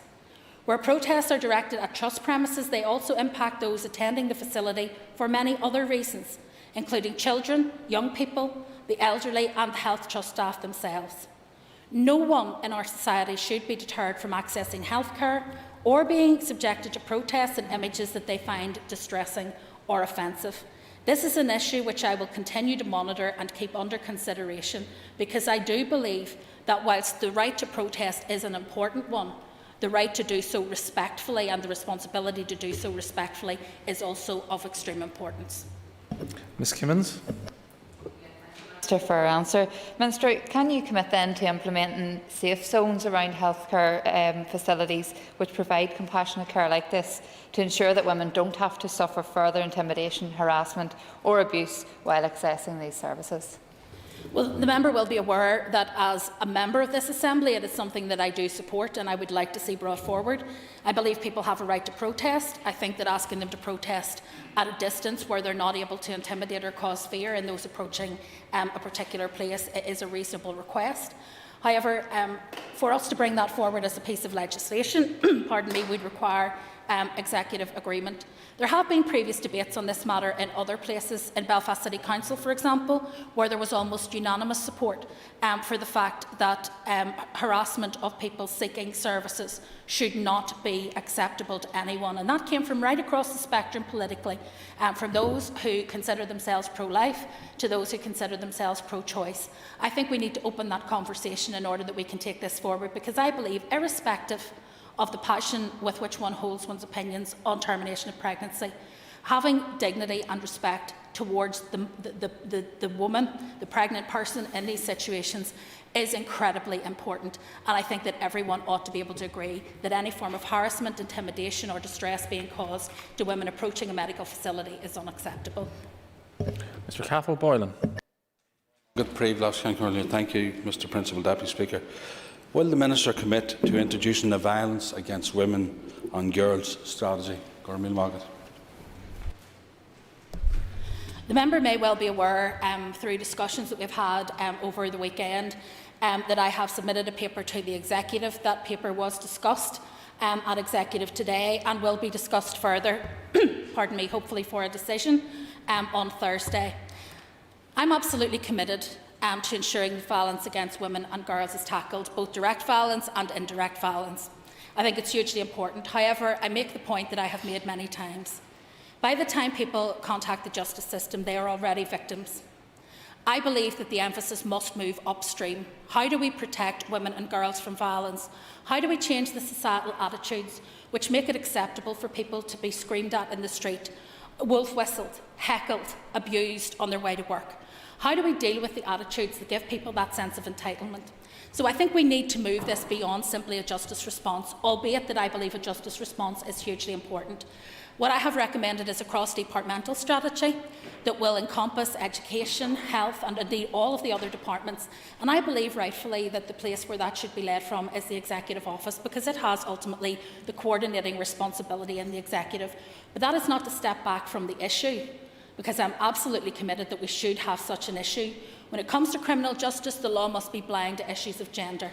Any victim of domestic and sexual abuse must be able to seek recourse at the law, must be protected in law, and also must have access to the support services that they need.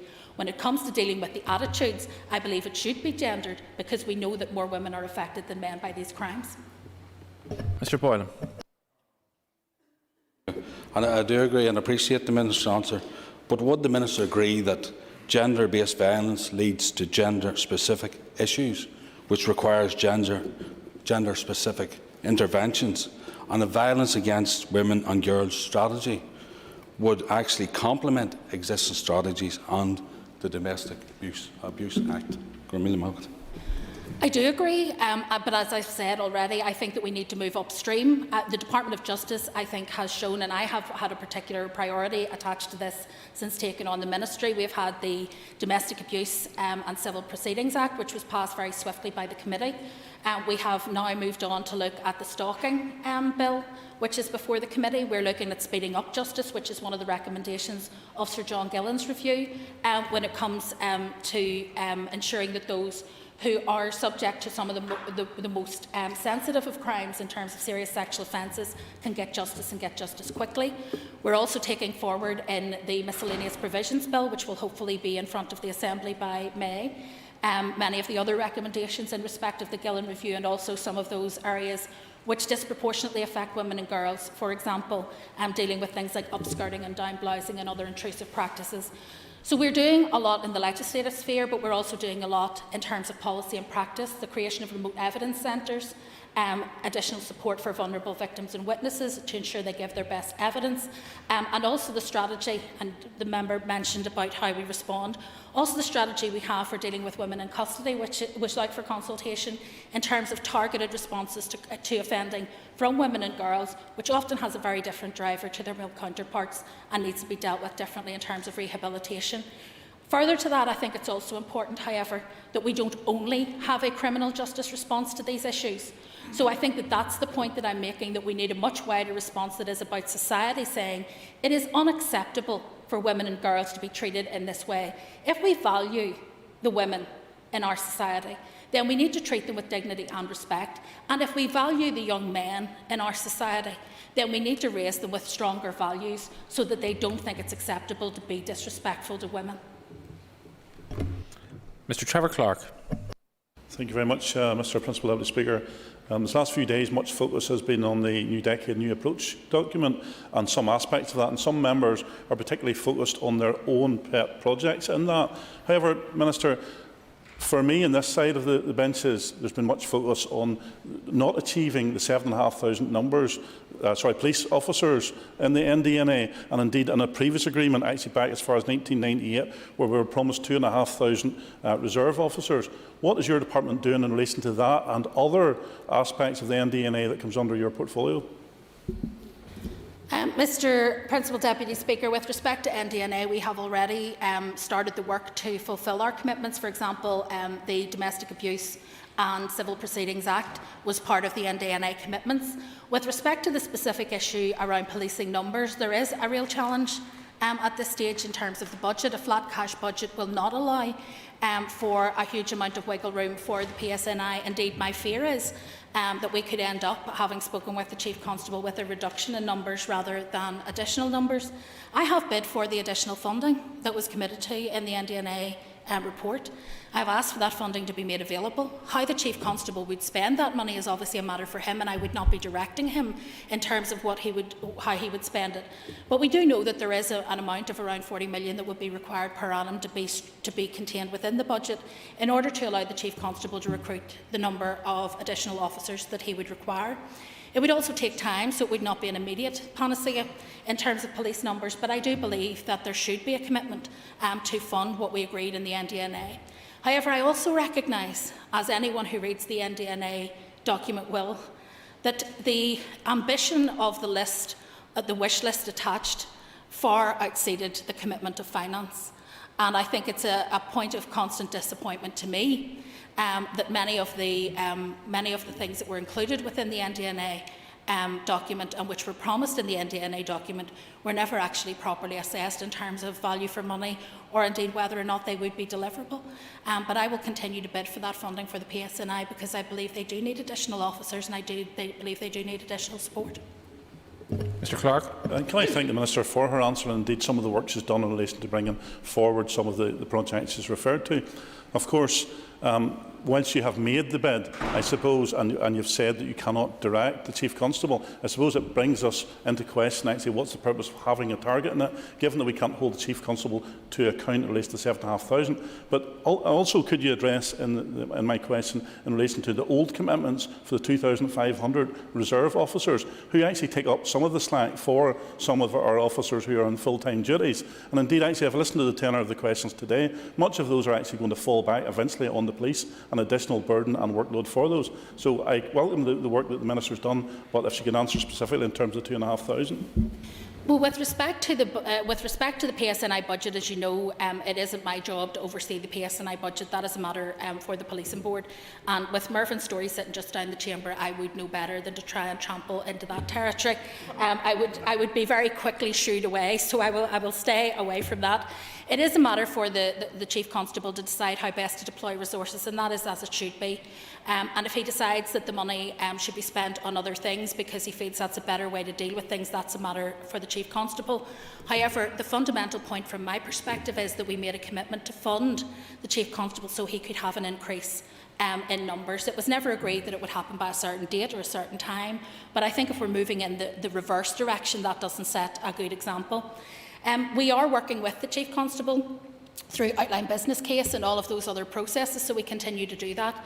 But realistically, unless we get additional funding, the Chief Constable will not have any scope to be able to expand numbers at any level in this next year. And that to me is a matter of regret, because I believe, as the member has rightly said, we ask a lot of the police. We ask them to intervene, particularly at the moment, in situations which are not strictly criminal justice issues, but which are health issues.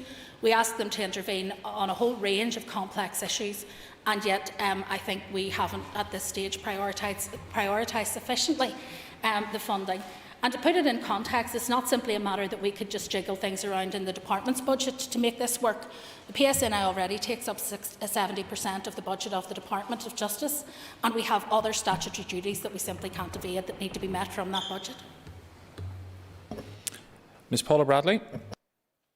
Mr. Principal Deputy Speaker. Minister, we know over this past year, due to COVID restrictions, that some of the court dates have slipped past. And in relation to specifically to do with family court proceedings, can I ask you where we are in relation to the timeline on that now, and are we nearly back to those near normal timelines for the many people that require our family court? With respect to court recovery, I'm bringing forward a cross-departmental or a cross-justice agency bid for recovery funds in order to let us, first of all, recover particularly the criminal justice system, but also in terms of being able to bring forward a number of other issues. In terms of the civil and family justice side, work has continued throughout the pandemic in terms of family justice, though it may have proceeded more slowly than would be normally the case. But we are now back at a situation where the family courts are operating throughout this. They have been operating in new ways in terms of using digital justice and trying to find alternative ways of moving forward. Not all of the levers, of course, in the family and civil justice arena are in my control, but as I set out this morning in my statement to the Assembly, I do want to see progress in this issue over the next year. We are very focused on recovery. It is an important issue and one that we have to take forward. Thank you, Minister. I'm afraid that concludes question time to the Minister for Justice. If members would take their ease for a few moments while there's a change at the top table, we'll then move on to questions to the Assembly Commission. And if you're leaving the chamber, please don't forget to wipe down the surface where you were. Thank you.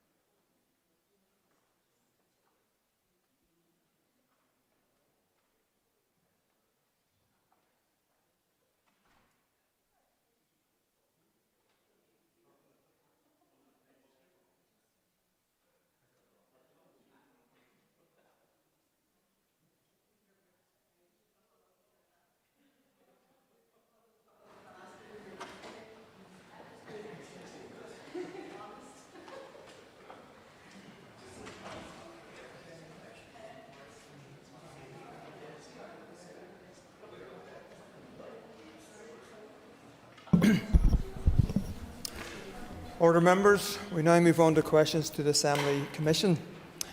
But before I call Mr McNulty for the first question, I want to make the Assembly aware that the Speaker has today made provision in relation to remote participation to allow for Commission members answering oral questions to be able to do so on the same basis as ministers. As Mr Buchanan is self-isolating and has been unable to arrange for an alternative member to attend the chamber and answer on his behalf, the Speaker is satisfied that he may do so remotely. I now call Justin McNulty. Question number 1. I thank the member for his question. I'm also very mindful of the recent debate the Assembly had on International Women's Day on promoting a gender-sensitive Assembly, which also focused on improving the gender balance within the Assembly. I can inform the member that the Commission has asked for a paper on these issues to be brought to its next full meeting. The Commission will have to take account of the fact that maternity provisions as they relate to members' salary are set independently and not by the Assembly Commission. The salary that a member is entitled to receive under the determination made by the Independent Financial Review Panel in March 2016 is not affected by the fact that the member is having a baby. However, the Commission is aware that members have asked about what may be done to assist a member with her representational duties when she is having a baby, and that is one of the issues which will be discussed by the Assembly Commission at its next meeting in the context of the matters within its responsibilities. Clearly, the Commission cannot alter any matters that fall outside its remit, for example, the co-option of a replacement member during a period of maternity, but the Commission will consider those matters that do fall within its responsibilities. The Commission is also aware that there are likely to be issues related to a member's work here in Parliament buildings and the provisions of standing orders, for example, participating in debates or voting. These would be for the Committee on Procedures to address. However, the member can be assured that the Commission will give full consideration to any aspects under the Commission's remit. I would encourage all members to pass on their views on this matter to their Commission member. I now call Justin McNulty for supplementary. I thank the member for his answer. I think the member will agree that we must do more to encourage and empower women to stand for election. And in that regard, can I ask what specific plans does the Assembly Commission have to bring forward maternity provision for elected members? Please outline the decision-making process, and can you provide details of how long that process will take? Thank you. Well, as I outlined in the response, our next meeting will probably be within the next 4 to 5 weeks.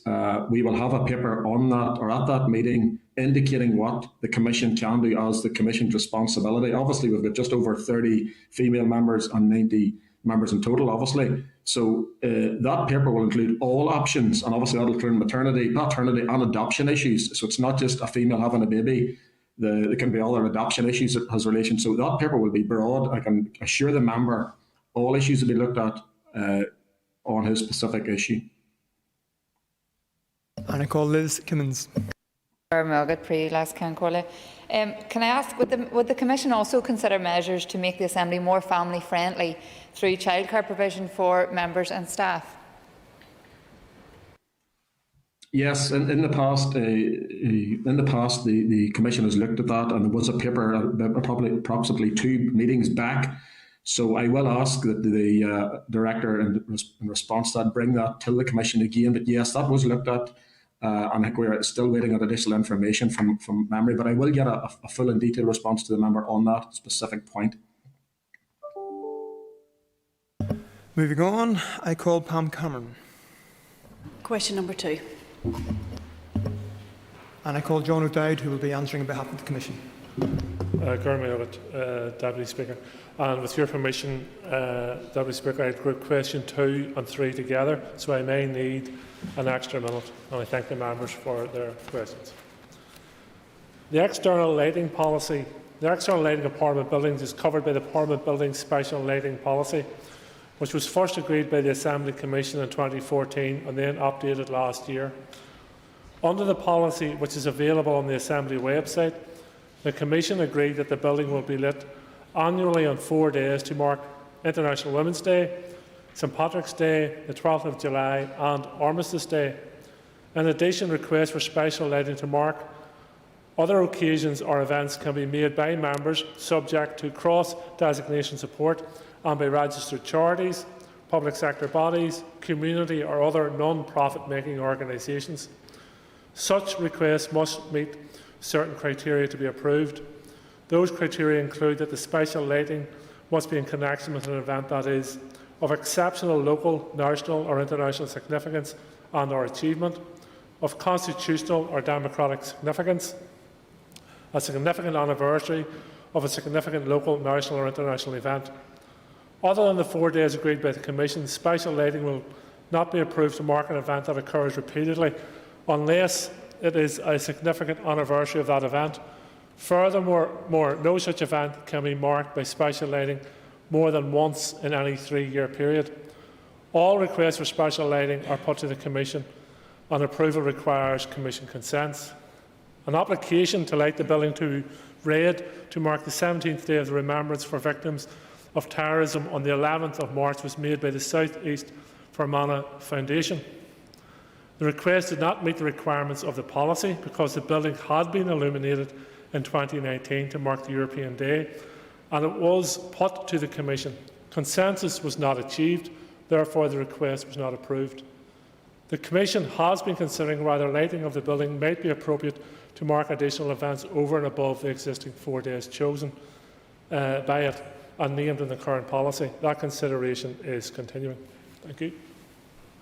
And can I remind Commission members if they need extra time they can request so. I call upon Cameron for supplementary. Thank you, Mr Deputy Speaker, and thank the member for his response.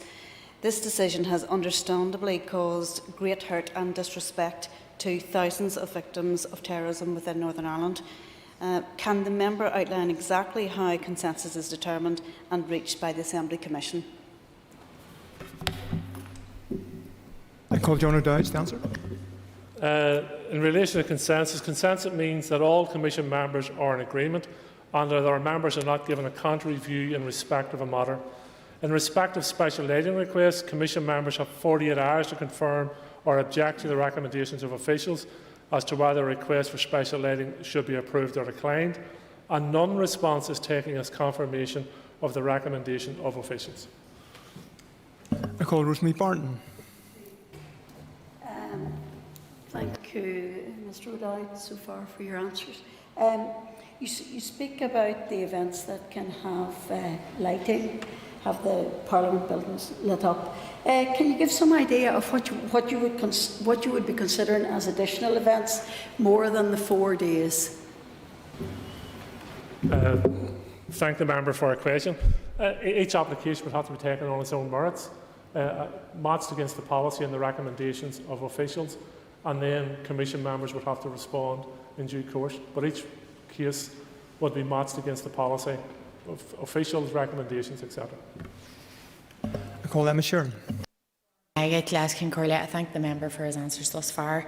Mr O'Dowd, would you agree that the lighting policy and the overall ethos and symbolism of this House needs to be inclusive and representative of all the communities that this House represents, and that presently there's a massive imbalance in symbolism which needs to be addressed? As mentioned in my original answer, the Assembly Commission is attempting to bring forward a policy in relation to lighting which is broader and more representative of the community the Assembly represents. It is also looking at an artefacts policy in relation to symbolism around the building as well, to better represent the wide diverse communities this building now represents. Moving on now, I call Trevor Clark. Question number 3. Oh, sorry. Question 3. To ask the Commission, what additional subsidies have been paid to the catering contracts since the outset? Question 3, yes. Dolores Kelly will be answering on behalf of the Commission. Thank you, Deputy Speaker, and I thank the member for his question. The Assembly Commission requires that catering services are provided to members and all other building users during all the hours when the Assembly is operating. So during sitting times that are uncertain or out of the ordinary, for example, the later than normal times that have occurred recently with plenary sittings, catering services continue to be provided until 30 minutes after the House rises. Where the cost of providing these services exceeds the money taken in through catering sales, the extra cost is incurred in the Assembly Commission. This operating cost is sometimes referred to as a subsidy, and it varies on a monthly basis depending on the level of sales within the catering outlets. Due to the extremely low footfall in Parliament buildings during the pandemic, the sales within catering outlets have been severely reduced.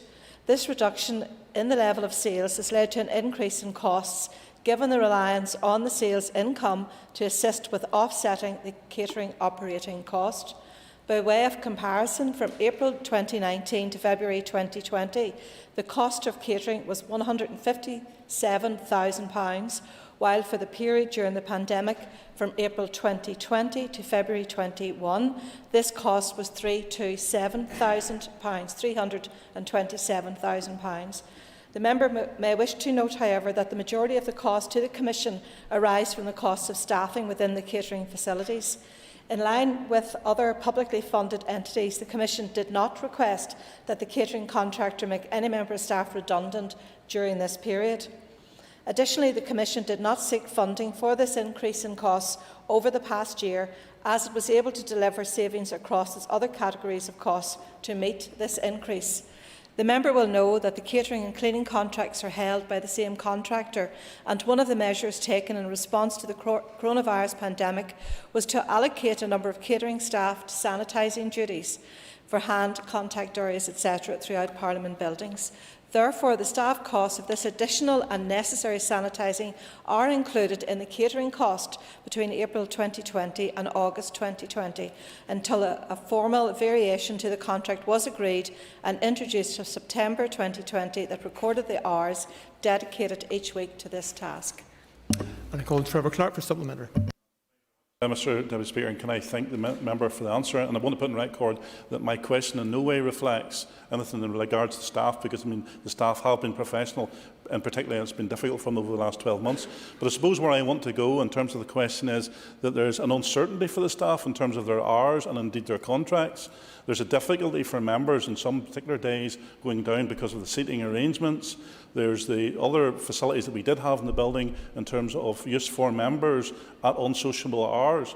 So all of those things rolled together, I suppose where I would like to know is when the Commission will make a decision to try and bring the contract back to as near normal as possible, so as that gives a certainty to the staff that they know when they come in the morning what time they're working to, and they know that in terms of the job and their job security is safe, and that we can get back to normal practice within this building and where members can go and eat and dine without any difficulties. I call Dolores Kelly on behalf of the Commission. Thank you, Deputy Speaker. Well, as the member will know, we are guided by the health regulations that pertain not only to this place but to all facilities and all providers of services across Northern Ireland, and we would hope that in the forthcoming debates and executive meetings in April and thereafter, and as the statistics continue to improve and the vaccination programme continues to roll out, that we will be in a better position after April to start to look at whether or not visitors can resume. But that will be something that the Commission will be debating at our next meeting, and we had anticipated that the health regulations would prevent the public from entering the building until at least the end of April, but we would hope that mid-April onwards we'll start to have some further relaxations which then will assist with some of the catering and income, one hopes. I call Colin Gilnew. Last Concordia, and thank you to the Commission for the answers thus far. Would the Commission agree that it will be important to ensure that workers employed by catering and other contractors do not suffer as a result of the Assembly's response to the COVID crisis? Thank the member for his question, and in my initial response you will have noted that no member of staff was made redundant and people are redeployed to other necessary duties in line with the COVID restrictions, the sanitising for example, and I can assure the member that remains the position of the Commission, and no staff were furloughed either, as in line with many other public bodies as well. So we do know that we have a very tight-knit, very dedicated workforce here who look after the needs of members and indeed the public, and therefore their interests are also form part of the broader considerations as well as value for money and the public purse. Moving on, I call Martina Anderson. Question number 4. And I call Robbie Butler, who will be answering on behalf of the Commission. Thank you, Mr Deputy Speaker. Can I thank the member for her question? The European Charter for Regional or Minority Languages is an international agreement. The United Kingdom Government signed the Charter in 2000 and ratified it then in 2001.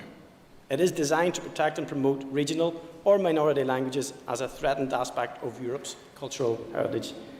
The United Kingdom Government recognised Welsh, Scottish Gaelic, Scots, Irish, Ulster Scots, Cornish and Manx Gaelic as regional or minority languages under that same Charter. The Charter contains a non-discrimination clause concerning the use of these languages and provides for measures offering active support for their use across a range of areas, including administrative settings.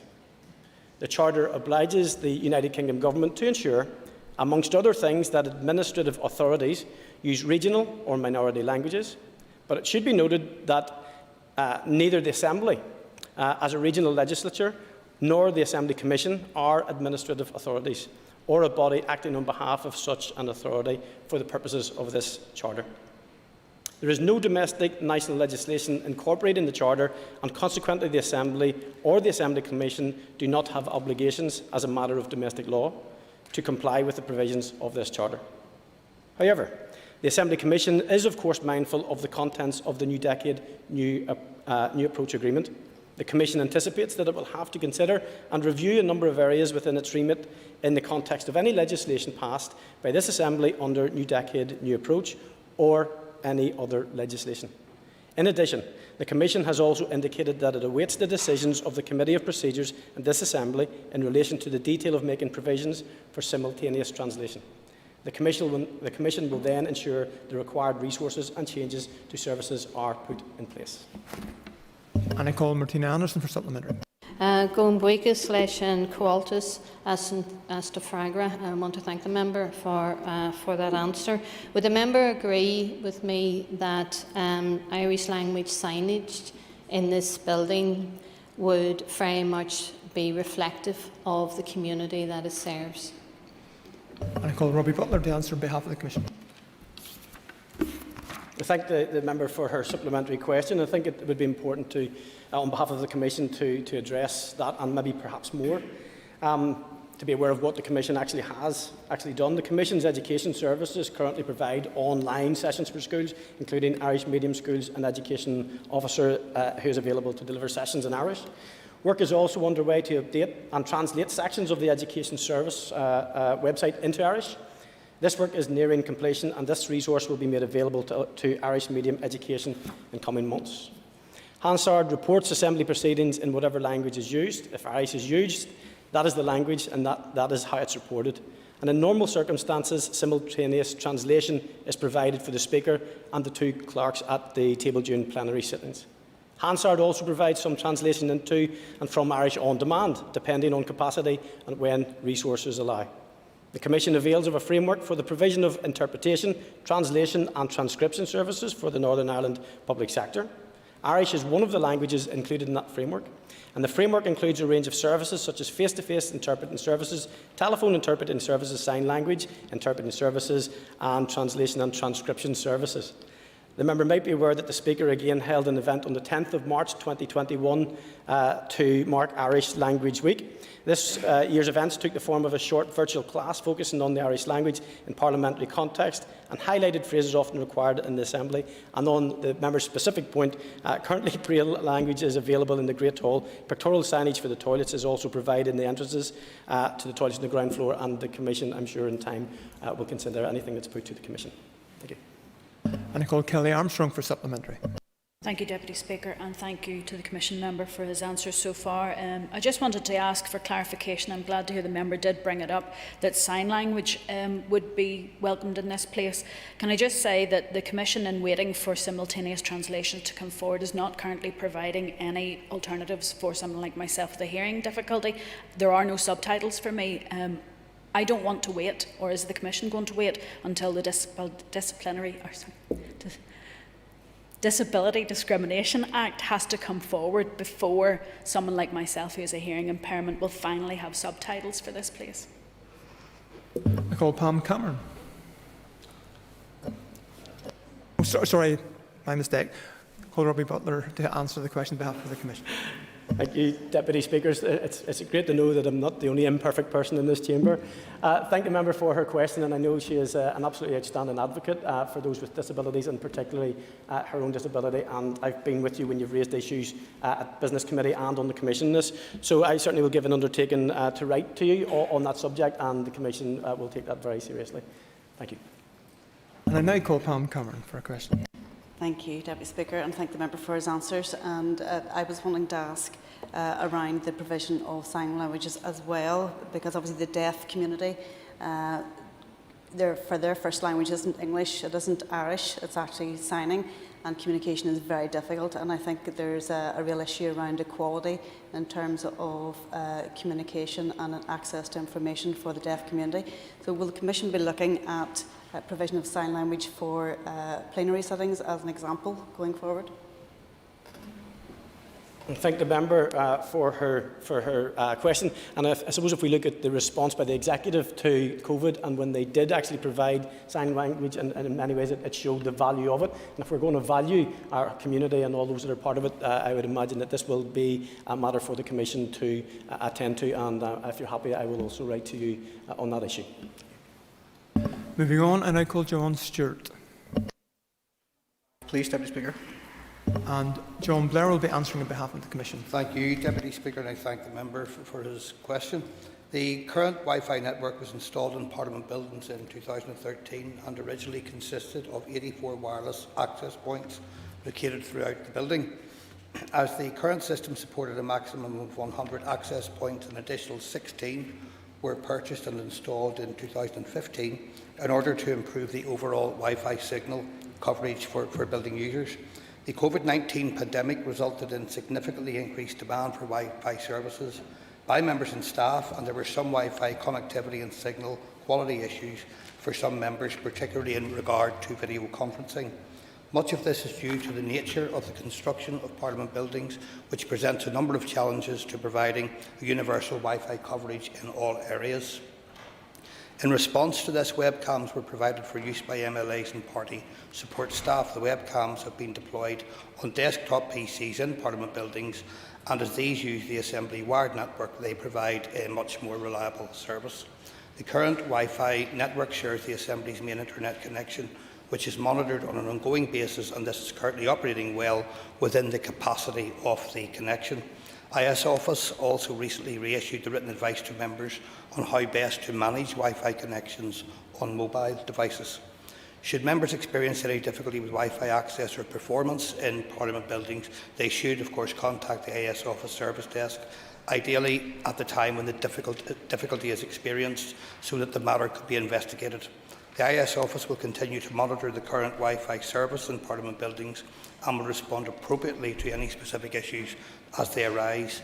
As the current system is not fully meeting the Assembly's needs and is approaching end of life, IS Office intends to undertake a review of the system and set up a project to replace the Wi-Fi network infrastructure before the end of the current Assembly mandate. I call John Stewart for supplementary. Deputy Speaker, can I thank the member for that response, very thorough that it was. I don't think I'm the only person in the House that does, from time to time, feel like banging their head against a brick wall when it comes to accessing either the Wi-Fi network or the network itself, the hardwired one. I've just come from 2 Zoom meetings where both through the PC in the office and had to turn off the camera. Now, that was probably a good thing for those at the other end of the line, but not so practical for the actual runnings of the meeting. It just seems to be, with the ongoing amount of meetings that are taking place, that we're going to need more and more access. Is there any way that we can look at speeding up that connection so that we can get more for the ongoing amount of meetings that we're doing? Thank you. Deputy Speaker, I thank the member for the further question. I think we all of us, Deputy Speaker, have experienced problems with slow connection, be it at meetings in the building or trying to connect virtually. Wi-Fi speeds can be affected by many different factors, including physical obstructions, proximity to the nearest Wi-Fi access point, and the number of devices currently connected. On Assembly sitting day, some access points, for example, particularly those around the Assembly chamber, are being required to service a large number of devices, and this can cause the delays referred to in connections. As already advised, due to the nature of its construction, Parliament buildings presents some challenges to providing universal Wi-Fi coverage in all areas. However, the IS Office will continue to monitor the service on a daily basis and will respond to requests for support as they arise. Moving on, I call Sinead Bradley. Thank you. Question 6. And could we have Keith Buchanan on the screen? Thank you. And I call Keith Buchanan, who will be answering on behalf of the Assembly Commission. With your permission, Mr Deputy Speaker, I will group questions 6 and 15, so I may need a few extra seconds to give the answer or the response. I thank the members, both members, for their questions. As the members may recall, the House was last updated on the Youth Assembly on the 8th of December. Since then, a number of important developments have occurred, and I will outline some of these for the members. Assembly officials have continued their work to develop the practicalities and arrangements needed to enable the Youth Assembly to start its work. In particular, a co-design panel of young people was established to help shape the principles and best approach to recruitment for the Youth Assembly. The panel met during December and January and produced and agreed its report at the end of January. Based on the panel's findings, Officials have subsequently designed and developed proposals for the recruitment of the members of the Youth Assembly. In addition, the Speaker established a Youth Assembly Advisory Group to provide the Commission with advice and guidance from the youth sector and other relevant stakeholders in relation to establishing, implementing and reviewing the operation of the Youth Assembly during its 2-year pioneer phase. The group comprises the Speaker, senior Assembly officials, Professor Laura Lundy from the Centre for Children's Rights at Queen's University, the Children's Commissioner Kulu Osumu, and adults and young people from the Northern Ireland Youth Forum, Youth Action and the Education Authority. The recruitment proposals developed by the officials were presented to and considered by the advisory group at the start of this month. The group very much welcomed the engagement with young people and the co-designed panel report. The group also provided some very useful and practical advice and endorsed the concept of the recruitment proposals. Officials subsequently considered the group's advice, refined the proposals and presented them to the Commission at a meeting last Thursday past. They are now being considered by the Commission and a decision will be taken soon. Looking ahead and subject to agreement, it is anticipated that the recruitment of members to the Youth Assembly will take place during April and May in the hope that it will be able to meet for the first time before summer.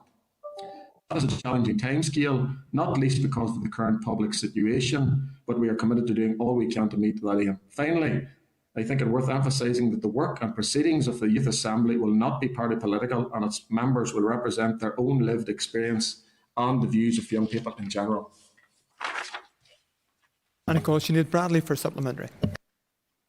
And I thank the member for the answer, and I welcome the detail in that answer, particularly the timeline for recruitment. Could the member elaborate on telling me how you're going to make sure that any youth assembly is reflective of our increasingly diverse society? And does he anticipate that the use of technology, as he is so ably demonstrating today, will be a tool in use in engaging with more young people and this place? And invite Keith Buchanan to provide a supplementary answer. Okay, well, I'll take your second point first, if I may. With regard to technology, obviously the aim is to get the Youth Assembly operating prior to the summer. Obviously, restrictions would need to have eased to allow the 90 young people in the chamber. So obviously technology, I would suspect at this stage, will be used purely for social distancing reasons.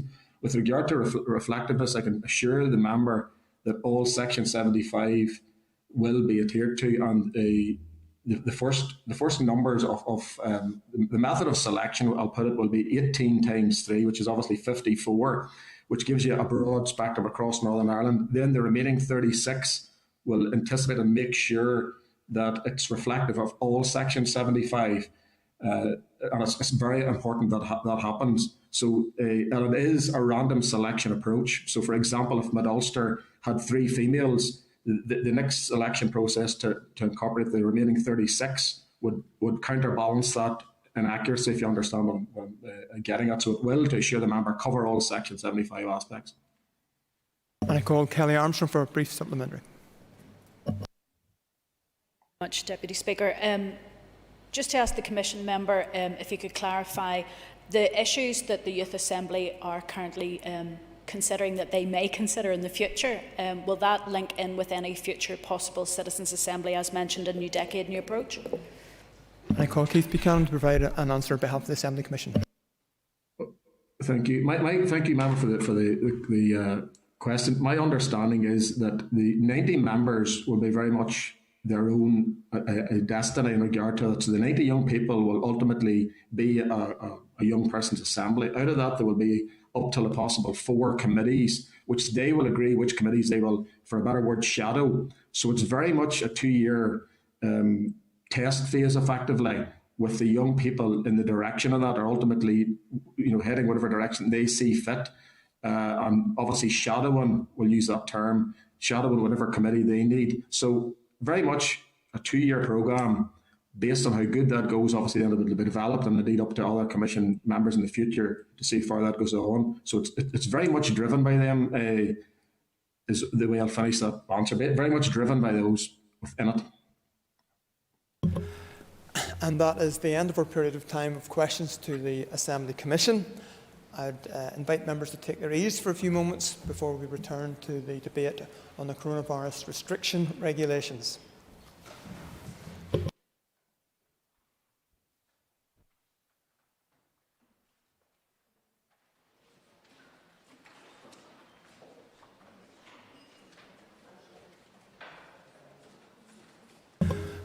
Apologies, I understand that we have finished the regulations earlier. I wasn't aware of that, so it will be the committee motion that we'll be starting after our brief interlude.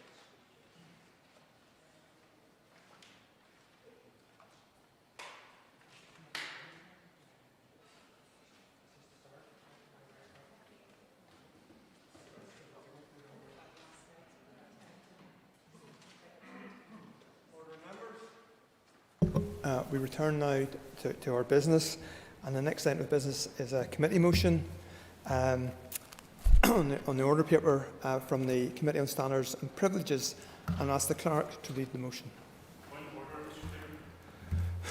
Point of order. In my absence this morning, there was a point of order raised.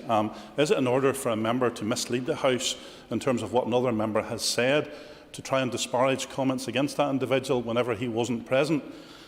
If the member, Ms Dillon, had have looked at the Hansard, she could have reflected exactly what I said, or if she had been in the debate yesterday.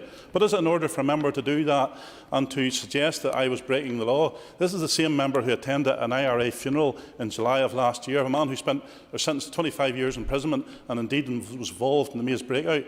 Is it in order for her to suggest that I am currently working with paramilitaries, when actually, if she had went to the Hansard, she would have said, in my area, I worked with loyalist paramilitaries to move things forward? I would like you to actually, if you could take time to rule on that, Mr Deputy Speaker. The member has put his points on the record very fulsomely, and I'm sure that the Speaker and the Speaker's office will reflect on what has been said. Okay, thank you. So I now call the clerk to read the motion. That this Assembly approves the report of the Committee on Standards and Privileges on its review of the Assembly Members' Code of Conduct and the Guide to the Rules relating to the conduct of members, Stage 1, NIA 82/17-22, laid in the Business Office on 25th of February 2021, affirms its commitment to high ethical standards and to the Code of Conduct and the Guide to the Rules relating to the Code of Conduct of members, agrees that the Code of Conduct and the Guide to the Rules relating to the conduct of members should be amended in accordance with the annex to the report, and further agrees that the amended Code of Conduct and Guide to the Rules relating to the conduct of members should come into effect on Monday, 12th of April 2021. Thank you. I now call the Chair of the Standards and Privileges Committee, Sinead Innes, to formally move the motion. Moved. Thank you. The Business Committee has agreed to allow up to 1 hour for this debate. The proposer of the motion will have 10 minutes to propose and a further 10 minutes to wind. All other speakers will have 5 minutes. And I invite you to open the debate on the motion. And I welcome the opportunity to bring the motion from, on behalf of Standards and Privileges Committee to the Assembly today. The purpose of the motion is really fourfold. Firstly, to seek Assembly approval of the Committee's report on its review of the Assembly Members' Code of Conduct and Guide to the Rules relating to the conduct of members, Stage 1. Secondly, to affirm the Assembly's commitment to high ethical standards and to the Code and Guide. Thirdly, to seek Assembly approval to amendments to the Code and Guide in accordance with the annex to the report, which sets out the necessary changes in a tracked format for ease of reference. And fourthly, to seek Assembly approval to the amended Code and Guide coming into effect on Monday, the 12th of April 2021. I shall address the second limb of the motion first, given that a commitment to high ethical standards provides the foundation upon which the codes of conduct are built. Indeed, it has been said that integrity has no need of rules, and while that might be true in theory, regrettably, the international experience of government is that rules and codes of conduct are a necessity in practice. When the Assembly last considered a motion along these lines in 2016, my predecessor, the committee chairperson Cathal Boylan, drew on the words of President John F. Kennedy in 1961 when delivering a special message to the US Congress on conflict of interest legislation and on problems of ethics in government. President Kennedy pointed out that the basis of effective government is public confidence, and that confidence is endangered when ethical standards falter or appear to falter. Public confidence in the Assembly as an institution is, of course, a key reason why we need to promote and maintain high ethical standards. It might be argued, however, that there is an even more fundamental reason. In that regard, I would like to draw on the words of another, more current American political analyst, Noam Chomsky, who, in pointing to the principle of universality, has stated, and I quote, "If an action is right or wrong for others, it is right or wrong for us. Those who do not rise to the minimal moral level of applying to themselves the standards they apply to others, more stringent ones in fact, plainly cannot be taken seriously when they speak of appropriateness of response or of right and wrong." Clearly, this highlights the importance which both we as individual public representatives and this Assembly as an institution need to place on high ethical standards. Turning now to the committee's report. It is usual practice that the committee reviews the code and guide in each mandate to ensure that it is kept up to date and reflects good practice in terms of parliamentary ethical standards. As such, the committee's strategic plan for 2020 to 22 provided for the review to be undertaken in 2 stages, with Stage 1 addressing urgent and straightforward amendments, and Stage 2 covering more complex and detailed issues, including the arrangements for handling complaints of inappropriate or unacceptable behaviour. The issues covered under Stage 1 were identified since the Code and Guide were last updated in June 2016, including by the previous committee, by the last Commissioner for Standards, and as a result of the experience of the registration process in the current mandate and developments in comparator legislators. The detail of the proposed amendments to the Code and Guide is set out in the annex to the report, and the associated rationale is explained in the body of the report. At this point in the debate, I will therefore just highlight the 2 key changes proposed. First, the committee is recommending a move away from the approach of setting registration thresholds as proportions of members' salary to one of expressing them as rounded cash sums. This is the approach which is taken generally in Dáil Éireann, Seanad Éireann, the House of Commons and the House of Lords. The committee considers that it will offer a clear-cut and accessible approach with less scope for misunderstanding by members. Second, the committee is recommending that a gap in the rules be addressed to require members to register the value or estimated value of gifts, benefits, hospitality and visits. The value of a gift or other material benefit can be a key consideration in determining whether it could reasonably be thought to influence the member's actions, and this new requirement would support Rule of Conduct 6, which states, "You shall not accept any gift, benefit or hospitality that might reasonably be thought to influence your actions as a member." The proposed new requirement would also be in line with the arrangements in the Scottish Parliament and the House of Commons. While I will not go into detail, the committee is also recommending various textual improvements to clarify existing provisions and achieve consistency in both the Code and Guide. In conclusion, Mr Deputy Speaker, the committee envisages that the outcome of the review recommendations will be an improved Code and Guide, which reduces the risk of non-compliance and resultant reputational damage, increases transparency, and leads to increased public confidence in the Assembly through a strengthened standards regime. I look forward to hearing contributions from other members to this debate. Thank you. I call Stuart Dixon. Thank you very much, Deputy Speaker. Indeed, I welcome the opportunity to make a few remarks with regards to this report, and in particular to support the motion on the issue of Assembly's Code of Conduct. As elected members representing the people of Northern Ireland in this chamber, we must ensure and uphold the highest standards of highest ethical standards and set an example. The standards by which we are to be held haven't been updated since June 2016, and so the review that the committee has done is indeed overdue.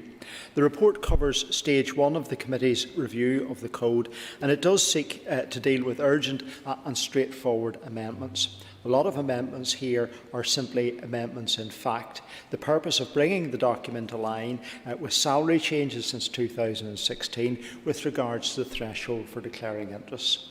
Typically, Mr Speaker, those thresholds were being set as a proportionate to salaries, and in the case of, as the previous speaker said, in relation to the Welsh Assembly and Scottish Parliaments. However, both houses of the UK Parliament and the Oireachtas follow a system of absolute rounded numbers that are not specifically aligned to salaries, which indeed has been recommended by the committee. I think it's also a clearer and simpler way of doing things without the need for calculations. However, we will of course, need to keep this under review. In the clear interest of transparency, it's also recommended that gifts, benefits, hospitality and visit registrations include the value or the estimated value of them. Previous gifts of over £245 had to be declared, but no estimate for their value was required. Obviously, there's a considerable benefit in understanding the value of gifts with regards to transparency, so I welcome that change. In addition to this, a number of clarifying and tidying amendments are also included, which help to make the document clearer for easier use, and I welcome that, both for easier use of members, but also of members of the public and wishing to scrutinise our activities. In closing, Mr Speaker, I'm sure that all members will agree that clear, meaningful ethical rules are vital to ensure confidence in this place, and that these reviews are a key part of ensuring that. I look forward to stage 2, where we will seek to review issues of a more complex nature in detail. Thank you, Mr Speaker. Next item, Sir Sinead Bradley. I call Sinead Bradley.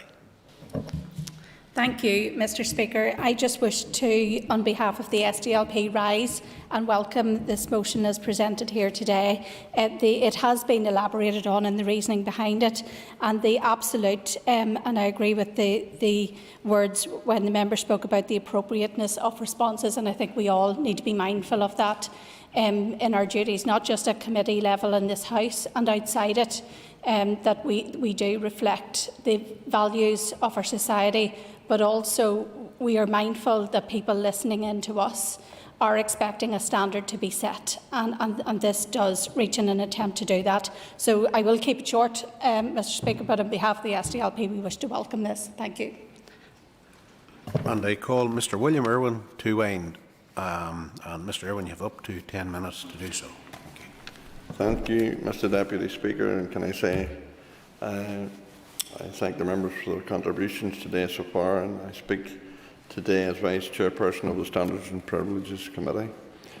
As we have heard, there is a clear connection between public confidence in this institution and a robust standards regime for Assembly members, and we reflect the particular points made in relation to the proposed amendments to the Code and Guide in a moment. However, it is important to reiterate that there is an onus on each of us as elected members to be conscious of our ethical responsibilities and to lead by example. The observations of the Chair of the Committee of Standards and Public Life, Lord Evans, are instructive in this regard. He recently stated, as I quote, "Maintaining standards in public life takes sustained work. I am sorry to say that there is no silver bullet. It remains the case that ethical standards are first and foremost a matter of personal responsibility." Some members has made the point, and Stuart Dixon made the point, that members should set an example by their conduct, and I think that's very important.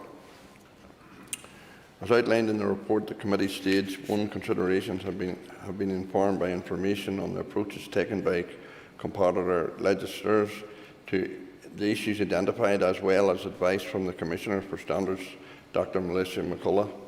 In summary, and as has been highlighted in the 2 key areas where the committee is recommending change, include firstly the approach to setting thresholds and the registration of various interests, and secondly the introduction of a new requirement on members to provide the estimated value of gifts, benefits, hospitality and visits. On the first issue, the committee believes that its recommended changes to the thresholds for registering interests continue to strike the right balance between ensuring transparency and placing proportionate requirements upon members. As regards the second issue, the committee is firmly of the view that the requirements for registering guest benefits and hospitality under Category 3 and visits under Category 4 of the guide should aim to ensure that sufficient information is included in the Assembly Register of Interest to inform any necessary decisions on compliance and with applicable rules of conduct. As detailed in the report, the committee has also taken the opportunity at stage 1 of the review to identify various textual improvements to the provisions of the Code and the Guide. While it is important that such amendments are made at this juncture, the committee recognises that stage 2 of the review will offer another opportunity to further clarify and improve the provisions of the Code and Guide. The work of stage 2 will also examine the arrangements for the handling complaints of inappropriate or unacceptable behaviour with a view to ensuring a best practice approach is maintained. In terms of detail, I wish to pick up on an issue in relation to paragraph 5 of the introduction of the guide to the rules. This currently states that, and I quote, "The Ministerial Code of Conduct is entirely separate to the Assembly's Code of Conduct and Guide to the Rules. Complaints that the Ministerial Code of Conduct has been breached fall outside the scope of the Assembly's Code of Conduct and outside the remit of the Assembly of Standards and Privileges and the Assembly Commissioner for Standards. However, members will be aware that the functioning of Government Millennium Provisions Bill, which is completed its passage through the House, will mean that the arrangements have now changed.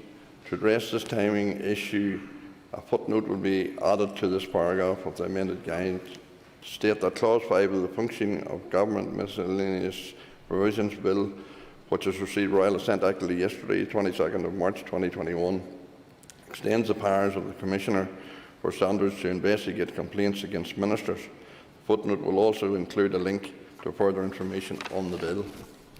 To conclude, I believe that the motion before us served to highlight the importance of the standards regime for Assembly members.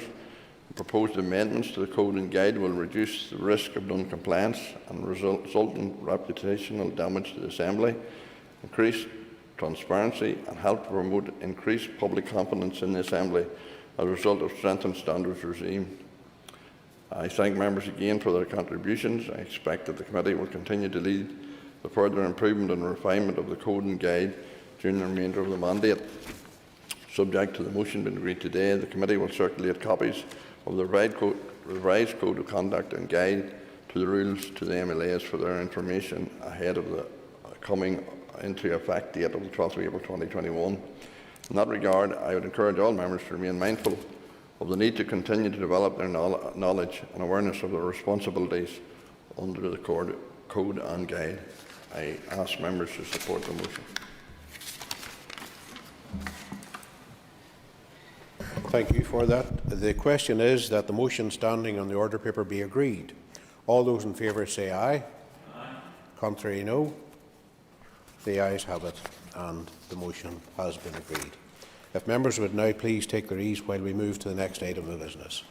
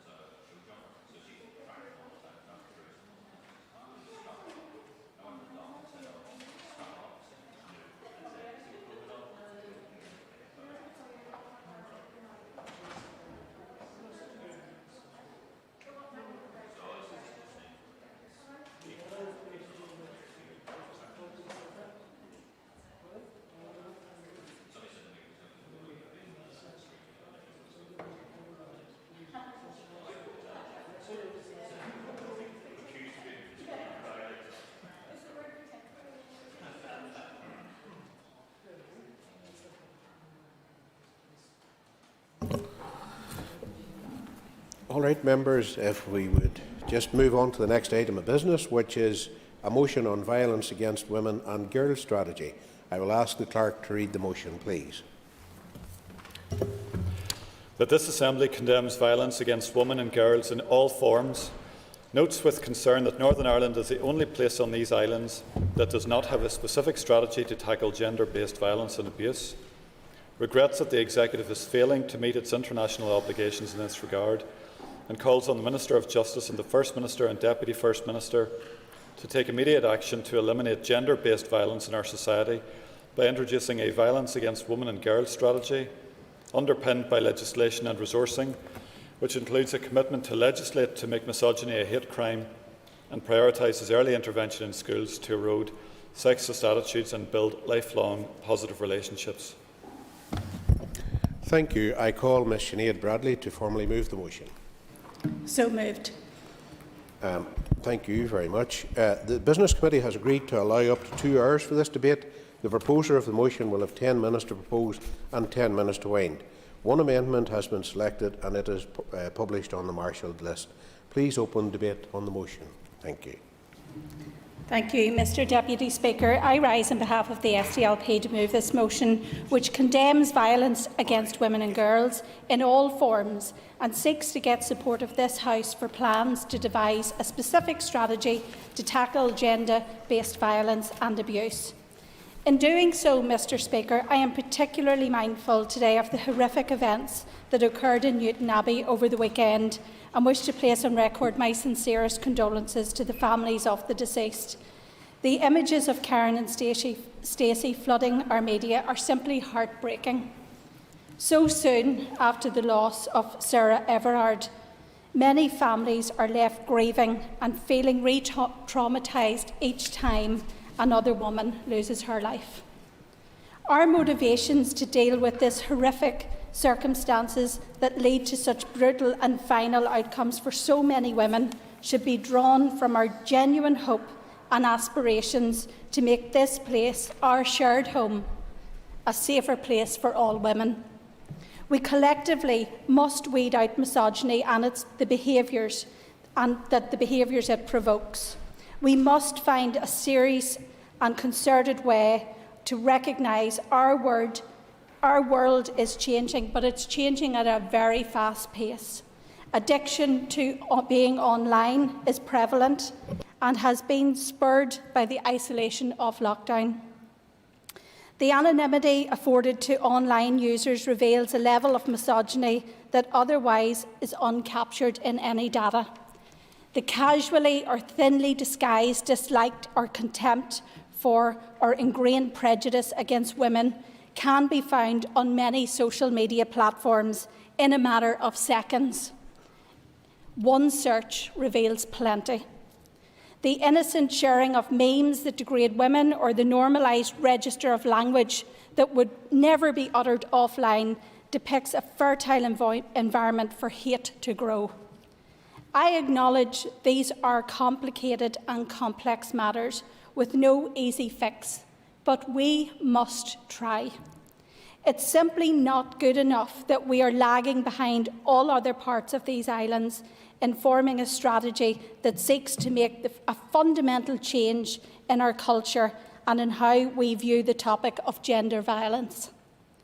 During our deliberations on the Domestic Abuse and Family Civil Proceedings Bill Act, it was made abundantly clear that the levels of violence being directed towards women and girls was and is frightening. In a call for evidence during these deliberations, the Women AIDS Federation and Women Aid, who I must commend on this topic for being so steadfast in their determination to see a strategy developed, they submitted a paper which shone a harsh light on the reality of domestic abuse, which is only a partial depiction of abuse women face. In June 2020, it noted that there were a total of 16,182 domestic abuse crimes reported in 2018-19. That was 16,182 abuses too many. In 2019, which was during lockdown, The PSNI reportedly responded to 32,105 incidents of domestic abuse, with domestic abuse accounting for 17% of all crime reported to police. There were 11 murders linked to domestic abuse in 2017-18, and since lockdown alone, 8 women have been brutally murdered in Northern Ireland. Domestic abuse and gender violence is, of course, not exclusively a female problem, but there is no escaping females are disproportionately affected. Mr. Speaker, for the record, I must commend groups such as the Men's Advisory Project, who correctly point out that men are often also experiencing domestic abuse. It is a valid concern, and it also will have its own targeted measures to help those men, because we cannot say that men are immune to this. They are not. But it does really paint a picture today when we look at the disproportionate effect that women have to face when they face domestic abuse. The need for us to therefore urgently intervene to keep women safe and alive cannot be overstated. A fully resourced strategy could seek to adopt a preventative and proactive approach. Some of the things that it may include would be providing age-appropriate and timely education on healthy, loving relationships, better identification of early signs of abuse, prevent abusive behaviours becoming normalised or entrenched, seek to prevent perpetrators moving from one victim to the next, and seek to offer critical support before a crisis ever develops. Whilst I, like others, not all others in this House, am not privy to the ministerial paper that was presented at the Executive, I am hopeful that that paper will include topics such as that I have raised. Through open conversations and debates such as this one we're having today, we blow away the myths associated with victim blaming and stigma. We remove any remaining taboos and begin to empower women. I welcome the First Minister and the Deputy First Minister being in attendance here today, and I do note the First Minister's comments via the media in support for this type of a strategy. I also want to pay recognition to the Minister for Justice, who originally a little hesitant to see the need to break this down in a gender-specific way, has in later days come out and is suggesting that she is supportive of this and has acted on her word by bringing that paper to the Executive. Mr. Speaker, I urge people and I urge every member in this House to support the motion in front of us. I also wish to take a moment to make note of the amendment as set out. I notice the amendment reorders the wording, I suppose, but I was trying to find where it actually brought a differential to the original motion. And the one significant deviation that it does appear to make is that it calls for the standardisation of the RSE programme in schools. I made the point at committee, and I will make it again here on the floor of this House. I believe there is a large body of work that could be developed in the form of an RSE programme before any member of this House would diverge on their views. The basic building blocks of respect and love are fundamental in all healthy relationships. Standardising may set a limit on how far those age-appropriate conversations will go and does not negate for the critical role of parenting. The rules of respect are universal and need promoted and reinforced by all. We therefore have no objection to the amendment and we will support it, but we do want to put that it may actually be a limiting factor as we go forward on this, and I hope people are respectful of that. Mr. Speaker, I could not overstate enough the need for Northern Ireland to act on this regard, and I therefore look forward to hearing the contributions from other members and I urge all members of this House to support the motion. Thank you, Mr. Speaker. I now call Rachel Woods to formally move the amendment, please. So moved. Okay, thank you. You will have 10 minutes to propose and 5 minutes to wind.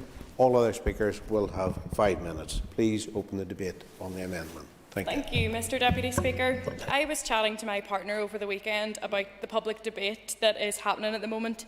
I'd asked him if he had ever been taught or warned about not running at night, to keep to well-lit areas, to avoid going out on his own, or had his choice of outfit commented on, or been verbally abused or victim blamed, been inappropriately touched, been sexually assaulted, been warned about that. Never. Not once. The polar opposite of mine and many other women's experiences, not because we went to different schools or that we were brought up differently, but simply because he is a man and I am a woman. Violence against women and girls has been described as one of the most pervasive violations of human rights in the world, and yet one of the least prosecuted crimes.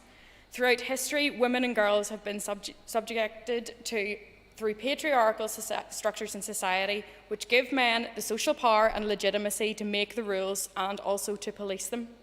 This is the firm reality of the society that we live in, and it's not just in Northern Ireland, but globally. The system is not working. It is a fact that in most societies, men have power over women. This is shown in many different ways, over spheres of influence, over the so-called traditional roles of the home, over children, over division of labour, over wages, over property rights. The global average of women's income is about half of what men are paid. And in the midst of these inequalities, and practically symptomatic of this gender imbalance, we have a problem, and that problem is male violence. Violence perpetrated by men against women and girls. 1 in 3 women globally have been subjected to physical or sexual violence in their lifetime. And research from the Femicide Census show that on average, a woman is killed by a man every 3 days in the UK. The report makes for grim reading. From 2009 to 2018, 1,425 women were murdered. Almost half of the men who killed women during this 10-year period were known to have had a history of violence against women. 70% of the killings took place either in their shared home of the victim and the perpetrator, or the victim's own home. The sad reality is that violence and abuse against women and girls is endemic across the world, and responses to it are woefully inadequate, both legally, institutionally and societally. The unfortunate nature of circumstances here in Northern Ireland are compounded by the fact that we have always lagged behind when it comes to legislation, policy and change. Other jurisdictions moved to criminalise coercive control many years before a bill was brought before this House, and criminal offences such as stalking have previously been introduced in other places. England introduced a strategy to end violence against women and girls in 2010, Scotland in 2014, and Wales passed the Violence Against Women, Domestic Abuse and Sexual Violence Act in 2015, which imposes a duty on the government to prepare, publish, renew and implement a national strategy. And what do we have here in Northern Ireland? Very little. We have, it seems, a plethora of gender-neutral policies and strategies, and nothing that really recognises gender-based violence. The question is, therefore, what's going on? And I welcome this debate and recent statements made in the media from many of the executive ministers regarding a strategy, but the fact that it has taken so long, after everything that has happened, woman after woman murdered this past year, for example, for us to finally kick into action is so disappointing, so frustrating and absolutely disgraceful. And I listened carefully to Women's Aid in June last year, who called for a violence against women and girls strategy and made representations to the Minister of Justice as a member of the committee and also as an individual member to bring one forward. And we continue to press for this in committee. And the response received from the department was deeply disappointing. And they said, and I'm quoting from the committee report on the Domestic Abuse Bill published in October 2020, that there would be concerns that the adoption of a gendered strategy could send out a message that tackling abuse against men is less important. Mr Deputy Speaker, as Women's Aid explained to the committee, a gendered strategy is not about creating a hierarchy of victims with one group deserving of more. It is about recognition of gender-based crimes and grasping with the facts and reality in order to develop evidence-based interventions. and we discussed an amendment to the Domestic Abuse Bill to introduce a strategy, but we were advised that it would fall outside the scope and didn't pursue it. Now, with the help of Assembly staff, I did draft an amendment myself and published this on the 2nd of November last year, and it was there for every MLA and every minister to see, but it wasn't selected. So I am glad that the Executive will be looking at this matter as a matter of urgency, and I hope that any forthcoming strategy will be cross-departmental, fully resourced and effectively implemented with a delivery model that incorporates regular reviews of its effectiveness. And I would also congratulate and pay tribute to the campaign by Women's Aid for getting this to the Executive table. But, Mr Deputy Speaker, we need to recognise the very specific nature of the context in which we live. Studies have shown that it remains the case that the legacy of the conflict, such as paramilitarism, ethno-national antagonisms and party politics and political focus on identity issues at the expense of others, continues to have a negative implication for victims and survivors of domestic abuse. The traditional public-private divide has meant that the legal system is simply not equipped to deal with the issues that affect women and girls more widely. And we have a system for too long that has institutionalised gender bias and stereotypes, and it's time to change that. And I welcome the intervention from Sir John Gillan yesterday, who has criticised the pace of change regarding the reforms to the justice system, and fully agree that those recommendations around serious sexual offences need urgently implemented. And we must recognise abuses targeting women, those who are transgender and those who are non-binary, simply because of their gender identity, for what they are: hate crimes. Misogyny is a blight that affects all of us, and I have to give credit and thanks to the Raise Your Voice campaign and the local councils that have actually led the way in this, raising awareness in the council chambers. And I welcome Judge Marinen's recommendations and would urge the Justice Minister to bring forward hate crime legislation as soon as possible, with buy-in across the Executive. We know what we need to do, so let's get it done. Earlier this month, the Expert Advisory Panel on a Gender Equality Strategy, appointed by DFC, described relationship and sexual education in our schools as inconsistent and insufficient. There is no uniform pattern to the provision of RSE in schools. Provision is not the same across the board. For every young person that is engaged with some form of RSE, many others have not had anywhere near the same experience. Another expert panel tasked with looking at sexual orientation strategy has also advised that RSE should not be dependent on school ethos. What more do we need? Our young people are telling us that RSE isn't sufficient. Research by Belfast Youth Forum shows that only 66% said they had actually received RSE in school, and 60% felt that the information they had received was either not very useful or not useful at all.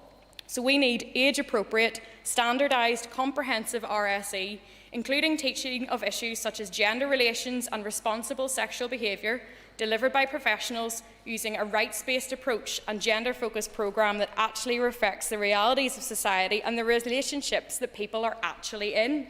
UNESCO has also published technical guidance on RSE since 2006.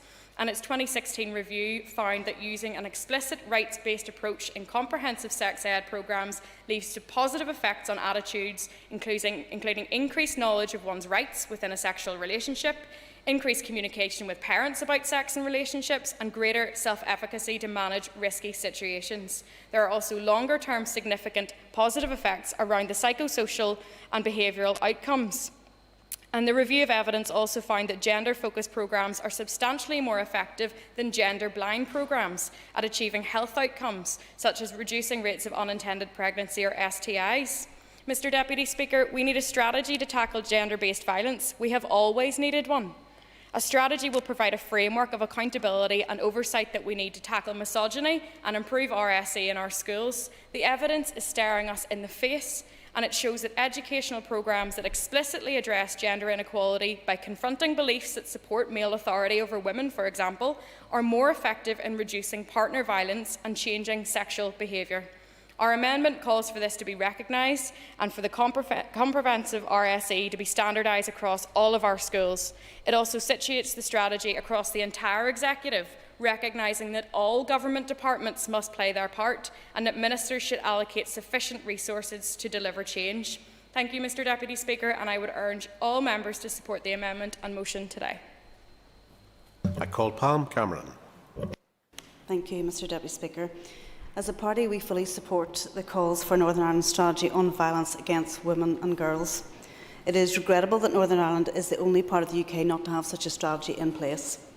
This is worrying as sexual and violent crime against females continues to rise, and it's astounding that across the UK, 1 in 5 women will experience sexual assault during their lifetime. The commitment by the Justice Minister to bring forward a paper to the Executive to kick-start the process of devising a violence against women and girls strategy is therefore not only welcome but long overdue. I want to put on record my thanks to Women's Aid and other advocates who have consistently and passionately highlighted the need for stronger measures in this area. The issues surrounding violence against women and domestic abuse have not disappeared during COVID-19. If anything, they have increased. A strategy must recognise the situation we're in and the consequences of COVID-19 and lockdown on vulnerable women and often their children also. The support of organisations such as Women's Aid has been nothing short of phenomenal during this pandemic. They have adapted to the challenges and continue to support women and children across this country. Any steps on developing a Northern Ireland strategy and its implementation must be co-designed and command the support of our committed and highly valued community and voluntary partners. More long-term funding for these core services within the community and voluntary sector will also be necessary to achieve many of the aims of a successful strategy. Mr Speaker, PSNI, crime and domestic violence statistics paint a frightening picture of the situation in Northern Ireland. In the year 1998-99, almost 900 sexual assaults on females were recorded. In 2019-20, this number had grown to over 1,400. The recent horrific murder of Sarah Everard in England, and indeed the tragic killings in Newton Abbey on Friday, have really brought home the issue of violence against women. Our justice system, police and other public services must be given every possible tool to tackle the violence of this nature. The recent passing of the Domestic Abuse Bill is a very important step in the right direction, and I hope to see the powers and tougher sentencing properly utilised from it. Legislative process being made on stalking and upskirting will also make a positive contribution in tackling some of the abuse faced by women in our society. I commend the Justice Minister and the Department for the progress that has been made in these areas over the past year. There is, however, a risk that current mechanisms to address harm against women and girls are not being used to full effect. And many will rightly or wrongly say that our justice system is not tough enough on criminals on a wide range of crimes. I fear the same when it comes to how those who commit crimes targeting women are dealt with. My party colleague Lord Morrow's Human and Trafficking and Exploitation Bill received royal assent in 2015, yet referrals, prosecutions and convictions for human trafficking and sexual exploitation of women in our province remain unacceptably low. We need to ensure existing tools are applied effectively by the judiciary to protect women and girls in our society. These exploiters of women must feel the full force of the law. They must be made an example of and a clear message sent that we will not tolerate their behaviour. A strategy should include mechanisms for monitoring the success and outcomes of all past and forthcoming legislation. By doing this, we can better identify what more can be done. All of this must be put into context of a wider strategy to effectively deal and present issues to be prepared for new challenges. Over past years, we have seen newer forms of abuse and violence against females emerging, including cyber flashing, upskirting, revenge pornography, to name a few. We see increasing reports of abuse and extreme sexism through online forums, social media platforms, which isn't recorded in official data. The pace of technological change means evolving forms of crimes against women and girls are emerging. The key test for any strategy is how it identifies new trends as well as the volume and prevalence of these offences. A strategy must also consider the importance of prevention and education. Women need to have confidence that any report of violence and abuse will be taken seriously, that they will not be victim blamed, and that the perpetrator will not be able to harm them anymore. Education is vital in tackling negative and toxic attitudes against women. Our young people need to be educated on healthy relationships, recognising dangerous coercive behaviour and knowing exactly where to turn to for help. As a society, we should address and never tolerate attempts to victim blame, excuse or justify violence against women, and that includes those who perpetrated violence, disappeared, murdered, maimed, abused and orphaned many women and girls under the guise of so-called political objectives during decades of terrorism in Northern Ireland. I will indeed. Context, would the member agree with me that there are still people out there that have information, and I think of Lisa Dorian as one example, for them to come forward with that evidence because they're perpetuating that violence upon her in the past, now still on the family today? Members, almost the next. Thank you for that, and thank you for the intervention. I fully agree with those comments.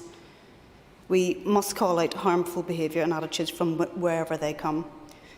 So, Mr Speaker, to conclude, I welcome all the steps being taken to initiate a strategy for tackling violence against women and girls. I recognise that a difficult task lies ahead for all of us to make it a success, but it is the most necessary thing to do. As an Assembly, we must take a firm stance against all forms of violence. Our justice system must get tougher on violence against women and girls. We cannot have a light-touch approach to perpetrators and abusers. Thank you. Sir Linda Dillon, and I call Linda Dillon. Thank you, Deputy Speaker. And I want to thank the proposer of the motion and the proposer of the amendment for bringing this to the House today. We had raised this with the Justice Minister in the committee process in relation to the domestic abuse bill on a number of occasions, actually, not only ourselves but other members of the committee as well, because we felt this was important. And whilst that perhaps was not the right place to put it, it absolutely needs to be brought forward. So I do want to welcome the fact that we're discussing it today. I think that it's extremely sad that we are discussing it with the background of recent events, given the killings of 2 women on Friday night, and obviously the week before, the killing of Sarah Everard. But those are not the only people, unfortunately, the only women or girls who have suffered or that we have lost in this community. So just want to start by offering our sympathies to all of those who have lost members of their families, their mummies, their sisters, their daughters. I listened to Frank Milan yesterday on the radio, and a number of other members in the chamber here were also interviewed as a part of that, so they probably heard this. But he talked about the murder of his sister and his campaign and the campaign of his family to try and effect change. And one of the things that he raised was the fact that that first response, that protection service, is what is so important. So in that, we're talking to policing and justice, and that is why I probably felt that this fitted within justice. And even as I questioned myself, you know, it obviously is cross-cutting across all departments, and every single department will have to have an input into this strategy and will have to face up to their own responsibilities within it. I do think that for that reason, I probably think justice needs to take the lead. I think somebody needs to take the lead. We need to see an effective strategy, not something that's what we've had to date, piecemeal, and as has already been outlined, is gender blind. And when we talk to gender blind, and we all have men in our lives who we love, and who love us and who are good to us. So I don't think we need to be constantly defensive of the fact that we're talking about a violence against women and girls strategy. We don't need to keep balancing that by saying men are victims. We know that. But the statistics bear out that women are mostly the victims, and men are certainly mostly the perpetrators, even where men are the victims. So we need to stop trying to balance that out, and we just need to accept that these are the facts. We're all well aware, of course, of the underreporting of both domestic and sexual violence against women, so even the statistics that we have are not right. I would believe that they're not close to being right. So I welcome what the Minister for Justice has brought forward so far in terms of the domestic abuse bill, the committal reform bill. We have hopefully a miscellaneous bill which will deal with upskirting, downblousing and some of the Gillen recommendations. And we have the stalking legislation. All of this is progressive, all of this is good. That's what we're here to do. We're here to legislate, but we need to ensure that we're talking to the victims. We need to ensure that we're talking to the sector. And in terms of a strategy, that's who we need to engage with. We as legislators will absolutely do our bit, but we need to engage with those people. We need to engage with Women's Aid, who have done so much in terms of this campaign. We need to engage with the victims who have survived and with the families of those who have not survived, because they will help to inform any strategy that we do bring forward. I absolutely support the amendment, and I've talked to this in the House before, the fact that we need standardised sex education, relationship education across our education system. I, as a mummy, have a responsibility, and I take my responsibility seriously, and I will do my best to educate my child around what a healthy relationship looks like. But not every child has that in their home. Not every child has parents. Not every child has good guidance. That's just the reality of the world that we live in. So our education system does have to pick up the slack there, and we as a community have to pick up the slack. And in saying that, I think one of the reasons why we have failed to recognise domestic violence as a whole, but particularly violence against women, is because we decided it was a problem inside the home. It wasn't a problem for us as a community. Well, it is, and I'm glad to see that we're finally recognising that.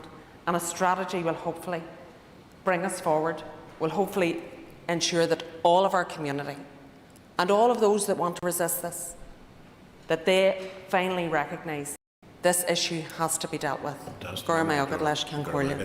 Thank you. And I call Kelly Armstrong.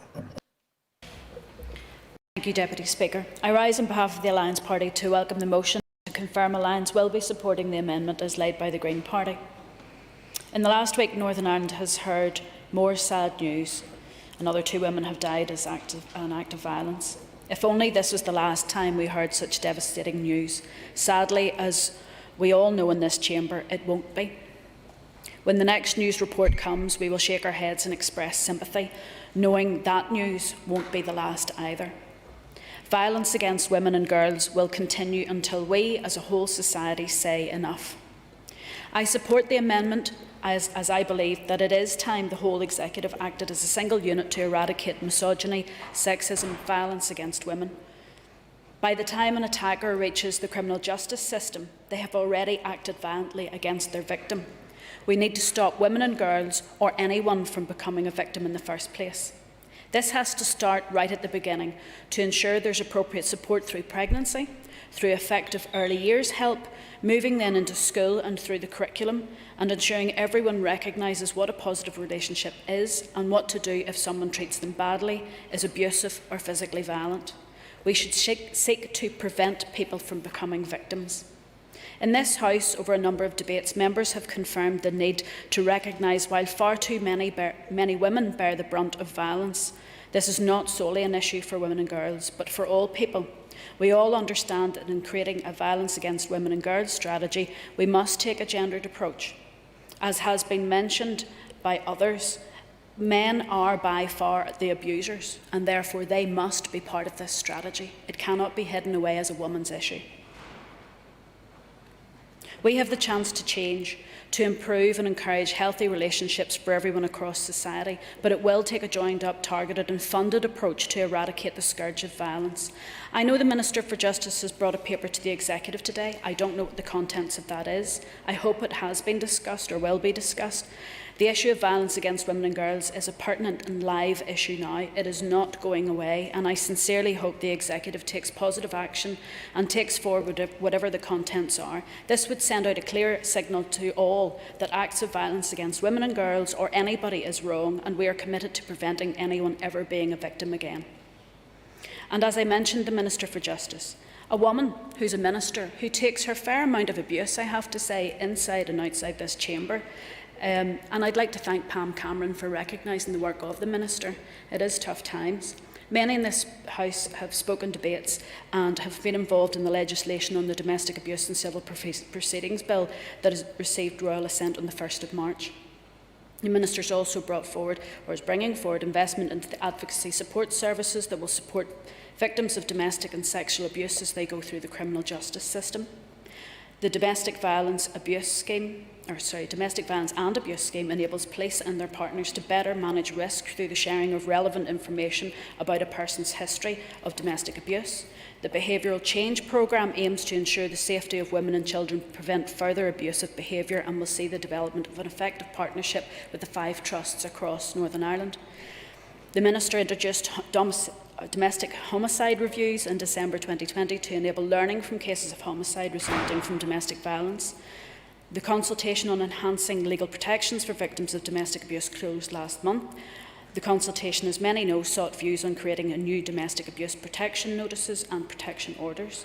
The Minister continues the work on modern slavery and trafficking and will publish her annual modern slavery strategy. The review of hate crime as presented by Judge Marinan was published on the 1st of December, and the Minister and her officials are considering the 34 recommendations, and a response is expected. On top of that, the Protection from Stalking Bill was introduced. The Minister and her officials are taking forward Sir John Gillen's recommendations through the implementation plan that will reset a programme of transformation across the criminal justice system. Issues that many welcome include trauma-informed training for police, prosecution service, legal, professional and other justice partners. As we know and others have mentioned, the Gillen report recommended that relationship and sexual education in schools be progressed with a minimum content order. I look forward to the Department of Education, who have agreed to take a lead in this working group, to take this forward to ensure issues such as consent, rape myths and use of social media are covered in the school I would ask the member to draw remarks to a close, please. Alliance absolutely supports the strategy as mentioned today. As the amendment confirms, it is for the whole executive to take responsibility in taking this forward and ensuring the resourcing is available. Thank you. I call Rosemary Barton. Thank you, Mr Deputy Speaker. Thank you for the opportunity to speak on this motion this afternoon. Given the sad news last weekend, this motion is indeed extremely timely. And I too wish to be associated with the condolences to the Newton Abbey family. Gender-based violence against women is the systematic use of violence to reinforce power against women. This generally involves domestic violence and/or sexual violence, which is used to reinforce this power. While all violence is wrong, and I do recognise there is also violence against men by their partners, together with issues of the same-sex violence, the violence directed against women is disproportionate in comparison. Women, as a result of gender-based violence, are left with a number of both physical and non-physical symptoms, including a feeling of worthlessness, disbelief, shame, disgust, utter humiliation, and feelings of guilt, making it extremely difficult or even preventing many from reporting this violence to the appropriate authorities. Sadly, as we read in our press today, since the COVID restrictions in Northern Ireland, the number of women murdered have doubled. 8 women have been violently killed as a result of gender-based violence since last March. So, if evidence was needed, there is no doubt a violence against women and girls strategy is a must. This strategy, at the very least, must reflect the thoughts of those that have been victims, those many agencies that offer support, and how the perpetrators are held accountable for their actions. One of the key considerations must be that of education within the strategy. Educating our youth is necessary from primary school onwards. Young people must be encouraged to respect, listen to, and accept that violence is not the way forward. An understanding of what is considered acceptable towards a young girl, a woman. But most of all, they must have positive attitudes towards each other. These must be encouraged. Also, our society must be educated. There needs to be a change to the long-established societal attitudes to both domestic and sexual violence through awareness campaigns, until the statistics start to reflect respect towards women and girls. Another key consideration must be to improve and support available Another key consideration must be to improve and support the support available to victims. In the year 2019-20, Women's Aid supported 560 women and 316 children in our refuge. In our community outreach support, there were 5,536 women and 5,143 children who experienced domestic abuse across Northern Ireland. Yes? Member for giving way and for citing those numbers. And doesn't that make the point that Women's Aid and organisations like them need to be associated with any strategy and funded to implement any resources that are required coming from it? Thank you for your intervention. Members, an extra minute. And I totally agree with you, yes, indeed.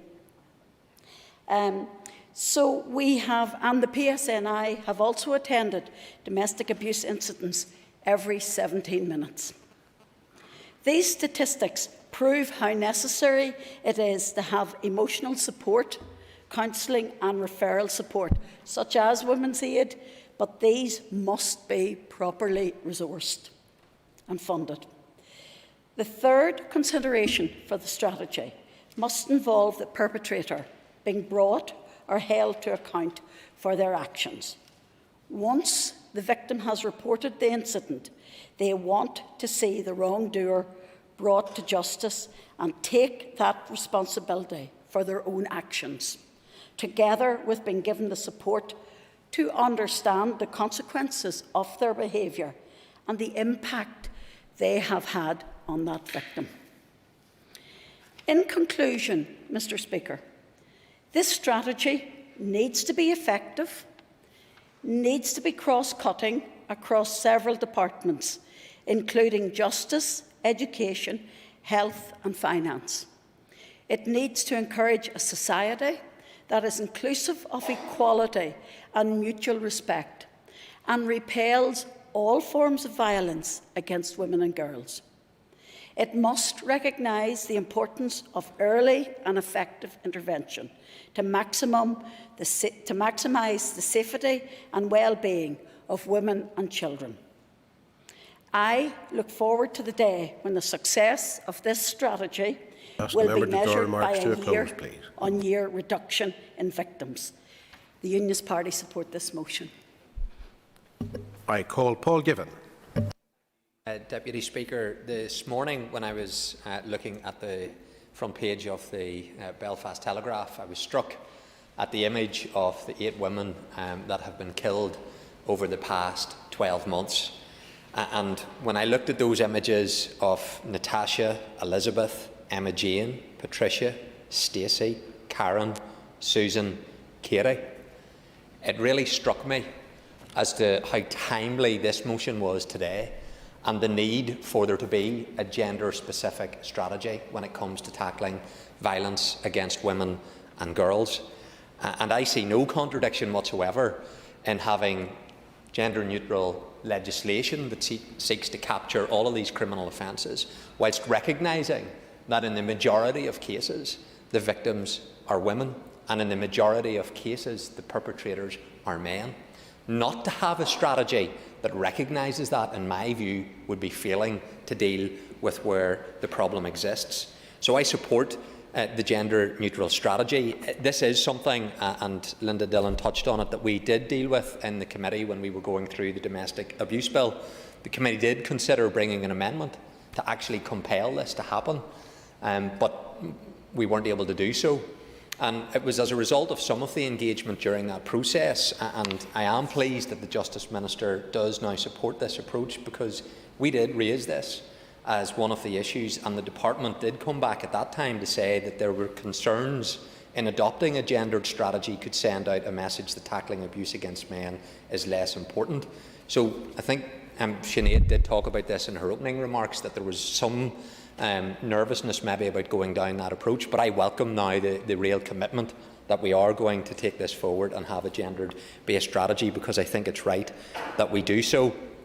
We do have the 7-year strategy around domestic abuse called Stopping Domestic and Stopping Sexual Violence and the Abuse Strategy, and that is an overarching, again, gender-neutral document, but this would be a specific document around tackling violence against women and girls, and I think it's right that we would do that.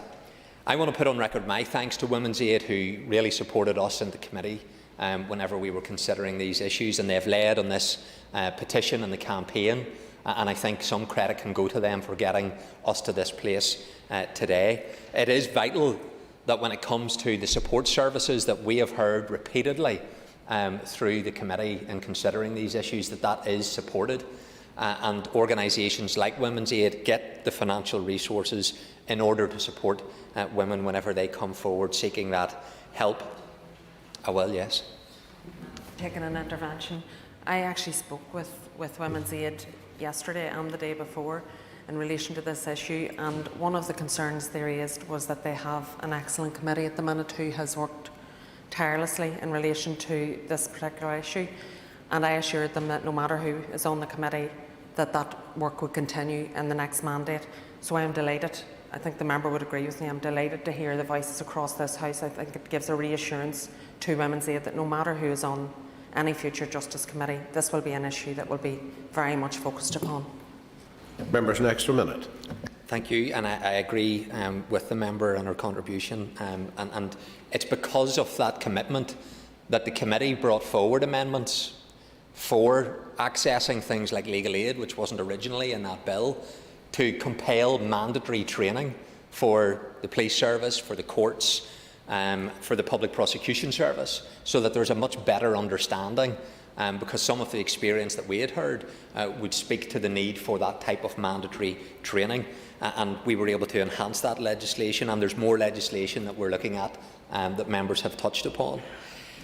My colleague Pam Cameron spoke about the human trafficking bill, and again this speaks to an issue that I think is very important.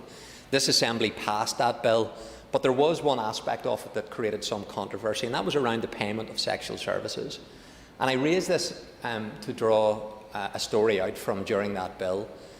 During an engagement with students and young people, I remember debating this very issue. And some of the young men talked about, well, if I want to pay for something, I should be able to do that. And it was the girls in that class that said, how dare you think that I'm a commodity that you can buy? And I thought that that was powerful in terms of the response. And it is right. There is a job to be done for some men and some young people. Not all, and we shouldn't stereotype all men, but there is a job to be done for some that do regard women as a commodity and they objectify. And that has to be challenged. It has to be challenged, I agree, in schools, in society at large, and it's vital that there's a piece of work is done on that. It is important as well around the social media platforms, and we see it all the time, particularly females, not exclusive, but particularly females, that appearance, the way they are pursued by men and trolled is just appalling. So Westminster has a job to do on that front as well, around the communications legislation. There must be a much tougher approach to the social media platforms and new laws brought in to deal with that. So I want to commend those that have brought forward I would ask this the member motion. to draw his remarks to a close. It'll have my full support, and I'll do whatever I can in the role that I have in the Justice Committee to help create better legislation as well in this arena. Thank you, Deputy Speaker. Agus na siarm Sir Nicola Brogan on Cancha call Nicola Brogan. And first of all, I'd like to take this opportunity to join other members in the House this afternoon in sending condolences to the family and friends of Karen McLean and Stacey Nail. Nothing I can say can ease the pain that their friends and family are feeling, but I think it's important for us to remember them here today and to acknowledge the many other victims of violence against women and girls. As Sinn Féin spokesperson on children and young people, I am speaking in support of both the motion and the proposed amendment. The horrific events last week in Newtownabbey and the killing of Sarah Everard in England at the beginning of this month has brought the issue of violence against women and girls to the fore.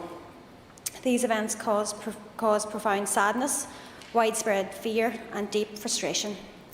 As members of this Assembly, it's incumbent upon us to evaluate what we as legislators and policymakers have done and identify what still needs to be done.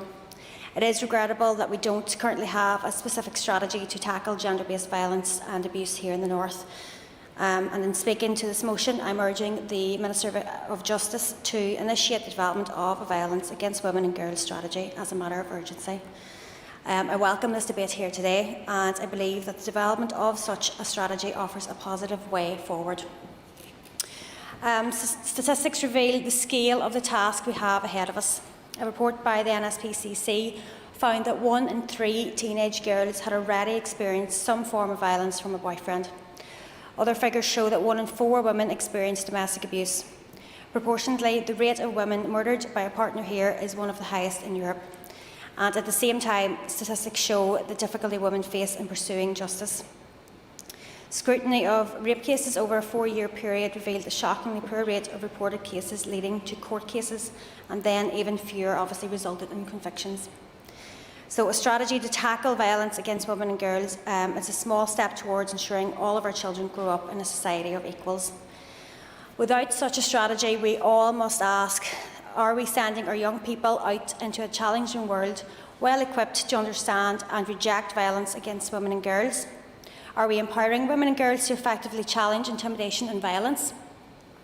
Can we teach our boys to understand masculinity should never be expressed through the medium of violence against women and girls? Such a strategy should consider cultural drivers of misogyny, representations of women and girls, and also the way in which our children are educated. Schools across the North should have mandatory and standardised relationship and sexuality education. Our young people should be informed and educated on healthy relationships, abuse and consent. Our schools should be equipped with the necessary training and resources to provide effective and high-quality RSE. Violence against women and girls is not fundamentally about being ill-informed or misguided, though. It is about inequality and the operation of power. Power asserted either through a direct illegal use of violence and control or an indirect failure to effectively challenge that. As well as seeking changes in understanding behaviour and attitude, a strategy must also scrutinise and challenge the operation of state institutions. We need to see greater determination by the police and the Public Prosecution Service to pursue perpetrators. We need properly resourced support services to empower victims, and then, on conviction, appropriate sentencing. Last week, the British Tory Party introduced legislation in Westminster that makes toppling a statue of a slave owner subject to harsher sentencing than that of most rape convictions. I think there's something seriously wrong about that. A violence against women and girls strategy should seek to identify institutional misogyny and call it out. Misogyny should be listed as a hate crime and appropriate action should be taken. The message must be clear. Violence against women and girls has to stop, and it has to stop now. We owe it to our children and young people, girls and boys, to act with certainty and clarity. We must address our failures to ensure their future, a future in a society of equals. A society where boys and girls and men and women can live without fear of abuse or violence. Agus leis éanam sir Emma Sheeran, chun canse call Emma Sheeran.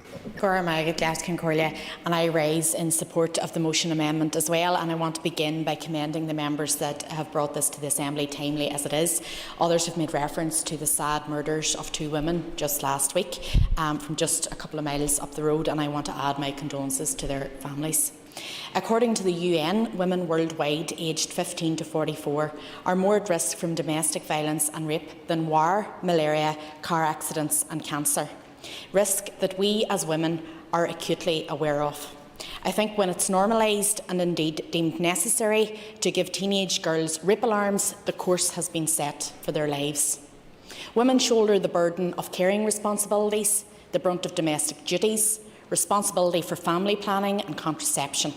It perhaps stands to reason that ensuring that we're not the victims of crime is also solely our own job.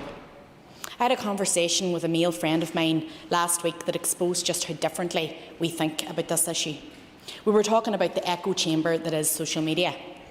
My politics, by virtue of my Sinn Féin membership, are fairly obvious. So my timelines are full of other lefties who would have been reposting Black Lives Matter slogans, condemning racism following the killings of George Floyd and George Chenko, respectively, who will criticise members in this House for homophobic letters that they have written, who've expressed disgust at the cruel and insensitive protests taking place at clinics such as the one in Newry, which has been going on for weeks now.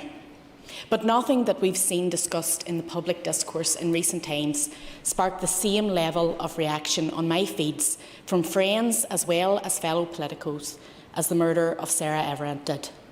And as I was remarking to my friend about the number of people who I wouldn't have counted as political commenting on this issue, he was expressing shock at the levels women go to on a daily basis to keep themselves safe. Sarah Everard's murder resonated with so many women because we can all relate. We've all noticed a taxi driver taking an unexpected route and instantly felt our throat tighten, ringing a friend to tell them where we were. We've all crossed the street on a walk after night, fashioned our keys as a weapon, told someone that we had a boyfriend even when we didn't, laughed along at an inappropriate joke so as not to be seen as difficult, or felt a hand where we didn't want one. She did everything she was supposed to, we have heard over and over. because we are supposed to keep ourselves safe. How many times have you heard about someone getting assaulted before a running commentary about what she was wearing, how many drinks she had consumed, whether or not she was on her own, whether or not she deserved it? It's not that many years since, during a highly publicised trial relating to an alleged rape, a woman's underwear was displayed in court so as to prove the innocence of the accused by way of insinuations of the alleged victim's character. Lacy underwear doesn't mean up for it. This sort of victim blaming is another symptom of the same misogyny that is the root cause of our high levels of gender-based violence in the first instance. Misogyny and the continued existence of the patriarchy hurt us all. Yes, it's women who bear the brunt of attacks, women who suffer the raw end of the deal in terms of the pay gap and career advancement, and to have to endure commentary about our appearance, our behaviour and our morality. But the societal norms perpetuated by outdated patriarchal structures hurt us all. The narrative that all men are physically strong, violent, irresponsible ogres who aren't capable of controlling their animal instincts could not be further from the reality, and it does our men a huge disservice.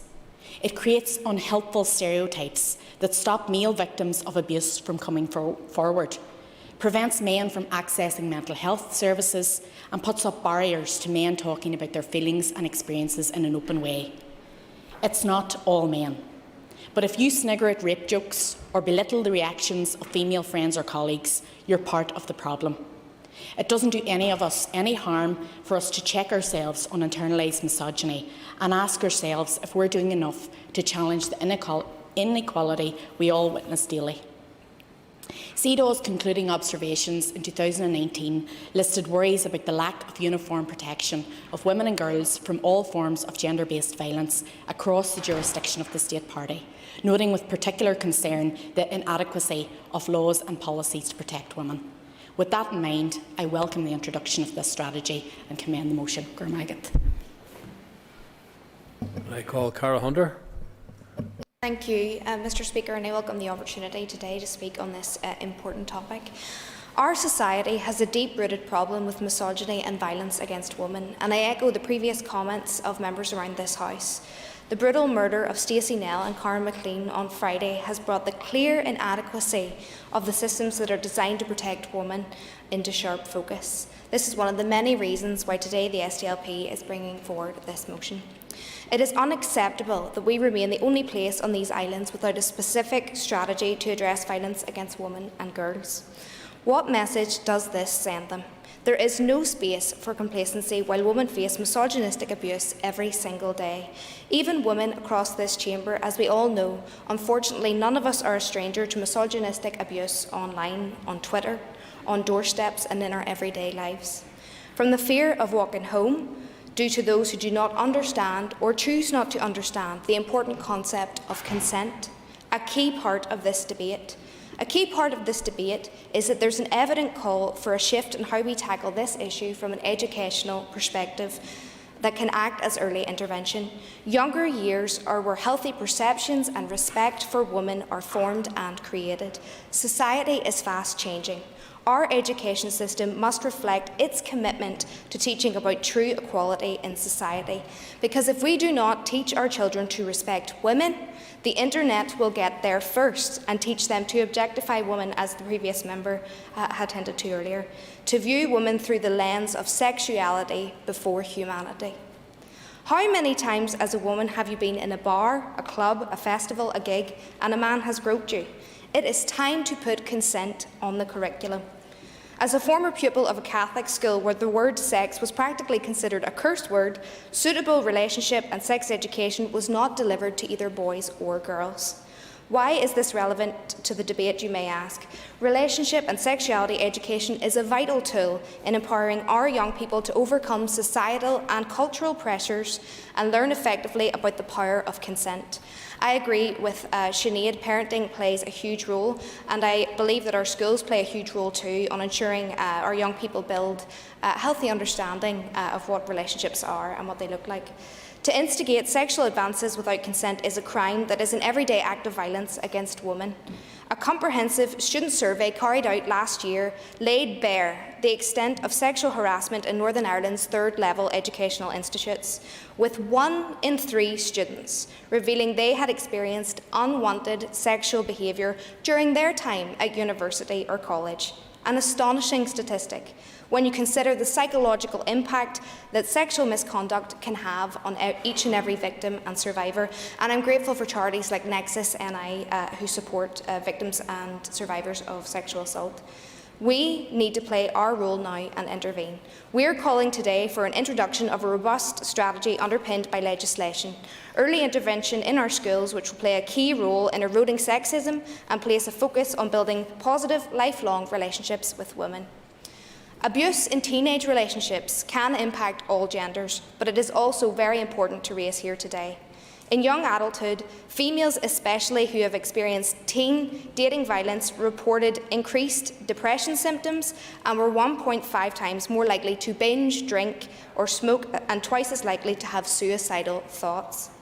What could we do more of? We do not teach young people enough about healthy relationships to note how to identify and recognise abuse, and more importantly, we do not equip them with the language to understand it or to talk about it. It is time we instil core beliefs on equality, send a strong message to our young people with appropriate education to prevent further violence being carried out against women across the North. Thank you. Thank you. And August Erdemer, Jerry Kelly. I call Jerry Kelly. Cian Collier, and I want to welcome the fact that a number of members have brought this forward, and I'm glad to be able to speak on it today. Over the last short while, I've saw a lot of discourse about this particular issue, and one of the things that really stood out for me was how women are taught to protect themselves, and Emma Sheeran actually used some of the issues which I heard on the radio. Many women were walking home alone at night, carrying keys between their fingers, just in case they had to fight someone off. They had to plan their route home to make sure it wasn't a busy road, that there was plenty of lights on it and cameras, just in case. They're taught to tuck their long hair inside the backs of their coats, or to get the taxi driver, the male taxi driver, to drop them off a few doors away from their own home, so that the worry about the male taxi driver knowing where they live. People have talked about statistics, and one which struck me here was a recent investigation by UN Women UK found that 97% of women aged 18 to 24 had been sexually harassed. A further 96% were not reporting those situations because of the belief that it wouldn't make any difference at all. So, what are we to do? I firmly believe, as men, we need to listen to the voices of women, and we need to amplify their voices. And we need to change the attitudes that feed this violence. We know that it's not men. A number of people have said this, and we know that men suffer from violence too. But this is about women and girls. And the research and statistics overwhelmingly show that the vast majority of victims are women, and the majority of this violence is perpetrated by men. World Health Organization statistics show that 82% of intimate partner homicides are women. The discussions should not be focused on how women can protect themselves. It should be focused on how men challenge and change their behaviours. This does not just mean avoiding being a perpetrator, but it means challenging other men and calling out insulting or inappropriate behaviour. Often, misogynistic comments are passed off as a joke. However, what starts as a joke about women is actually an insult, and these insults feed into a culture of misogyny. And this misogyny then leads to more serious incidents of violence. We need to have the uncomfortable conversations, because the longer this goes on without tackling the fundamental issues of misogyny and sexism, the longer the levels of violence against women remains unacceptable. The YouGov survey carried out by UN Women UK found that only 4% of women reported the incidence of sexual harassment. This is a shockingly low figure and is a dominant indictment on how the criminal justice system has failed women for too long. There is responsibility on the police to take complaints of sexual harassment and other forms of violence seriously. As a member of the policing board, I do know that moves have been made in this area, but not by any stretch of the imagination enough. They need to be given sufficient training to allow them to effectively investigate claims of violence against women and girls, and how to allow them to be able to spot and gather evidence so that these cases can be effectively prosecuted. There needs also to be training in the prosecution service and in the judiciary as well, and I noticed that John Gillen, I think he was on yesterday, had mentioned that specifically as a retired judge, that the judiciary needs a training also. I was pleased to see a provision for mandatory training for police officers in the Domestic Abuse and Civil Proceedings Act to be able to police the new domestic abuse offence was brought forward. The training needs to be rolled out for all forms of violence against women and girls, including issues like harassment, stalking and sexual violence. Let me finish by emphasising what I said earlier. There is an imperative on men not just to listen to women, but to amplify what they say, so that we all can reduce this misogyny and violence drastically till it becomes a thing of the past. Cormac, thank you. And I call Paula Bradshaw. Thank you, Mr. Speaker. I rise to support the motion and the amendment. Sadly, it is very well timed. It comes after a weekend in which it appears that we have again faced the horror of seeing 2 women murdered here in Northern Ireland. Deeply shocking, and yet it continues to happen. In my own constituency within the past year, there have sadly been other tragic examples. We remember Emma McParland murdered in the Ormer Road area in April, and Sarah Bird in the Four Winds area in August. Given that the murder rate in Northern Ireland is comparatively low, the fact that we can easily recall incidents in which women were the victims within the past year and within a few miles of this Assembly chamber itself only reinforces that we have a specific problem requiring specific intervention. It was, of course, a deeply troubling murder some way from here in London that really hit the headlines. That was perhaps because Sarah Everard was doing everything right. She made her route known, she kept to well-lit locations, she notified people she was leaving, and yet she still became the victim of a chilling murder. This led to an outpouring of women sharing their experiences, and every single woman has them to share. And before I continue, Mr. Speaker, I would put on record that, of course, when I talk about women, I include trans women, and I recognise the particular vulnerability of sex workers. Of course, men can be victims of violence. Indeed, they are proportionally more likely to be. But we have faced up to the challenge that this is in large part because we tolerate violence and toxicity among males too easily from an early age. We need to move towards a society where violence is never seen as the answer. There are specific circumstances here in Northern Ireland we cannot ignore. We still have a hangover from the Troubles, where pain and injury were used as legitimate mechanisms to try to exert authority, control and instil fear. And we have done little to tackle the resulting gang culture, still referred to as paramilitarism, where men threatening or using violence are seen by some as role models in their community. There is something deeply toxic and troubling about that, and about the fact that it is still going on a generation after the agreement. So what about the victims? Women who suffer from gender-based violence often do so in silence. Such is the way society has skewed this. Victims are often, in fact, they end up feeling shame as if they are themselves to blame. For example, why should women just walking home be expected to do so many things right? I have to say that this is why Naomi Long's work in the Justice Ministry over the past year has been so vital in bringing forward the Domestic Abuse and Family Proceedings Bill and the Protection Against Stalking Bill. Work has begun, as my party colleague was outlining there, to outlaw the upskirting and develop a Victims of Crime Commissioner's Office. This is vital work, and it is essential to proceed quickly so that not only are clear offences created in law, but also a message is sent that violence against and the abuse of women and vulnerable people will not be tolerated in any way. However, if we are really interested in preventative work, we also need a complete shift in social attitudes. That is why, with regard to a strategy to tackle and prevent gender-based violence, this is a seminal moment.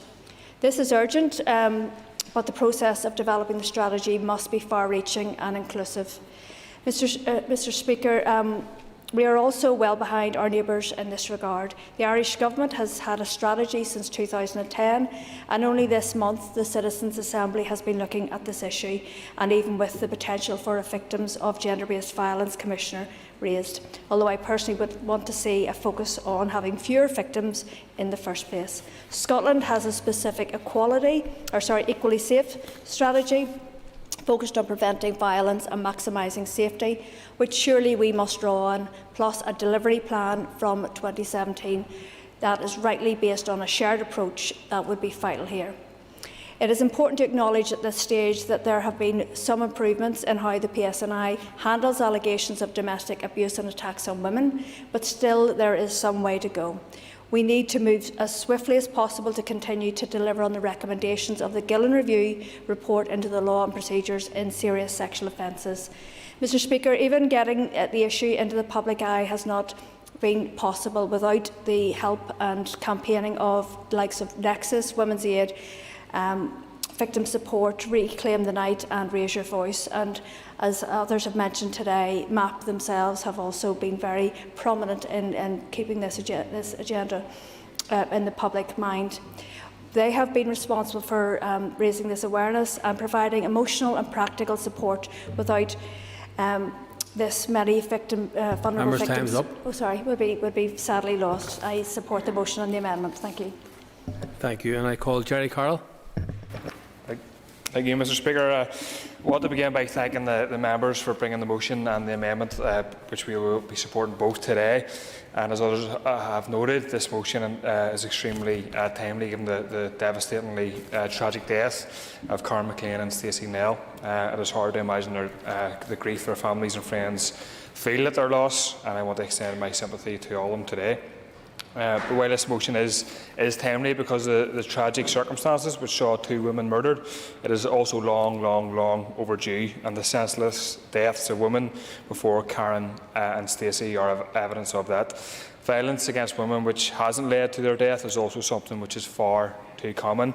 From the beginning of October 2019 to the end of September 2020, over 32,000 domestic abuse incidences were reported across the north. Domestic abuse crimes made almost a fifth of police recorded crime during that period. And we've heard of the impact of COVID on victims of domestic violence, and these figures are a reflection of the increase in these crimes, but domestic violence rates were unacceptable long before the pandemic. And indeed, the support for women in these situations has been unacceptable for far too long. From underfunding of rape crisis services, while the number of recorded rapes rose, to the implementation of welfare reform, which has hindered the ability of women to leave abusive relationships because their husband is often the sole recipient of their household's earnings. This Assembly has made conscious decision after conscious decision to underfund, cut and limit help the women across the north need to protect themselves. Hard-working organisations, as has been referred to already, like Women's Aid and Nexus, have had to fight for a rape crisis service very hard indeed. Women facing intimidation and violence in their home are still eligible for less intimidation points than someone facing a paramilitary threat. What message does that send out to victims of abuse? Some of those women in abusive relationships, Taking an intervention, and I absolutely agree with you in your last point in relation to intimidation points. It was in fact an issue that one of our councillors raised with Mid-Ulster Council over the last number of years, and I'm delighted that Minister Hargey has actually obviously initiated the review, which was carried on by Caroline Cullen in her absence. But it is an unacceptable situation and circumstance where we had women who could not be rehomed and yet their abusers could. So I absolutely agree with the member, but I do have to point out the fact that it is being addressed. Member has an additional minute. Thank you, and I thank the member for the intervention. And it is something I'm sure, like her own constituency, my constituency, I hear unfortunately too often cases of women having NMOs and having to take action against abusive partners or ex-partners. So we look forward to the work coming forward from the Minister on that. And some of those women in abusive relationships would have to carry their abuser's child, potentially tying them forever to that person because they still cannot access basic abortion services in our society. Basic consent and respect, as people have referred to, is still not taught to many children in schools, despite the overwhelming evidence that such early intervention is crucial to preventing sexual crimes against women. And it was kind of alluded to already, Mr. Speaker, but it's quite shocking that we have generations and generations of young people who can access to sexual images and pornography at the touch of a button, but we still do not have access to proper consent classes in schools where people discuss these things openly. It really does baffle the mind. And we also need to desegregate schools so that boys and girls, young men and young women, are being educated together as well. And I think it's very, very important as well. There's also been the utter failure to address the lack of conviction rates for rape and assault, and an utter failure to put in place measures to prevent such questions in court or reporting in the press, normalising the behaviour against women, talking about their previous sexual history, and as has been referred to already, disgracefully showing underwear in court. Also, Mr. Speaker, how disgraceful is it that a member of this Assembly attends protests outside clinics, health clinics in Uri, alongside people waving traumatising images and crucifixes of women, and really normalises the behaviour. Verbal and emotional abuse towards women is unacceptable in that regard and has to be challenged and called out. As I said, Mr. Speaker, during the debate about the Justice Minister's domestic abuse bill recently, the biggest challenge to gender-based violence will come from the fight against inequalities and oppression in society, which are very often not only enshrined by institutions but also made worse and perpetrated by those in the institutions. And the Minister agreed with me and she did say that we have to look at how society is structured if we are to do that, challenge that successfully. It's not simply about one piece of legislation or action, she added. At the time, I and others in this chamber pushed for a targeted strategy for women and girls, recognising that they are overwhelmingly the victims of gender-based crime, but it was not the remit at the time of the Justice Minister to oversee such a strategy, we were told. But I have no doubt, Mr. Speaker, that any such strategy should be cross-departmental, with funding committed from each and prioritised by various ministers. But it is my view that the Minister of Justice's department should play a leading role to tackle the ways that women are further victimised and traumatised by the criminal justice system here. So we support the motion and amendment today, which we think strengthens the onus on the Executive to act, and we are adamant that this issue cannot be shirked or the buck passed and must be prioritised and funded right across these departments. Thank you. Thank you, and I now call the First Minister to respond, and the Minister will have 20 minutes. Thank you very much, Mr. Speaker, and thank you to everybody who has taken part in the debate today. It's always good to come to a debate where there's more or less unanimity in terms of where we're going. And, Mr. Speaker, I stand here today as a mother, as a daughter, as a wife, as a sister and as a friend, and it grieves me that we are still having to have this conversation about the unacceptably high levels of violence towards women and girls here in Northern Ireland, but of course right across the globe, and that is the reality that we still face.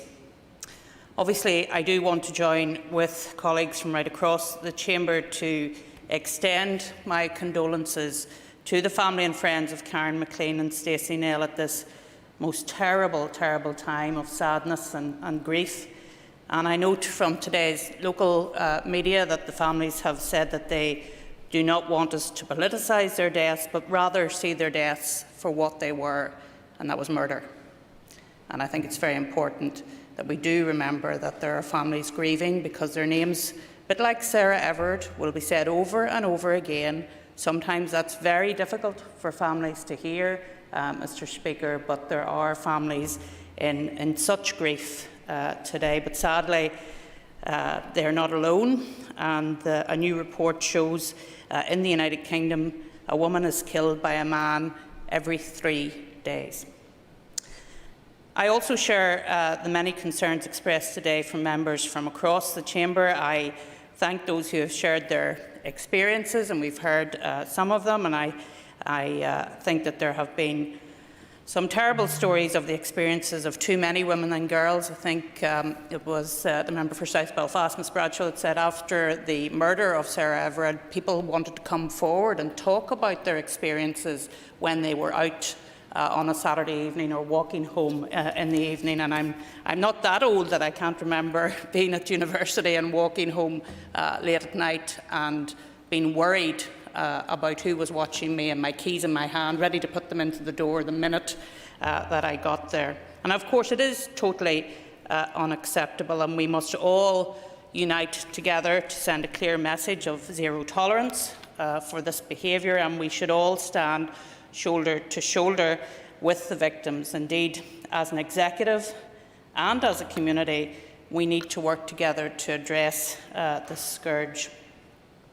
Mr Speaker, when I was at university, one of my favourite books as a law undergraduate at Queen's was Eve Was Framed, a book by the now Baroness Helena Kennedy, who was shining a light into the legal system and what the experience was for women, whether they were defendants or complainants or indeed practitioners. Unfortunately, we still have a very long way to go. She was basically pointing out all of the experiences that she had had as a young barrister, but also reflecting on the experience of defendants and complainants who were female at that time as well. And there's much more that needs to happen so that women's voices in the legal system are heard in an appropriate and indeed an effective way. And as a young lawyer, I was often given the non-molestation applications. The young woman in the office can deal with those, as you can imagine. So I have some personal experiences of how women were treated in the legal system, albeit about 20 years ago now, and as a young lawyer presenting cases to magistrates as they were at that time.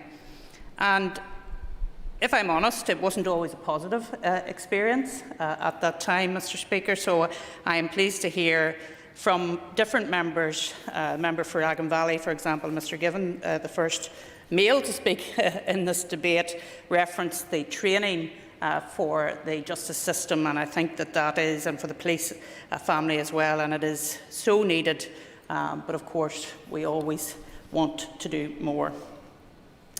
The terrible murders at the weekend show once again that women not only feel afraid or under threat from danger and violence on our streets, but for so many the danger is in their home.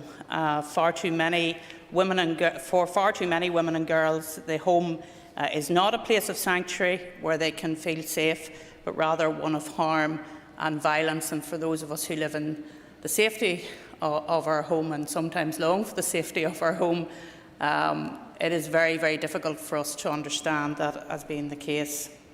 So not only should we send a clear message of zero tolerance for violent behaviour, but it is critical that we tackle the root causes of the behaviours that women and girls experience in their daily lives.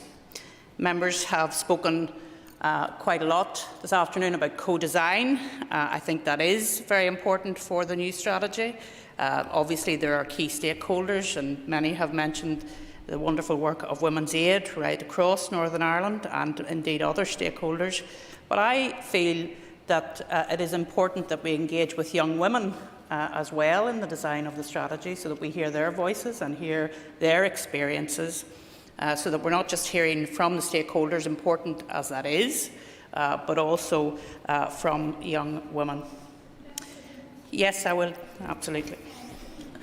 I appreciate the Minister's words. Would you also agree with me that there is this perception that it is just young women and that violence is directed to all women equally, but older women are actually more hesitant in coming forward to tell their story?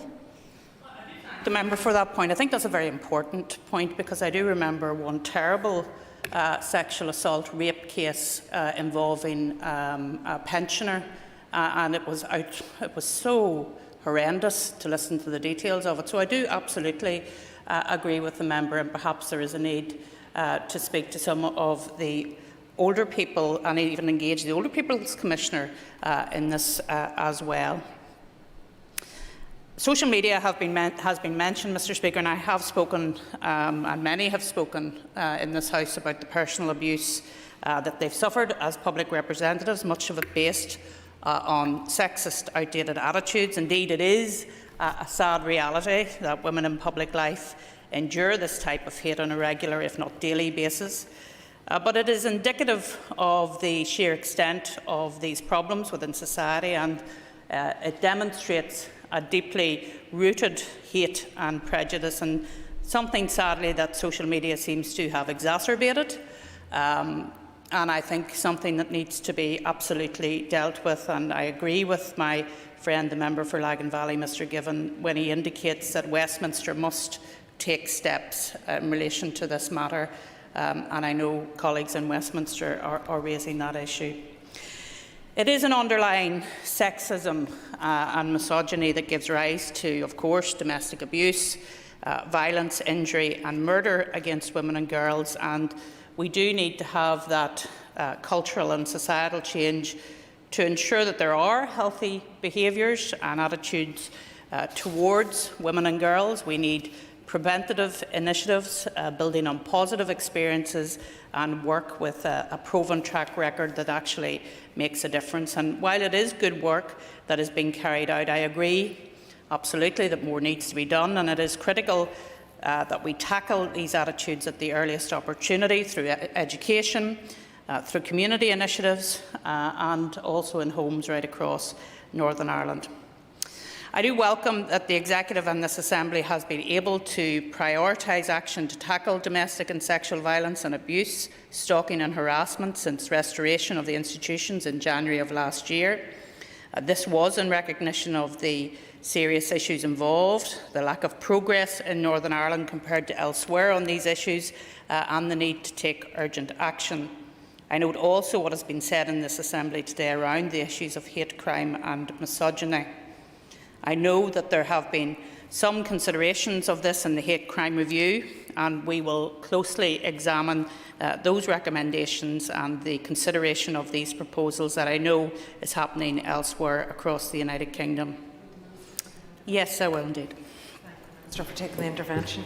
Well, the Minister, whilst obviously we are late coming out of the blocks in relation to the Violence Against Women and Girls strategy, but this also gives us an opportunity to learn from the other strategies across these islands in Scotland, Wales, England, and in the 26 counties. They're actually on their second strategy, 2016 to 2021. So we should try to learn, I think, from good and bad practice in all of those strategies.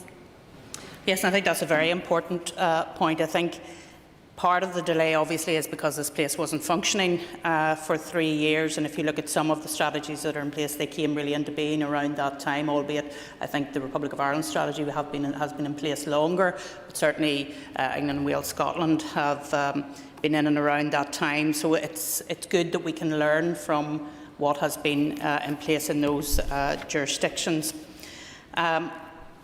As I say, I know there has been consideration of the hate crime review. We will look at those recommendations and take into account what's happening across the UK. It's also important that any proposed action in relation to this is workable and, importantly, also genuinely tackles violence against women and girls. Undoubtedly, this is an issue that will require careful consideration of all of the potential implications.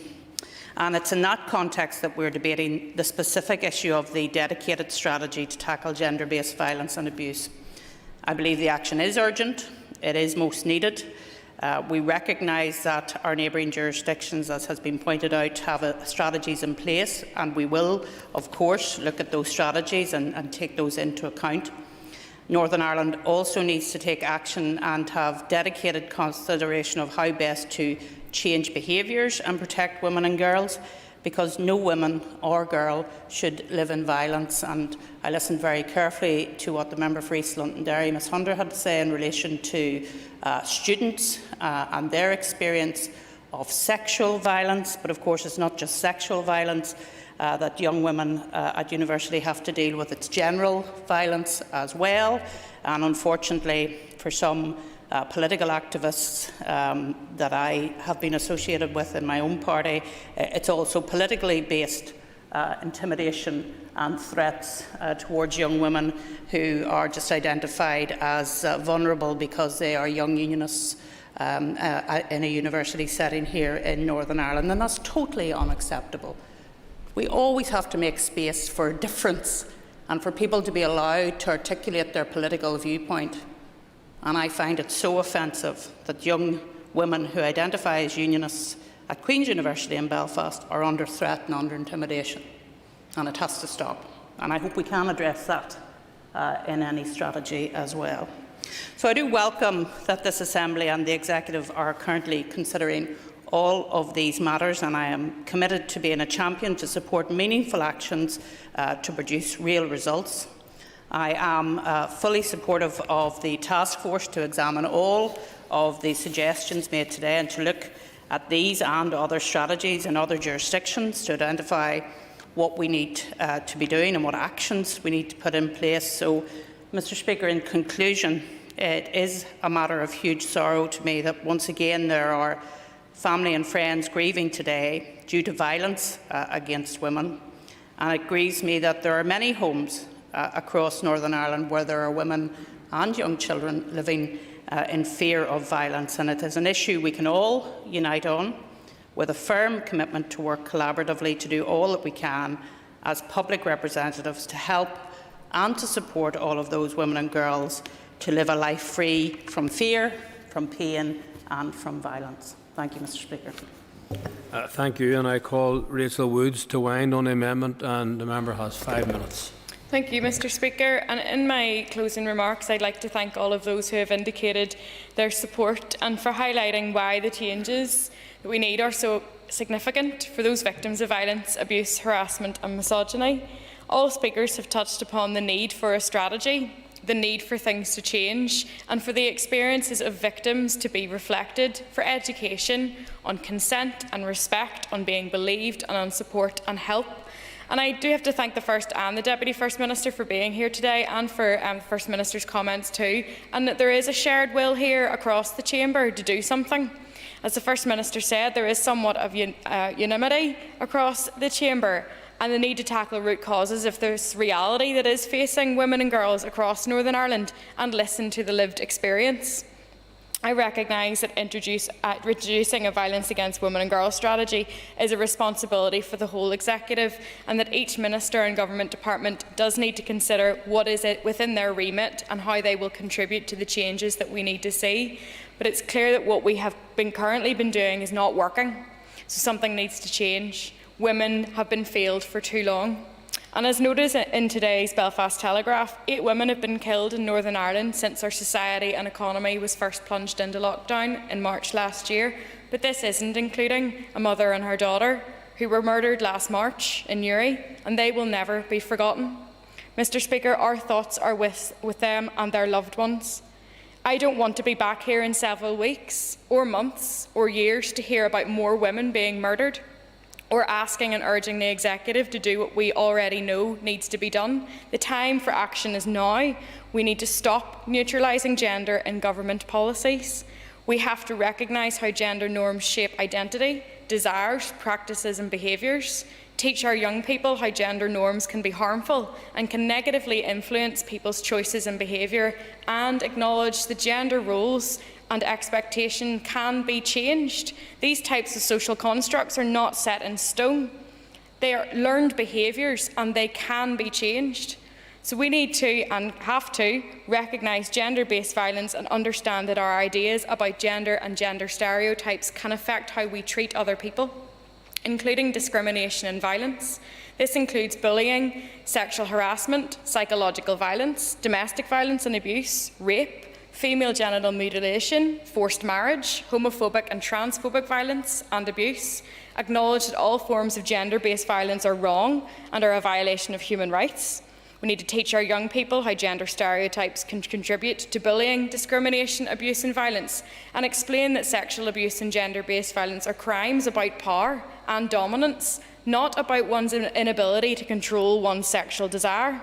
We need to recognise that gender inequality and gender role stereotypes contribute to gender-based violence and demonstrate ways to argue for gender equality and to stand up for gender discrimination or gender-based violence. These are all points, Mr Speaker, taken from UNESCO's guidance on comprehensive sexuality education, and it needs to happen for Northern Ireland. A strategy is better late than never, but proper resourcing and implementation will be the ultimate test for the Executive. We don't want some words on a page gathering dust on a shelf. We need change and we need action. We must rely on evidence-based policies and interventions to ignite and sustain wider societal change. The research, the reports and the recommendations are all done and they're there in front of us. So we need to get it done, and let's get it done together. Thank you, Mr Speaker, and I commend the motion as amended to the House. Thank you, and I now call on Justin McNulty to conclude and wind up on the debate on the motion, and I advise the member that he has 10 minutes. I rise to wind on this important debate, and I thank every member wholeheartedly for your impassioned contributions today. I rise to speak on this sensitive and crucially important motion on a strategy to tackle violence against women and girls, with a deep sense of sadness in my heart. It is so sad that here in the north of Ireland we have the highest rates of domestic violence in Europe. Why? 8 violent deaths since lockdown, over 32,000 incidents of domestic violence. My heart bleeds for the women and girls who feel unsafe in their own homes. My heart bleeds. I've spoken to Women's Aid. What a powerful, powerful force for good, and what a wonderful organisation they are. They say we need early intervention and prevention with frameworks for children and young people, teaching them about trust, teaching them about equality, teaching them about respect, consent, and teaching them about healthy relationships. Women's Aid know males need to be included. They want men and boys to have the confidence to call out and challenge attitudes towards women that are threatening or abusive. They say men should be as horrified by the stats as much as women are. I am. And from that perspective, I support wholeheartedly the recommendations of Judge Gillen. Women's Aid said the system is totally bent towards perpetrators being able to abuse women and children. How can they feel like that in 2021? If an incident of violence happens in a pub, the perpetrator is charged and goes to jail. If it happens in the home, the perpetrator gets away with it. The perpetrator gets legal aid, whilst the victim has to finance their own justice and never gets there. How can that be? The system aids and abets perpetrators. The fear, the shame, the guilt, the trepidation, being worried about their own safety in their own homes. That's been experienced by so many women living under the threat of constant violence, of abuse, is 24/7. And those women, whilst they know the physical wounds can be healed, it's the emotional, it's the mental wounds that are so much more insidious and take so much more to recover from. The constant threat, the coercive control. These women are living in an environment of sheer hell in their own homes. That's why Women's Aid and the safe refuge they provide is so, so important.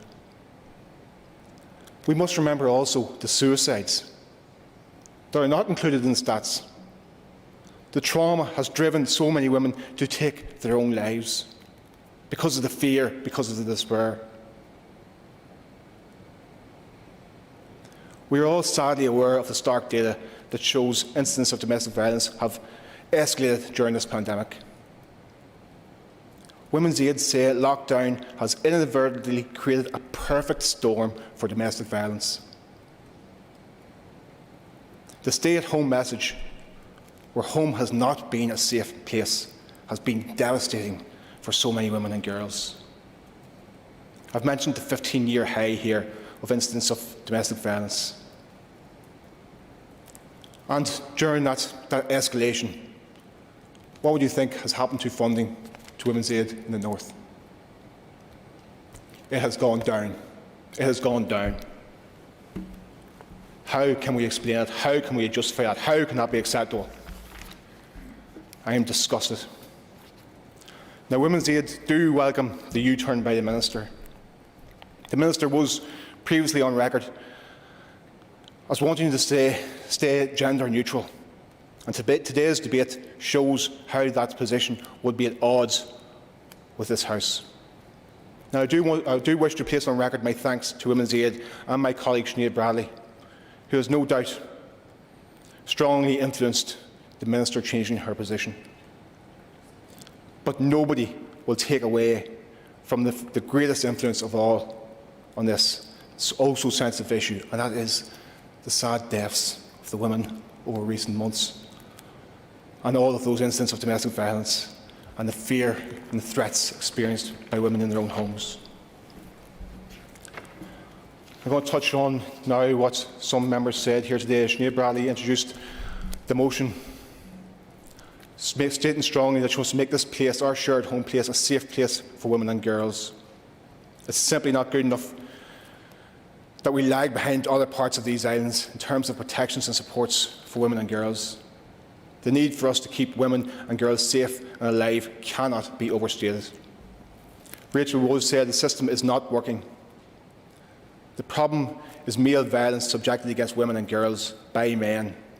The fact that it has taken so long for action to be taken, for women to have lost their lives despite this issue being raised by Women's Aid, is very, very sad.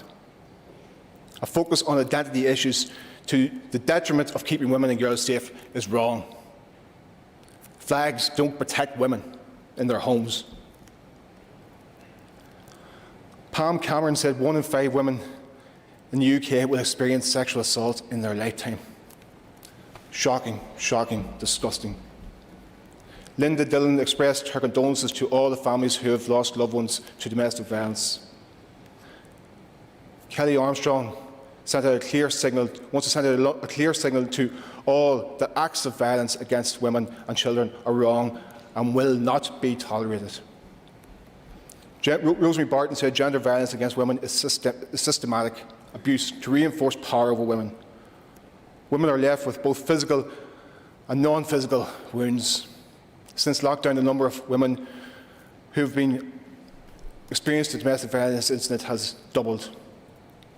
Paul Gibbon stated his support for a gendered strategy focused on tackling violence against women and girls.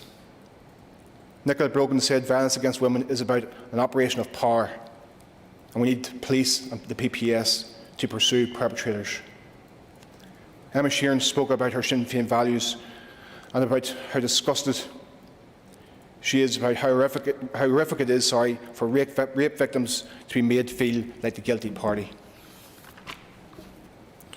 Cara Hunter said there's no space for complacency when women face misogynistic abuse every day. We must teach society to respect women. Jerry Kelly said this is about women and girls. And 82% of intimate partner homicides are on women, or women are the victims. Paula Bradshaw said this is a seminal moment in tackling gender-based violence, and we all agree with that. Jerry Carroll said women facing intimidation in the home get less intimidation points than those who claim paramilitary threats. How can that be justified? The First Minister said she sees the deaths of the victims of domestic violence for what they are, and that is murder. And she wants to stand shoulder to shoulder with every one of those victims. And I think everybody in this House does stand shoulder to shoulder with those victims. So thank you all for your contributions today, and I support the motion as amended.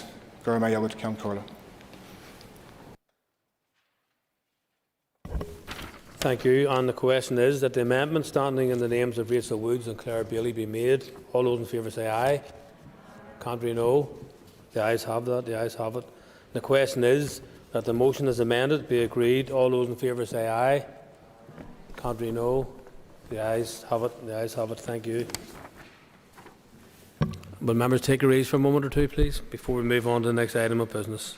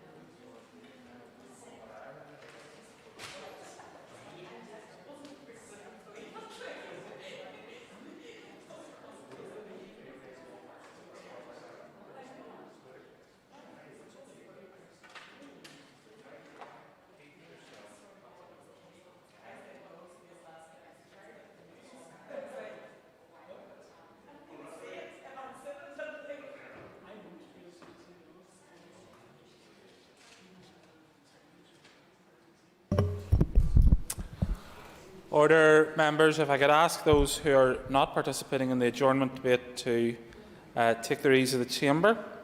Item 6 on the order paper is the adjournment.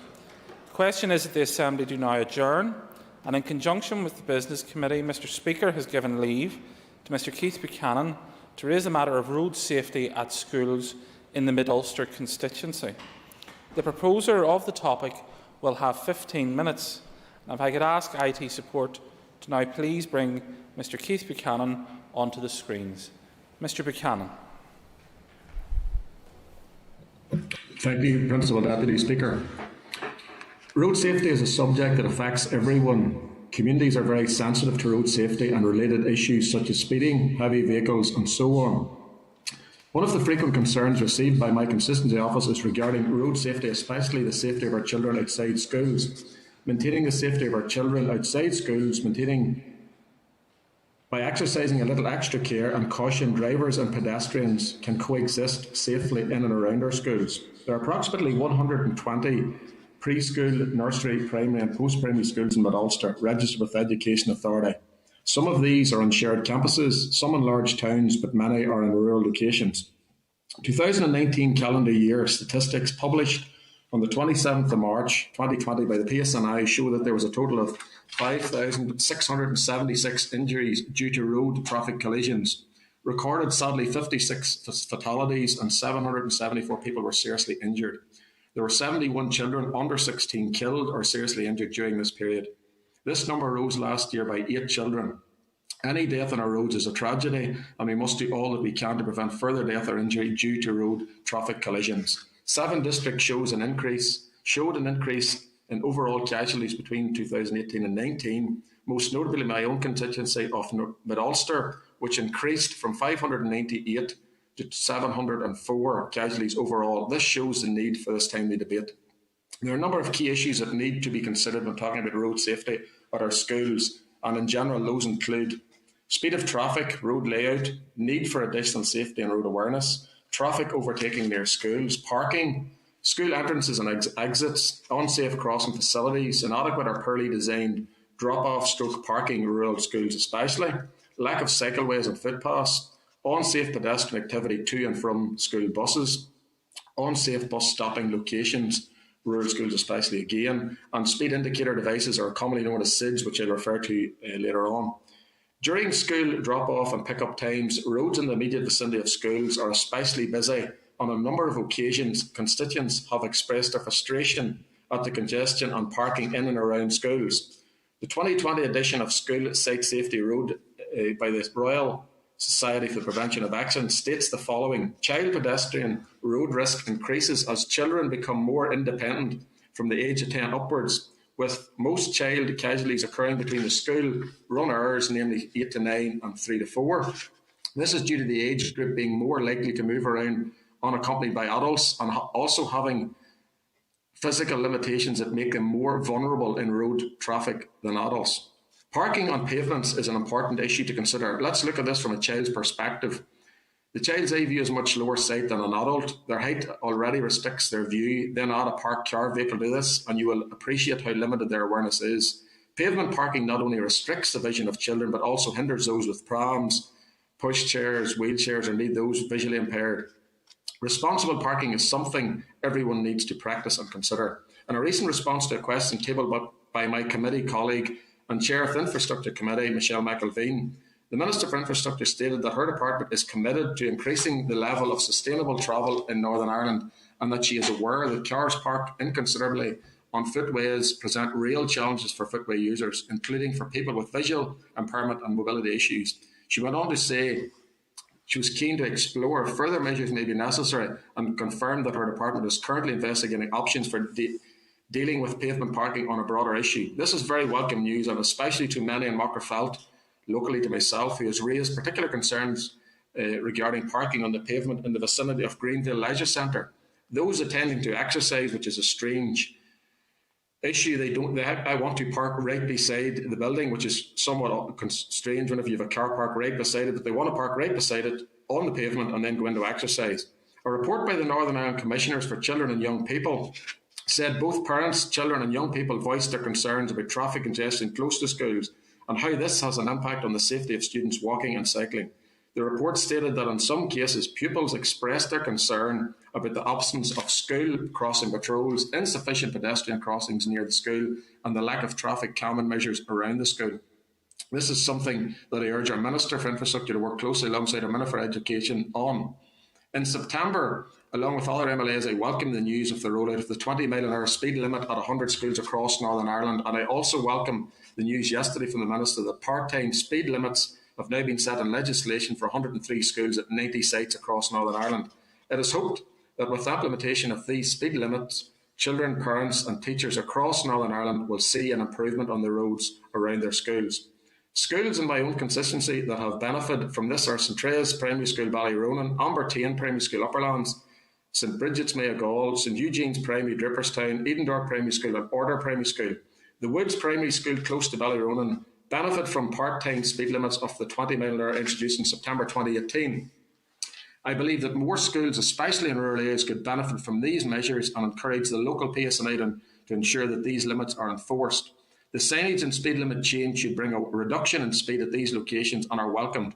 But as previously mentioned, the speed indicator, or SIDs as they're commonly known, gives the actual speed of what the vehicle or driver is travelling at. It indicates immediate and future behavioural change. In recent months, I have worked with the local policing, community and safety partnerships to purchase more SIDs and have these located across Mid-Ulster at strategic points, including close to schools. I work with local businesses, and a local business in New Mills purchased one at the cost of £2,800. This is currently in operation, and the community in this through village, as it's known, has seen immediate benefits from the flexibility of this device to be moved to the other roads within the village. Other groups and communities across Mid-Ulster that I work with see the benefits of these simple devices and are also striving to have them installed in their area. Improving the physical infrastructure is an effective way of reducing road safety risk, and there are a wide range of examples, including improvements to road layout, street lighting, road signage and traffic management. It is also important to remember that the planning, design and build of new roads and housing developments should ensure that road safety and access is a key priority. Road safety interventions can help to encourage physical activity by creating a safer physical road environment and reducing the level of danger posed to vulnerable road users. It is therefore imperative that we consider what we can to improve road safety, especially around our schools, as this will not only enhance our children's safety, but also encourage parents to allow their children to walk or cycle to school, therefore improving their health and well-being. Physical speed reducing measures such as road narrowing or roundabouts can help to ensure cars maintain a safe speed. In some areas, speed bumps, or humps as they're referred to, can also be used, but they are not always appropriate. The responsibility of road safety in and around our schools is something we should all consider, and it's everyone's responsibility, but it's important that schools, PSNI, Local Roads Division, parents and local community groups all avail of road safety training and ensure that training is delivered to all our school children, both primary and post-primary. Holistic approach to road safety is needed and should be advocated where policy, engineering, awareness campaigns and education are used to improve the road safety at all our schools across Northern Ireland. I welcome the introduction of the 100 schools and the 20-mile-an-hour speed limit being rolled out across Northern Ireland, and would welcome funding for this initiative to continue for additional schools. I would therefore, and summary up, I would therefore call on the Minister for Infrastructure to commit to looking at the use of SIDS more widely at schools, which would be more cost effective in conjunction with the actual speed limit for that location. Either the current speed limit or the rollout of future 20-mile-an-hour zones at the schools incorporating SIDS. I am more than happy to work with her department for a trial of this principle at a Mid Ulster school. These devices have an immediate impact on driver behaviour and a visual indication of the actual speed, as previously mentioned. I would also ask her to work with the Minister of Education in promoting traffic safety and awareness for not only pedestrians but all vehicle users at all our schools. Thank you. Thank you.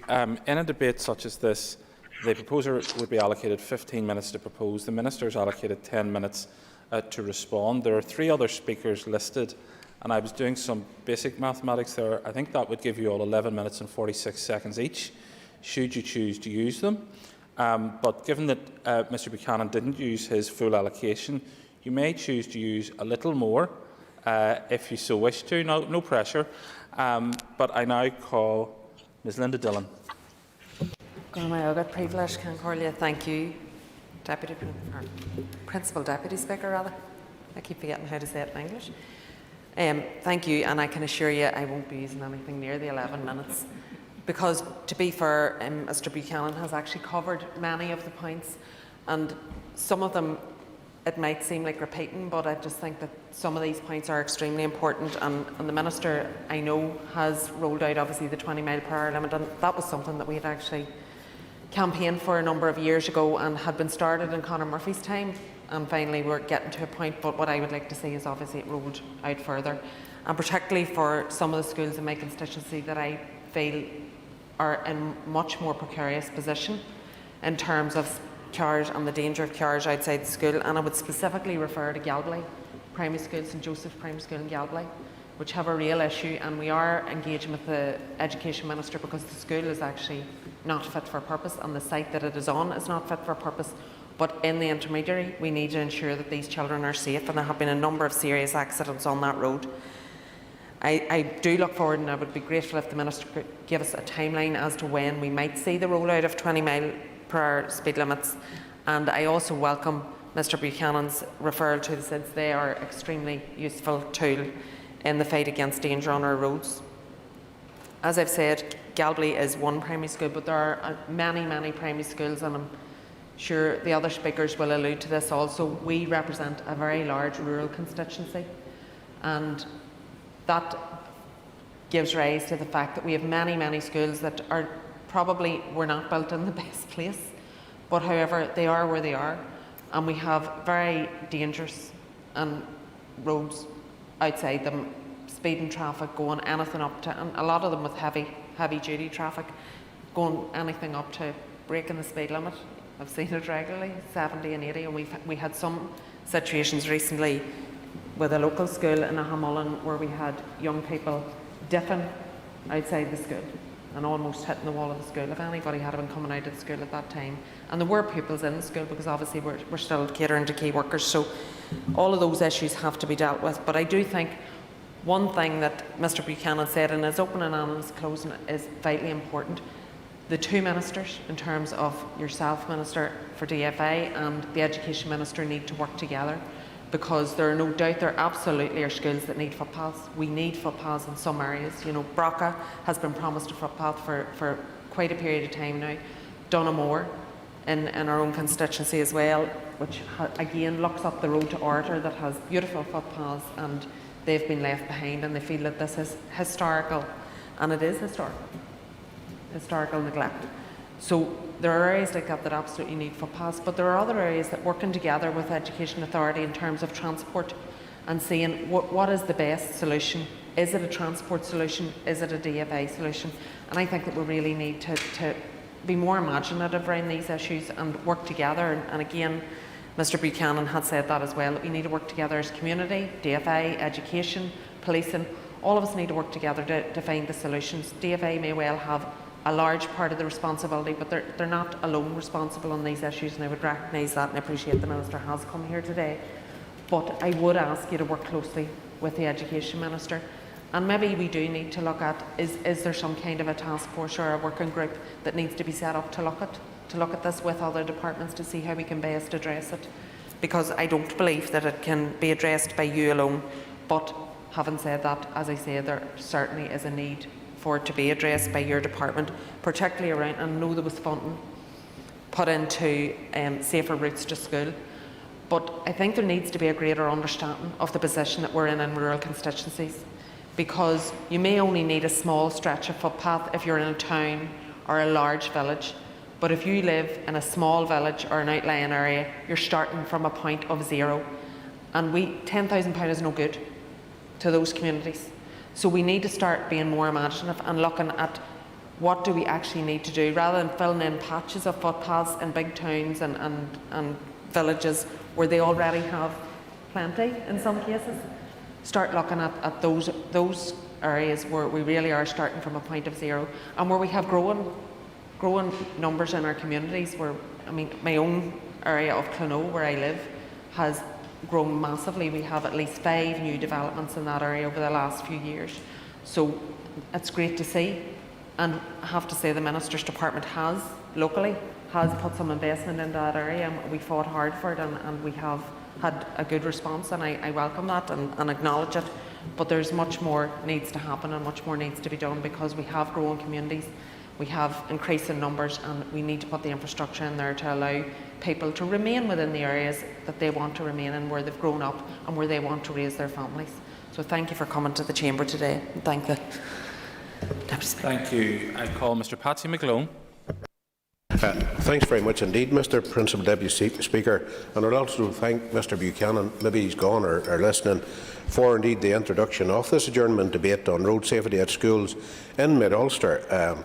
It's an issue that I've highlighted repeatedly in my time, both as a local councillor and indeed as an MLA, working with our elected representatives. And we have successively lobbied different ministers on behalf of many of the rural schools for the introduction of measures to improve road safety at those many locations in the constituency. And there's one element, and I thank Ms Dillon for touching upon it, is the location of many of these schools. Many of these schools, with a few additions or renovations, etc., are in the exact same location as they have been for many, many years. And in those locations, they're on roads where, when they were built, the only means of transport was, in fact, horses. And those roads, by and large, with a lick of tar on them, remain the exact same roads. Some of them on corners, on bends, twisted and the likes. They're part of the community. That's the way it is. But those elements have to be taken into consideration too. And as we adopt a sort of a creative approach, not one size fits all by any means, manner or fashion. There will be different measures will work at some schools that don't work at others. But as long as we bear that in mind, and indeed recently, the announcement by the Minister of part-time 20-mile-an-hour speed limits for 103 schools at 90 sites across the north, including several at Mid-Ulster and especially including my old alma mater, St Tria's in Ballymcguigan. I thank the Minister for that. Such speed limits should be in place at every school. Although the greatest threat to road safety in general is excessive speed, there are practical measures that can help make our roads safer, particularly in rural areas.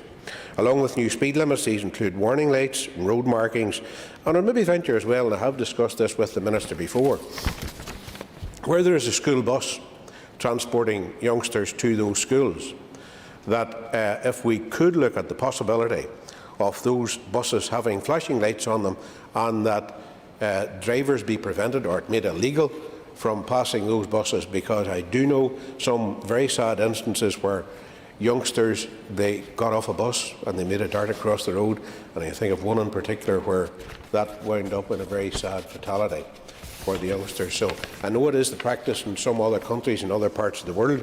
The effectiveness of it I don't know, but to me it sounds a very practical and good idea. Sure.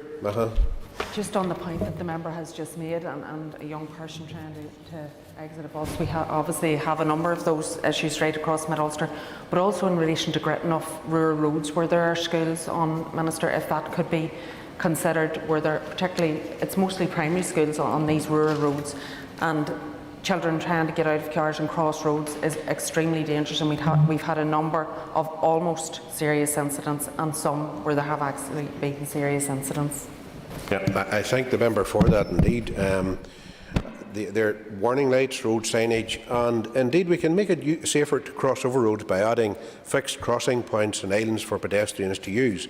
We can also improve street lighting to ensure the visibility of pedestrians at all times of the day, particularly during the winter time, whenever it gets a bit bleaker in morning and evening for kids and indeed motorists arriving at schools.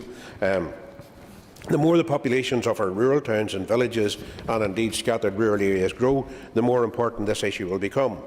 One recent example of this was in the town of Moneymore, where the local councillor, the local SDLP councillor, Christine McFlynn, successfully lobbied for the extension of the 30-mile-an-hour speed limit at a school to cover access from a newly built housing estate.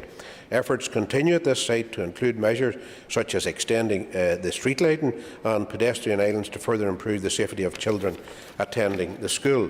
Mr Buchanan indeed referred to SIDS. It's an issue that I find them very effective as long as they last there, because they're, if you like, a transient feature. And I know for me as a motorist, if you're coming in, the warning of the speed you're at been flashed up in front of you, I find it very effective indeed, but they are a transient measure. I can think of a couple of locations where they're there, and it's very useful, funded through the PCSP, but if it's there for 6 weeks, the impact of it, to my mind anyway, after the 6 weeks is by and large gone. So that would be an important feature as well.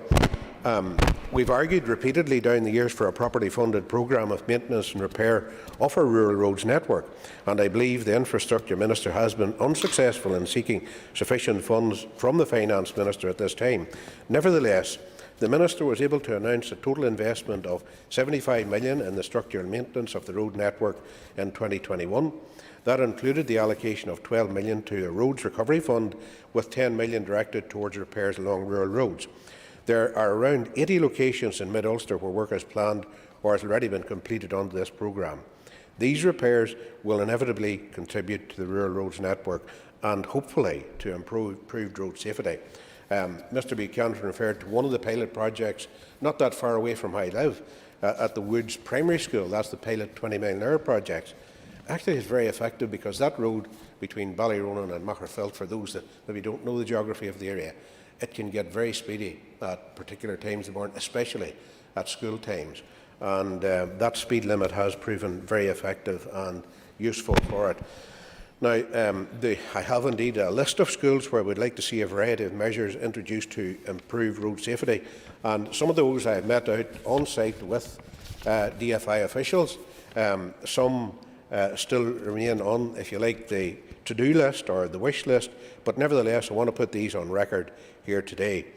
Derrickrinn Primary School, Ballylifford Primary School, in my own parish where I live, both of those.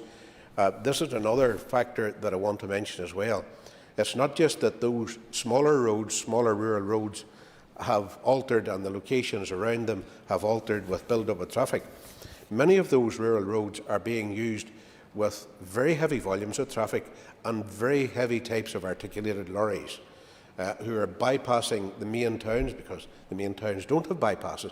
They bypass the likes of Dungannon and Cookstown. Magherfelt now has a bypass, but many of these use these rural roads as a, if you like, a smaller bypass route for them. And the concerns that have been expressed to me on numerous occasions by parents, definitely so. And two of those would be Derrickrinn and Ballylifford. St Patrick's Primary School, Loop, St Patrick's Primary School, Moneymore, which I've already mentioned, St Michael's Primary School at Lisson, where we have met on a number of occasions with DFI officials, Drumullen Primary School, Spires Integrated Primary School, that's in Magherafelt, St Mary's Primary School at Dunamore, which has been asked for me to raise as well, St Peter's Primary at Moortown, St Mary's Primary School at Clady, and St Connor's College at Clady. Both of those are within ready walking distance one of the other. Now, Kings Island Primary School and Little Flower Nursery at Cool Road, both of those with cars driving past. Now, the last two I've reserved for a particular reason to put these on the record. Achamullen Primary School, there has been those wee recorders on the road recording the speeds of passing vehicles. At Achamullen Primary School, a driver was logged at travelling at 92 miles per hour. But that comes nowhere near one that Ms Dillon referred to at St Joseph's at Galway, where the current speed limit is 40. One driver was logged at 112 miles an hour in a 40-mile-an-hour zone, going past the location of a school. Now, thankfully, it wasn't during school time, but nevertheless, somebody travelled that route at 112 miles an hour. So there are head cases out there. I don't think any flashing lights or anything will curb those. It'll have to be the rigours of the police, and I would probably add to that the list of collaborative working between the Department of Education, DFI, but certainly the police and the local policing partnerships on issues such as this, because those are incredible. Madness, sure, yeah. I thank the member for giving way, Mr Principal Deputy Speaker, because I have to declare an interest as a member of the Policing Board. But last week, along with the Chief Executive and the Chair of the Policing Board, had the privilege of launching the Police Property Fund, which I would want to alert a member's attention to, where if there is work that can be done that meets community safety, there is a small grant scheme of up to £10,000, where perhaps parents and teachers associations or boards of governors, if they have charitable status, could look to work alongside their PCSP or indeed with the local neighbourhood team to look at whether or not they could run some education programmes. Now, I have to say that there's only up to £1,000 for capital, but it's primarily about education, and that might be an idea for some of you to take back to your relevant schools. Absolutely, and I thank the member very much for that. Definitely education is one part of it, but I think the guy that's travelling along, because they're mostly our guys and their wheels, travelling along at 92 or 112 mile an hour, there's only one thing it'll settle that by, and that's somebody at him with a hairdryer and a lengthy suspension. So, in addition to the need to put in place physical measures, there's also a role for the Department of Education to play through educating our young people, as we referred to, and possibly some of those schemes would be helpful, our future drivers and how to use our road safety. All drivers should also instinctively be looking to reduce their speed if they know they're approaching an area around a school. The SDLP will continue to lobby the Executive to approve further investment in road safety across our rural roads network through all possible measures, and in particular, as you've heard here today, I will, with other colleagues, continue to lobby for further investment in road safety at schools around Mid-Ulster. Thank you very much, Mr Principal Deputy Speaker. Thank you, and I call Ms Emma Sheeran. Thank you, Principal Deputy Speaker. Can I start by thanking, as others have done, Keith Buchanan for bringing this debate to the Assembly this evening, and can I put on the record my well wishes to him? I know he's self-isolating, so just want to wish him all the best and hope that his health is in good standard at the minute. From I very first got involved in political activism in my community, I can say wholeheartedly roads issues and safety relating to roads issues are the #1 concern that I face when I am meeting with constituents, and that ranges from maintenance of roads in terms of potholes and issues with road surfaces to winter gritting and rural roads that don't receive any winter treatment in AC and in snow conditions, down to speeding on rural roads. And I know I was laughing at the Principal Deputy Speaker's facial expressions there when the members beside me were listing some of the schools in our constituency, and I have to say we're very parochial in Mid-Ulster, and there's bits of East Tyrone I couldn't take you through if you gave me till tomorrow. But I have to say that the schools that I would be working with in South Derry that have concerns about safety issues. It's something that plays very heavily on the minds of both parents and teachers alike. And when the Minister announced at the end of last year the temporary 20 mile per hour measure, I had never seen such a response from parents of pure relief. So some of the schools that are affected, and I know I had written to the Minister on several occasions about the likes of the Crossroads School in Drumgarner and Kilrea, the parents who were taking their children into that school alongside a road that was the national speed limit and were fearful for their lives every day, to get the announcement that they're going to have a speed limit of 20 mile per hour was just life-changing. It was the removal of a weight of stress off their heads. And it's something, when I was discussing with parents and teachers, that struck me. If you go into a town or a city anywhere in the north, you know that the speed limit is going to be 30 or lower. But we have schools, you can travel for 10 or 15 or 20 miles and you can pass schools where the speed limit is 30, where the speed limit is 20, where the speed limit is 60. There's no uniform approach. And then you have drivers acting the Egypt, as Mr McGlone has outlined, because the school is upon them before they realise, and there's not enough awareness. So I want to, and I know this gives us an opportunity to raise specific issues that have been raised with us within our constituency. So there's a couple of schools, and some of these have already been touched on. Spires Integrated in Magherafelt, currently 40 mile per hour outside the school would need to be lower. Mr McGlone referred to St Patrick's Primary in the Loop on the Risky Road. I know the reduction from 40 to 30 is currently being considered, but again, you have a football club nearby, you have no street lighting, you have no pavement, you have evenings where training's happening and people are trying to get out for a walk and it's just an accident waiting to happen. St Mary's Primary in the Glen Road in Maghera. Then a couple, I used to take the hand out of Ian Mullen that he was the member for Balahi when he was an MLA up here, but I am very quickly becoming the member for Ballinascreen. We have a couple of schools in Ballinascreen that I have raised, and I know I've reached out to the Minister about these. St Owen's Primary in Moninina is going to benefit from the scheme, which is welcome news.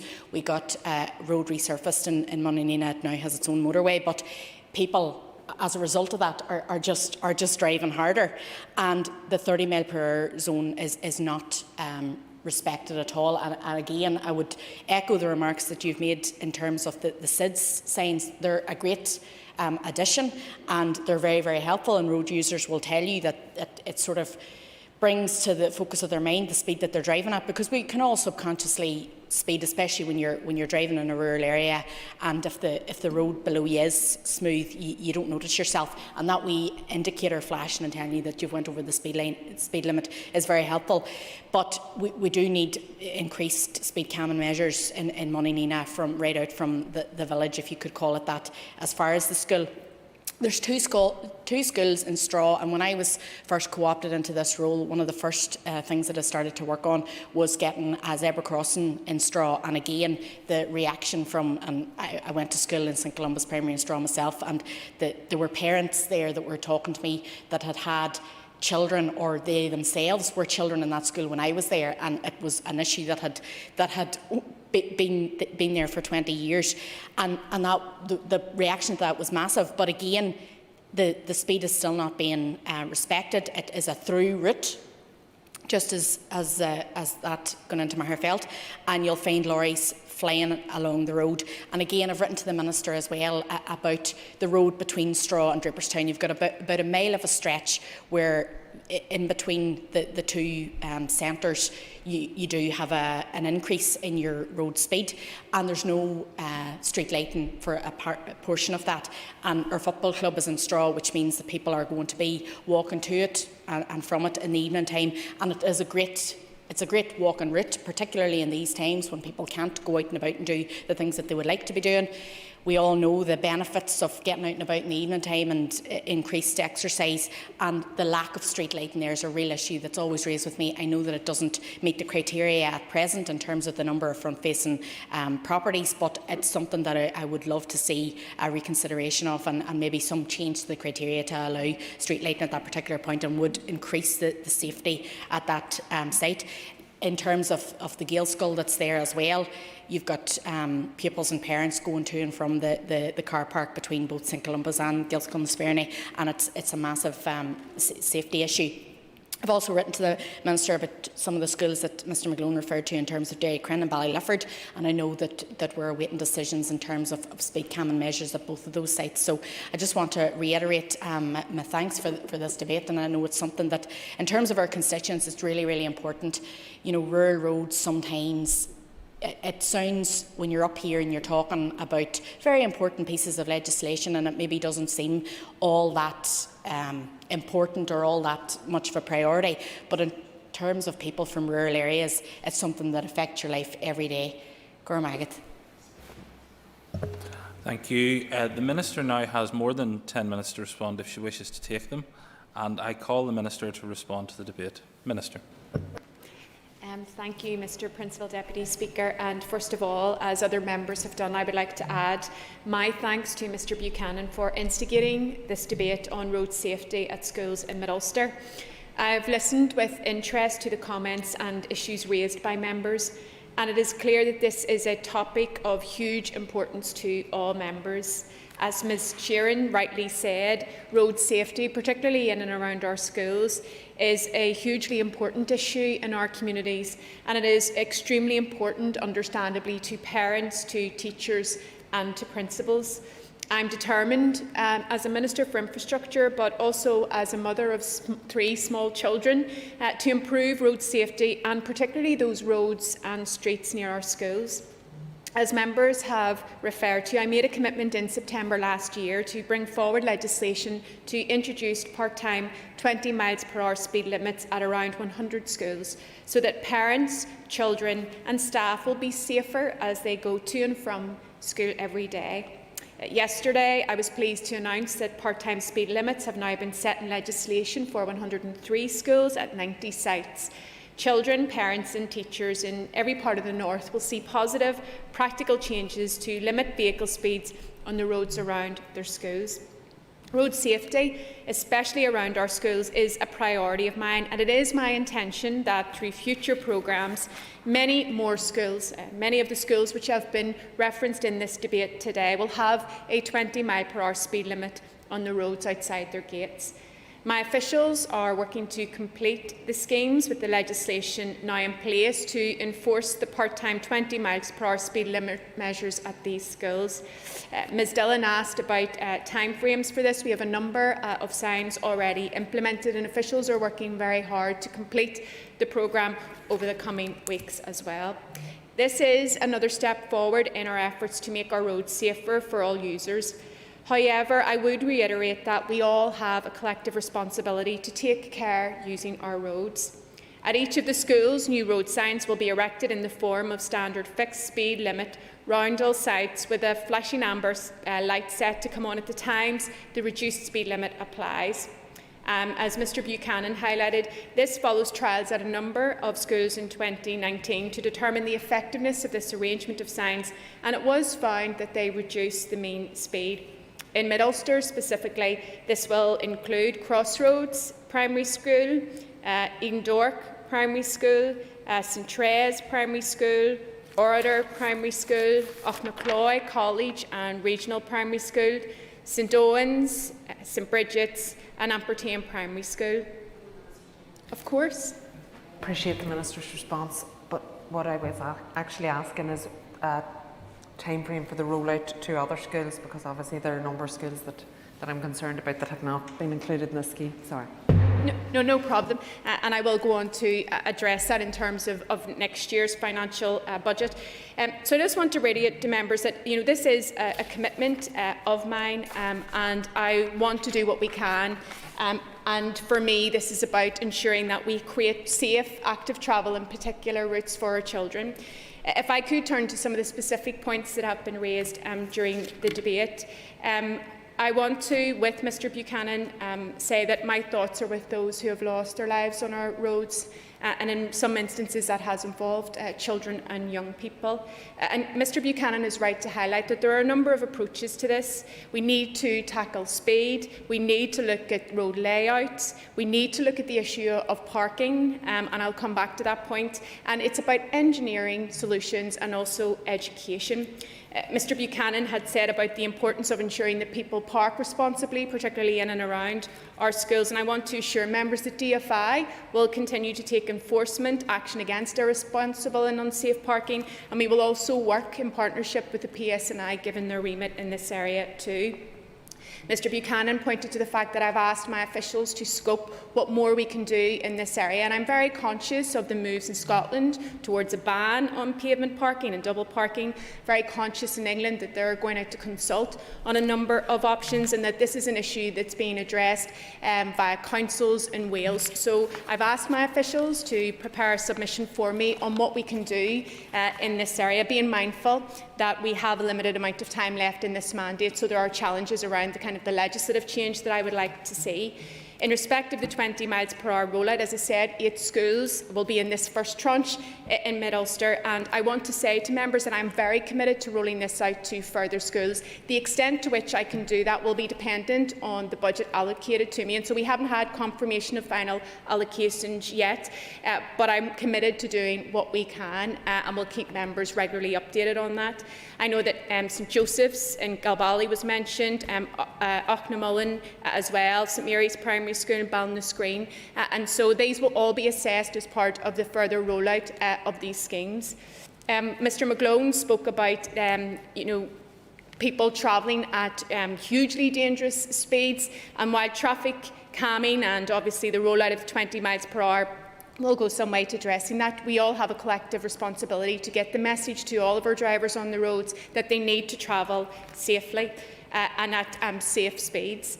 In respect of the SIDS, I want to actually pay tribute to Mr Buchanan in particular, because I know he's been very active in this area and has been working with local businesses to gather up funding so that SIDS can be purchased.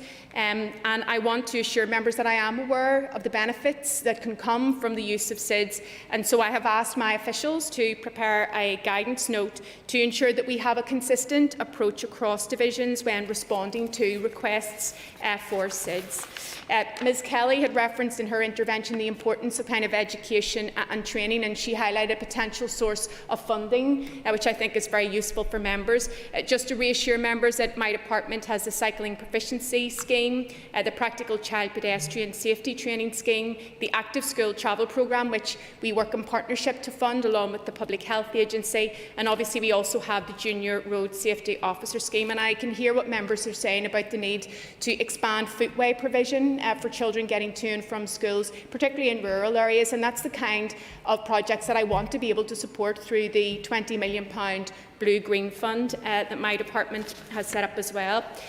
I'm very conscious that when all members were talking, they referenced the fact that in rural areas schools have been located in situations that we possibly wouldn't choose if we were doing it all over again. And so I think it's very important that when it comes to rural communities that they're not left behind, and that there is not always a focus on urban areas as well. And so by setting up the Rural Roads Fund, I want to demonstrate my commitment to ensuring that we're doing much more to provide safe infrastructure in our rural areas as well.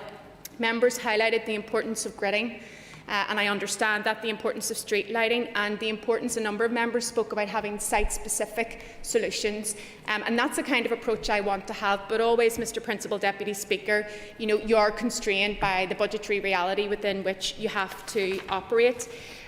All members talked about the importance of partnership working, and I think this is really important.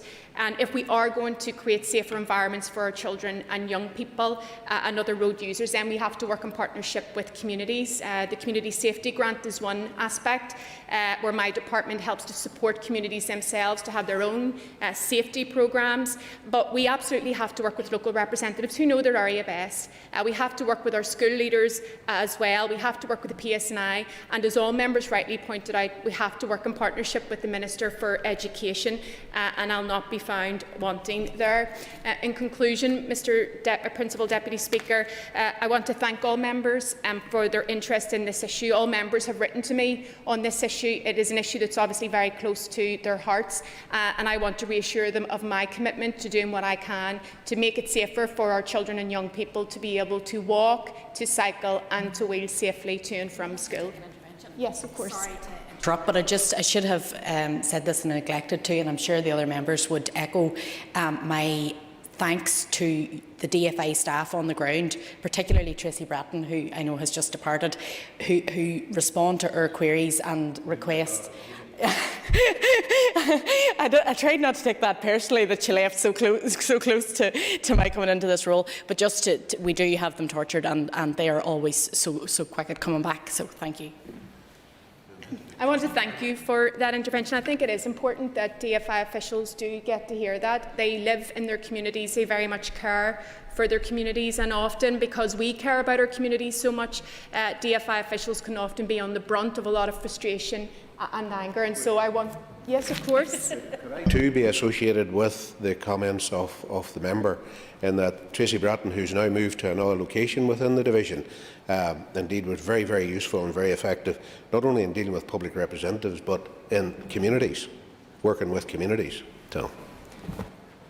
Yeah, I thank the member for his intervention, and I think it is testimony of the fact that when we do work in partnership, when we work to find solutions with communities instead of imposing them from the top down, then we get much better outcomes for everyone who lives in the area. So, Mr Principal Deputy Speaker, just to say again my appreciation to Mr Buchanan for bringing this adjournment motion today, and for all of the members for their representations to me, both here this evening but also outside of this chamber, which they do on a very regular basis, but to thank them all for that.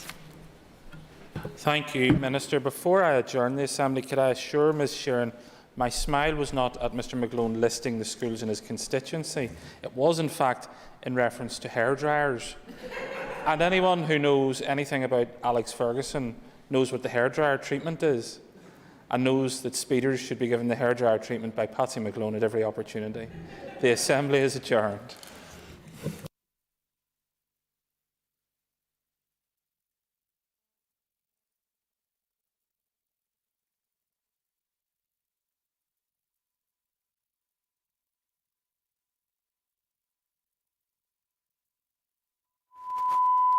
This is the Northern Ireland Assembly, Committee Room 29.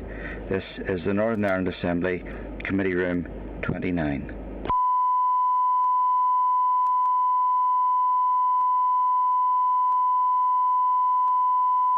This is the Northern Ireland Assembly, Committee Room 29. This is the Northern Ireland Assembly, Committee Room 29.